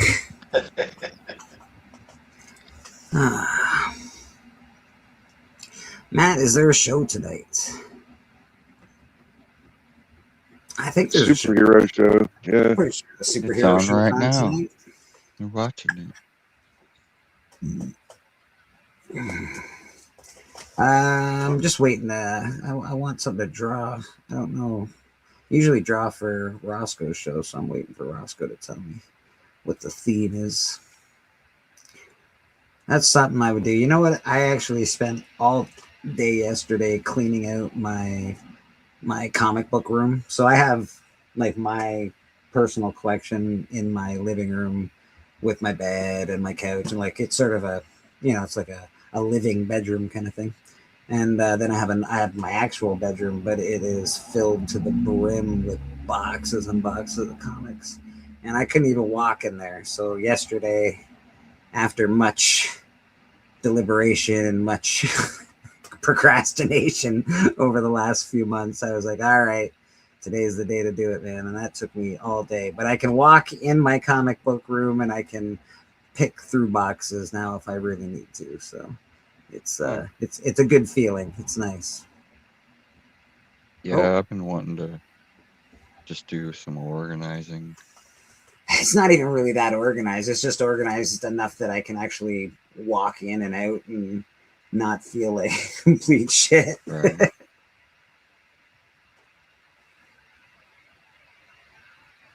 Rad, what's your Marvel of Contest Champions tag name? We got Marshall Warpath wants to. I have two. I have two accounts. Okay. I have a 10-year-old account, and then I have a brand new account. Which one do you play on the most? Right now I play them both evenly. Okay. I kind of just check in and I just do my dailies. It only takes about an hour or less a day. Wow. But the Crimson King. Crimson King, nice. That's a video gamiest name of all time. It's awesome. It's from Stephen King's The Dark Tower. Nice. Yeah. The Marvel series of that I bought from Melody when I first started collecting. That was something she wanted. And then my new account is Rad Art and Comic.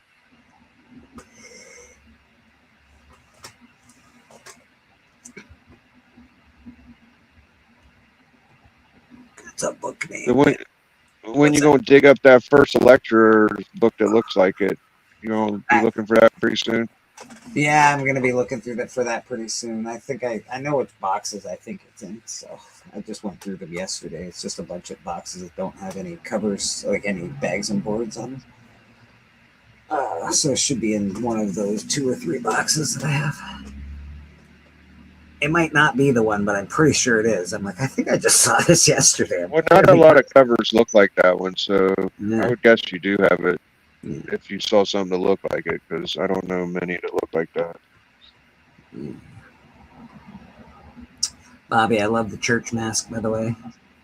I assume that you only wear this on Sundays because it's a good mask. Maybe out in your suit if you're at the wrestling events, you know? Yeah.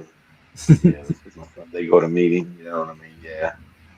Who makes these masks for you, Bobby? Is it Old Wolf that does these for you? Old Wolf 65, yeah. He's got his YouTube shows on Thursday night, the train wreck. Everybody's invited to stop in there. It's much like this one. I like it. It's pretty laid back. Everybody's cool. Usually sipping on something. But he's a cool young fellow, man. Yeah, and he's got a laser trainer, and I asked him to do a mask for me, man. And he happily Cool young obliged. fellow. He's like 3 days younger than you. What do you mean a cool young fellow? Yeah. Yeah, man. Well, you know, everybody younger than me is yeah. Gotta respect our elders. Exactly. Anyone Yeah. watch Maul, Shadow Lord? Last 2 episodes were epic Star Wars. I have not, actually. But it is on my radar to watch. Any chance that Disney might regret their Star Wars extension on their,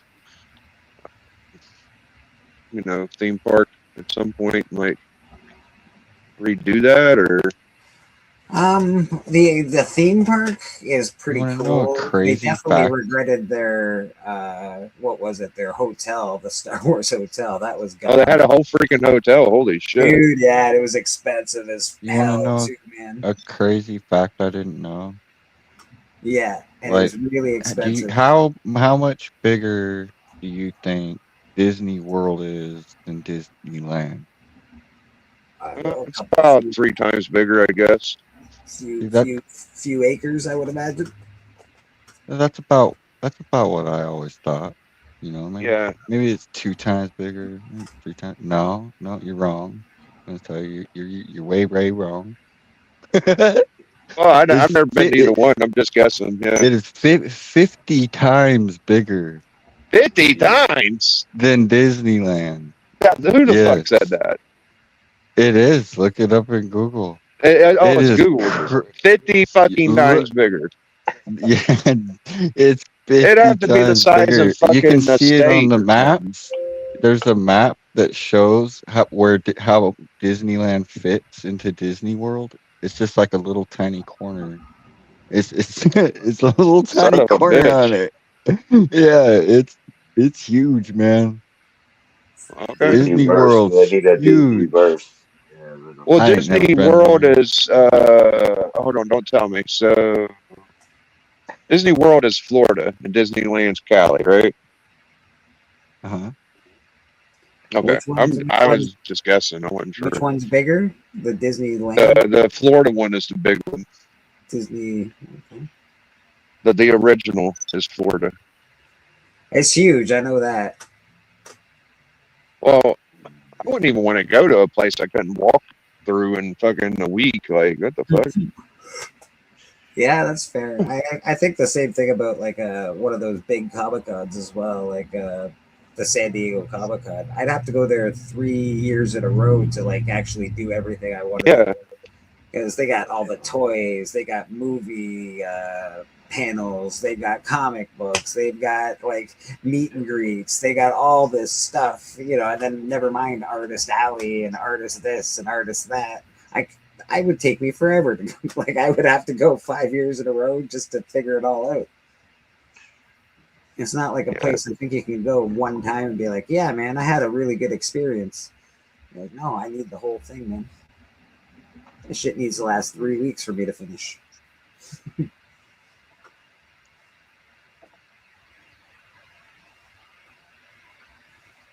Oh man, It's a nice book. that Disneyland right outside, man. You just go down 7th Street. I don't know. Certain time you see everything, man. Goofy, Snow White, you see everybody, man. That Goofy, you see everybody, but it's different. that's a different ball game, brother. we got those in my town too. Don't worry. They're somewhere over the rainbow. Oh boy. Hey, I've been watching like chess documentaries, and I think I told y'all about the guy that got. They said they used anal beads to beat the grandmaster, right? I don't even understand what that means, but yeah. Say what? Yeah. No, This is you real didn't tell shit. me this. I haven't told I y'all don't this. remember Okay. that one. No. So about, I don't know, it was during Corona, so it was about 4 years ago or whatever. And this guy was ranked 49th, and he played the #1 chess player in the world, and he won. And he won decisively, kind of. And people were like, that seemed to computerized, like that didn't seem like a human play. And they theorized that he used anal beads. And they were like Bluetooth anal beads that like signal to him where to put the pieces, right? What? So, oh yeah, you can look this up. It's on Netflix. Or YouTube. You go to YouTube, Netflix. I mean, that sounds like a bead. Netflix movie. Jeez Louise. Well, anyways, the point is that so that all happened, right? And there's been documentaries and all types of shit. Well, ever since then, that same guy, his name's Hans Niemann. He's from New York. He's proven to be pretty good at fucking chess because now he's at like 14 or some shit. Like he's in the top 20, and he's gotten good at blitz, which is like 5 minute, 3 minute, 1 minute games. And he came back and he didn't beat the guy in like a tourney, but he beat him in some single matches. So it might not be true that he fucking used anal beads, you know, and he did sue him and all this shit. But it's kind of good to see this guy get his redemption, you know. It would have been crushing for Imagine him. getting accused of using Could you anal imagine? Dude, That's what I'm saying, right? We know you're using anal beads. What, bro? I'm just playing chess. Enhancement beads. Yeah, these are enhancement beads. It kind of makes them look like they're full of shit for accusing him because now he's pretty good at it. Like he's really good at chess. So I don't know. Well, are they checking him before the matches, or is he getting like? Oh yeah, they fucking wand him down. Oh no, dude, they raise security. And, yeah, Well, when you're playing like Blitz and shit, and you only got Yeah. 3 to 1 minutes. Like it's kind of hard to get signaled even to cheat. Like you're playing in front of people, right? So I've been my whole week has been dedicated to the back rooms and Kane Pixels and 4chan posts. I've been really hardcore on these back rooms this whole week, man. I don't know what it is. Whenever I find something that I don't know about, I tend to get stupid and go through YouTube rabbit holes for ages. And I think I might be coming out of it. I might be coming on the other side of it, but back rooms. Very interesting stuff. Don't glitch out of reality. You'll find yourself in a back room filled with yellow carpets and horrible I saw that. lights. I saw the preview to that. It looks like a good movie. It's a movie that's the thing. Kane Pixels, when he did his first stuff on YouTube called The Back Room, it wasn't he didn't come up with it. It was a post from 4chan, and then the internet ran with it, and then Kane Pixels did his version of it. But he was a 15-year-old kid when he started this. And I think he's, I don't know, 19 now, maybe 18. I don't know, probably 19. And he's going to be the youngest director for whatever studio. I think it's A24 or something. This is the studio that's doing it. He's going to be their youngest director ever. And he's getting to direct an actual movie for the back rooms, which is pretty fucking dope. The whole story behind Kane Pixels and that is really dope. But the story behind the back rooms is even more dramatic and weird. There's groups. They got a couple different movies that are kind of similar too. They have another one called Exit 8, and it's based on a video game where you walk down a hallway, you look for something that's off, and as soon as you see something off, you turn around and go back the way you came. And if you don't, you'll get stuck in a loop. Yeah, this is about getting basically stuck in I don't know, some sort of purgatory. Limbo. Yeah. Well, there was old YouTube videos that done that. Like you can walk through a mirror and enter different dimensions, and like it's been a kind of a theory for a long time, or conspiracy kind of deal. Oh yeah, it's been a theory out there for eons. The back rooms, even the Matrix explored it. When they were doing the back rooms with Neo, going to all those rooms in that hallway. It's true, yeah. When you're waiting to get on one of these shows, you know you're in the back room. That's all I know about. I was stuck in the back rooms. I thought I was never gonna get out.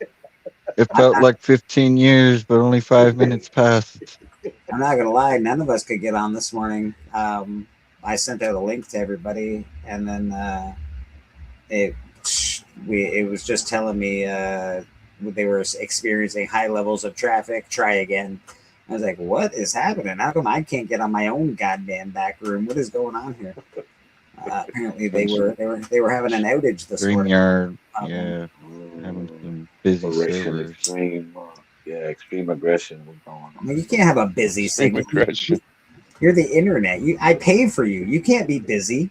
How is that possible? You're not busy unless I'm using you. God dang it all. Sorry, sir. We're busy now. Try back later. Back on the old days of phone, which it was busy. Yeah.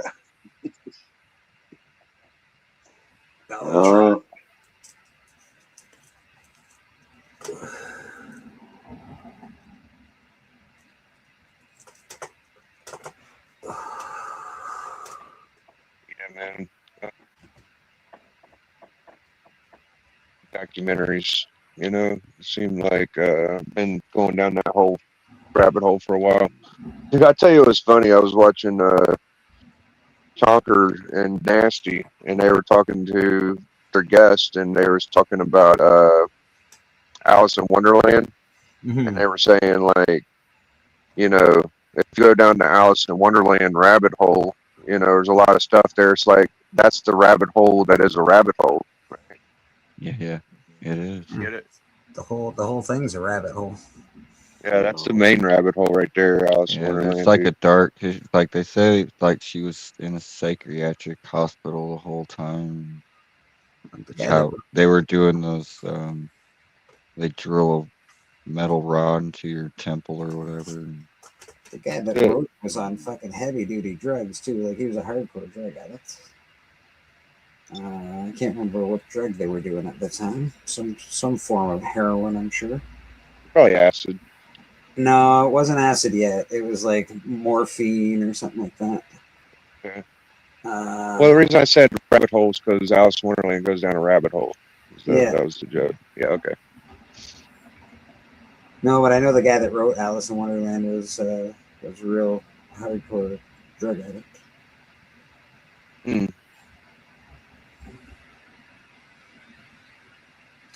Who would have guessed? Yeah, yeah, right. Never would have You heard assumed. that one song with Jefferson Airplane with Alice in Wonderland. Yeah. Well, how's it go? I forget. Someone take. One pill makes you small, and I don't know. Yeah, she's the White Rabbit. Has got yes. Go ask Alice if she's 10 feet tall, some kind of shit like that. Yeah, it's old school. Yeah. I'm sure they were doing something.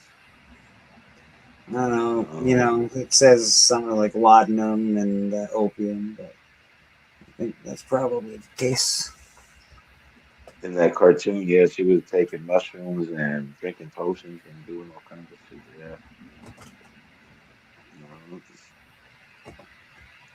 One pill makes you small. Yeah, that's how it goes. Yeah. I don't know if that's exactly what Alice in Wonderland's about, but it certainly can be construed into that. That's for sure. Hmm. Well, I think that what's it called? Peter Pan's about child abuse. So there you go. That's what they said. That's what. This is like hindsight is 2020. Like I don't know. You can say it's about that. It has overtones, or you can squeeze your beliefs into a writing. But I'm not sure that's exactly what it's about. Hello, Untrippy. How you doing? It might be. It's fair. It It's could fair be. to assume. Yeah.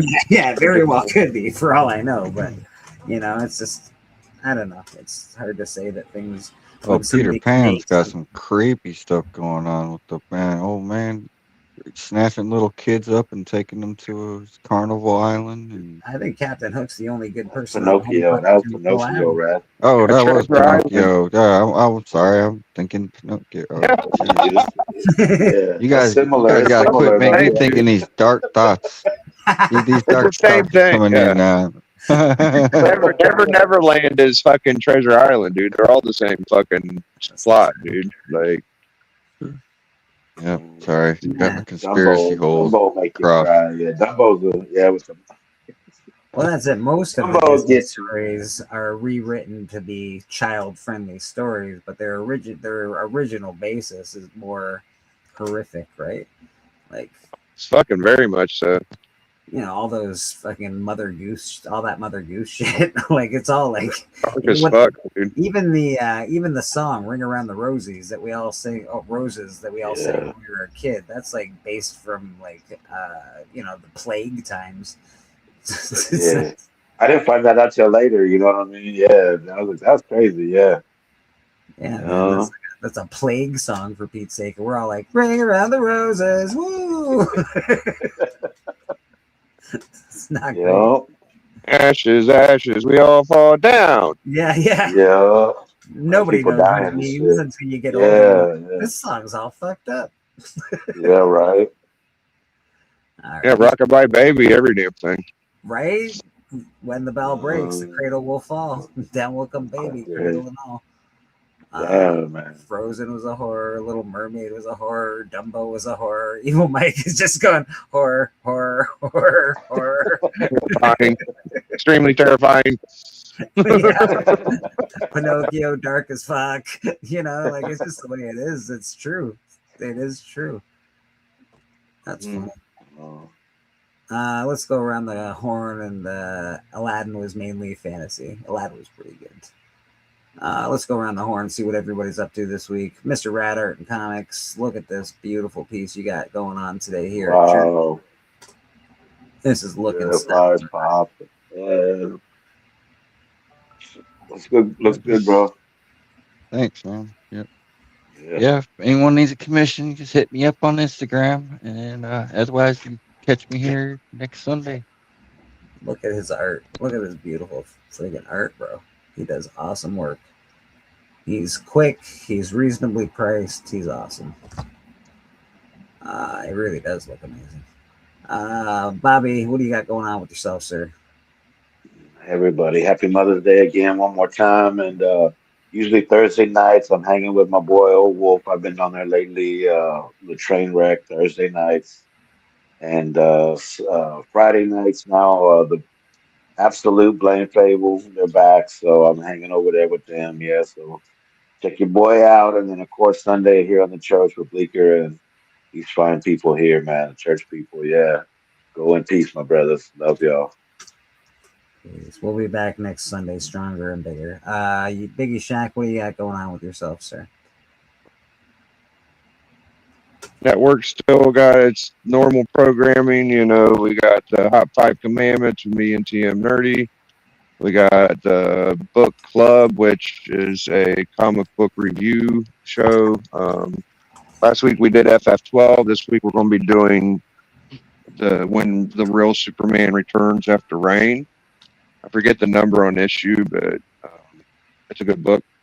And you know, I got my weekly back issue bros, no ma'ams, and 2 to 4s during the week.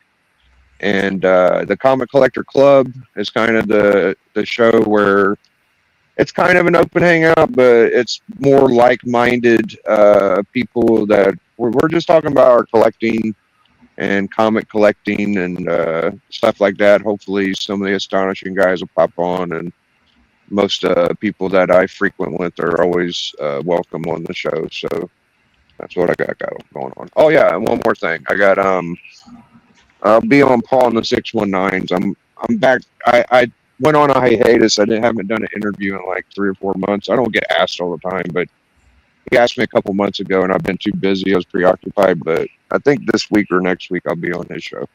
Nice. We will be here at church every Sunday, man. And we appreciate everybody watching. I've been doing some different videos. I did an Ice Cream Man video recently. I think I will have a different video coming out this week from another comic book that I really love. So we're going to do another video, maybe this week, maybe next week. They take a long time to do. They take a lot of work. So I do appreciate the views on those. And comic book churches for everyone. You want on? Let me know, man. I'll send you a link on Instagram. We're pretty easy going around here. Appreciate everybody that always hops on. Big Shack from day one. Mr. Bobby, the leader of our choir, and of course our art director and manager of the show. We've got Rad Art and Comics here, and myself, the deacon, the Reverend himself, Bleecker Street Comics. Hope you guys have a great rest of your day. Let's get out of here.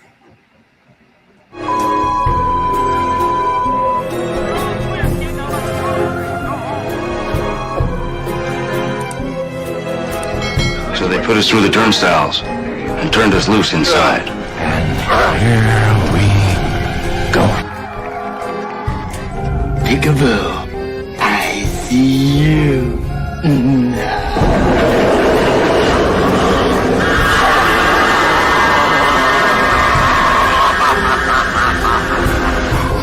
This is gonna be fun.